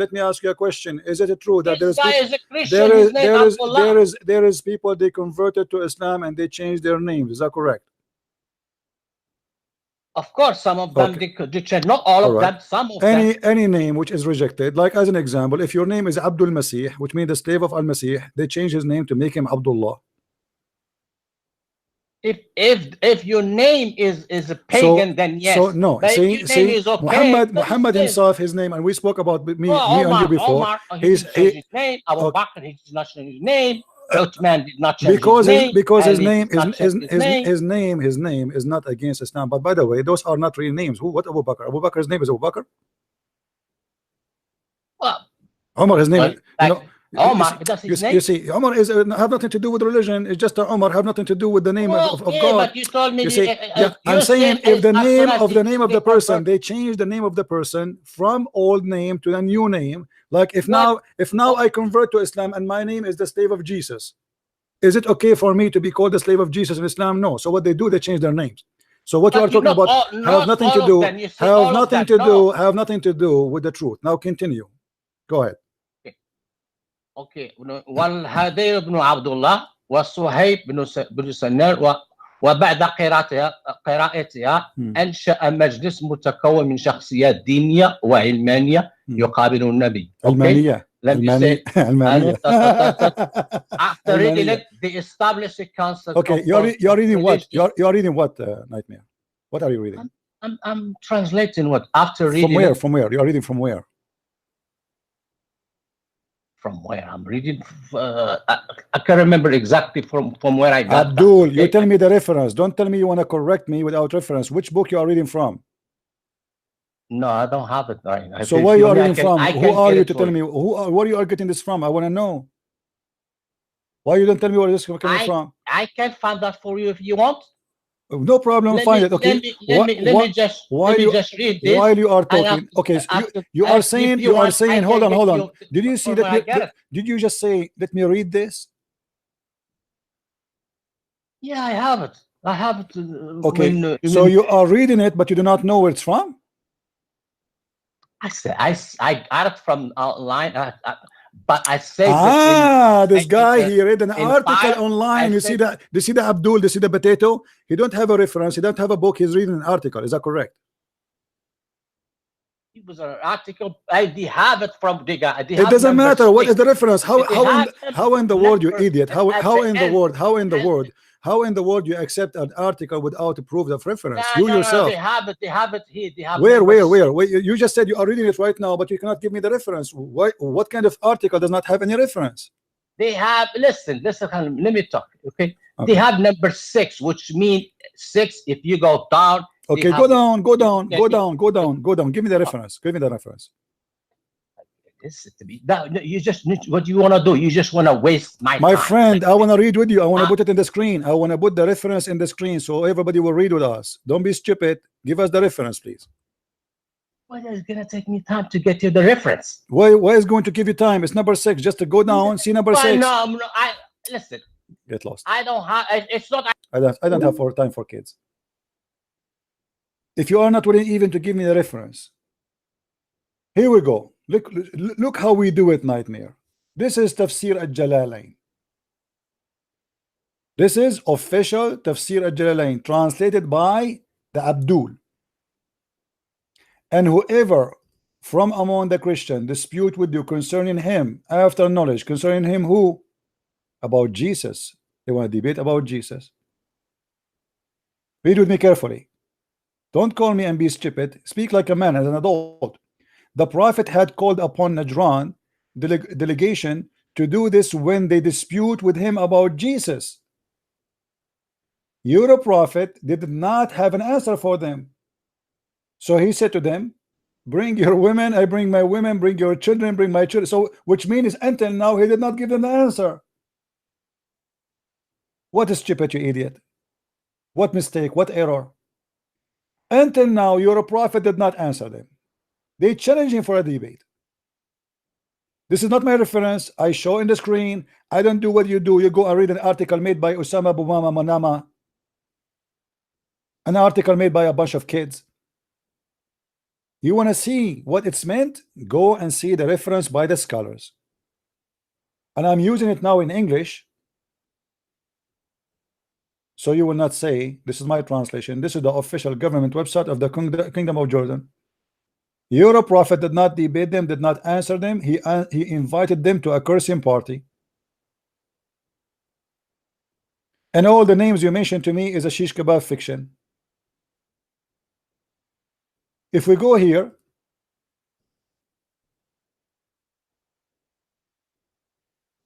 this is a book. It's called Asbab al-Nuzul, and this is the book explaining all the stories.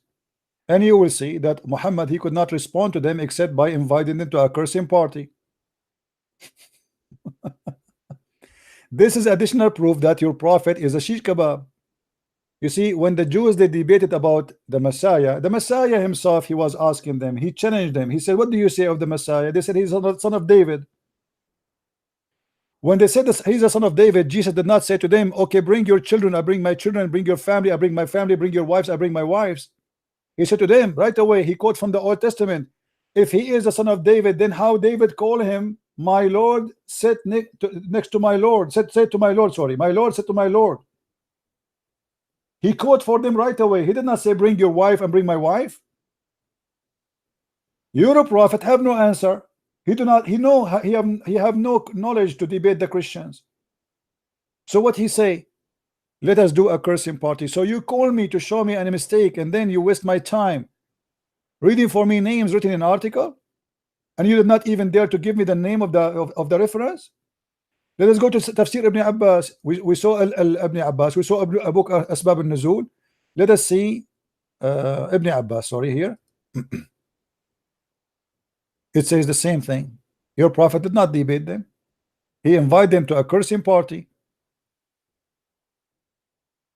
All together, and let us invoke all together the curse of Allah upon those who lie.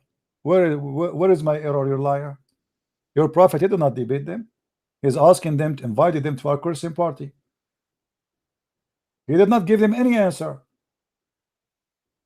The same as hijab when he was debating David Wood. He gave no answer. He just made fun, make mockery. This is a mockery party. This is a mockery party. A bunch of idiots, they are going together. I give you the mic, you say, may Allah cut my nose if I'm lying. You give you your mic, now your turn. You say, may Allah cut my finger if I'm lying. Your mic. May Allah burn my tongue if I'm lying. Your mic. May Allah make me bite my tongue if I'm lying. Your mic. May Allah close the door of the van over my finger if I'm lying. Your mic. I mean, this is a mockery, but this is not, have nothing to do with the prophecy or prophethood or God. This is stupid. Especially that those who they are debating you, they are not lying, because if somebody wrong in his belief, he's not lying. You see, when a Muslim, he says to me, like, if I ask Nightmare, do you believe Muhammad is a prophet? He will say yes, but that does not make him a liar. He believes in a lie, but he's not a liar, because a liar is somebody believe in something and he say the opposite. You know what I mean? So if Nightmare, he believed in Muhammad to be a prophet, he believed in a lie, but he himself is not a liar. He told me what he believed. He's honest. He said, I believe in Muhammad as a prophet. This is his belief. So he was honest about his belief. So Muhammad here, when he said, let us curse the one who's lying, he just said something poo-poo. He's a stupid like all the Muslims when they say that. Christian, when they believe in Jesus as God, they are not lying to you, my friend. They are telling you your belief, regardless if it's true or not. Because if they are wrong, still they are not lying. If I believe in a lie, does not make me a liar. I will be a liar if I know it is a lie and I say to you it's true. That will make me a liar. Is that correct, guys? So you squeeze yourself for the last 6 months and you come back to tell me this? All the names of those who converted to Islam, they changed their names.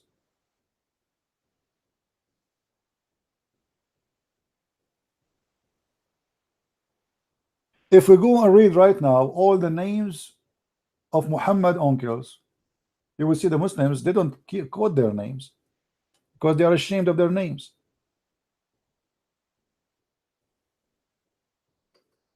They are pagan. Muhammad father pagan. Muhammad father, his name is Abdullah too. Muhammad, he said to the Bedouin man, my father and your father in hellfire.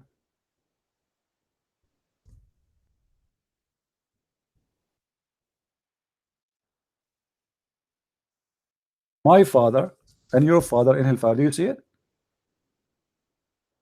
Is the name of Muhammad father Abdullah?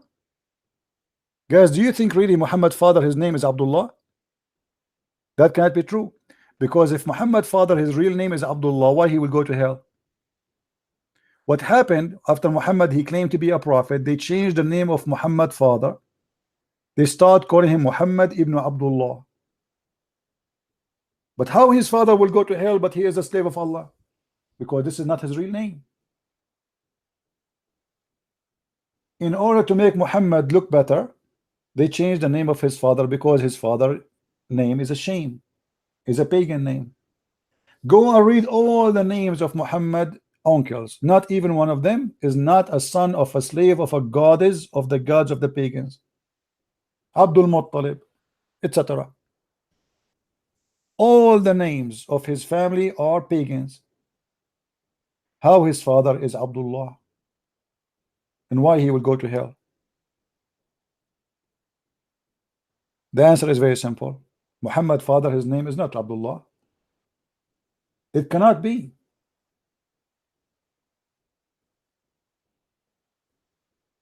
And I believe mostly they don't even know who's his father.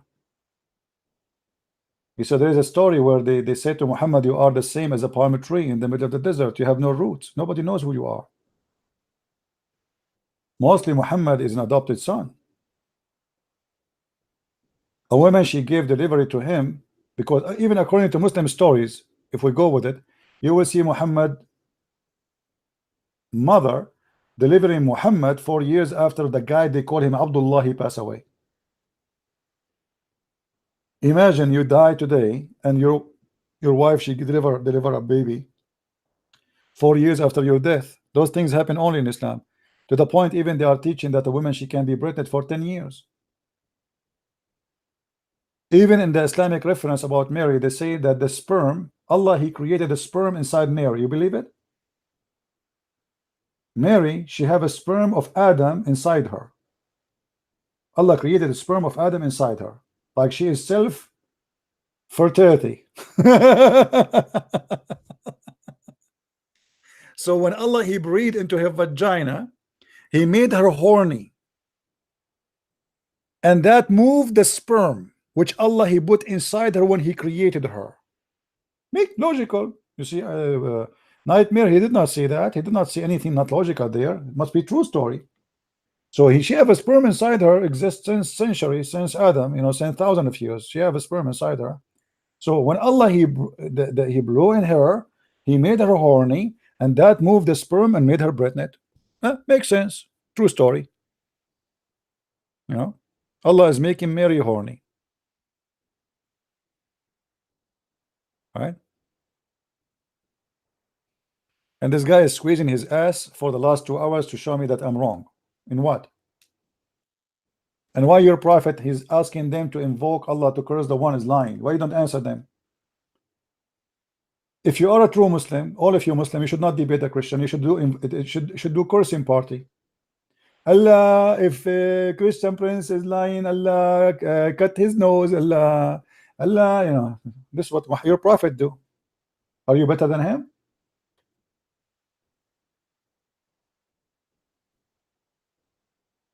My father and your father in hellfire, but his name is Abdullah.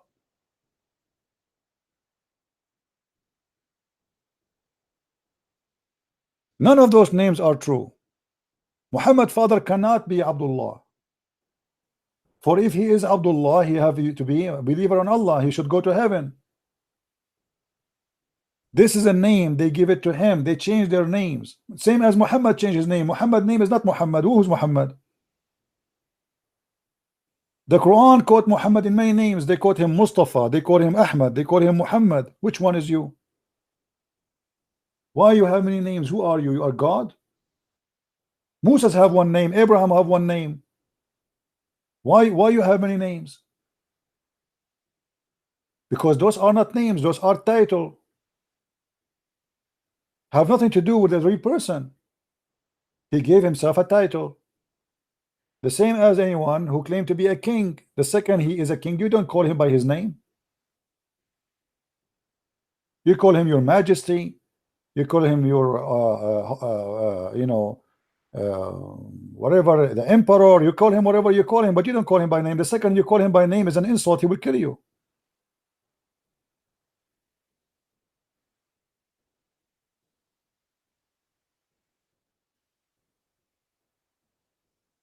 The Muslims, they are so confused.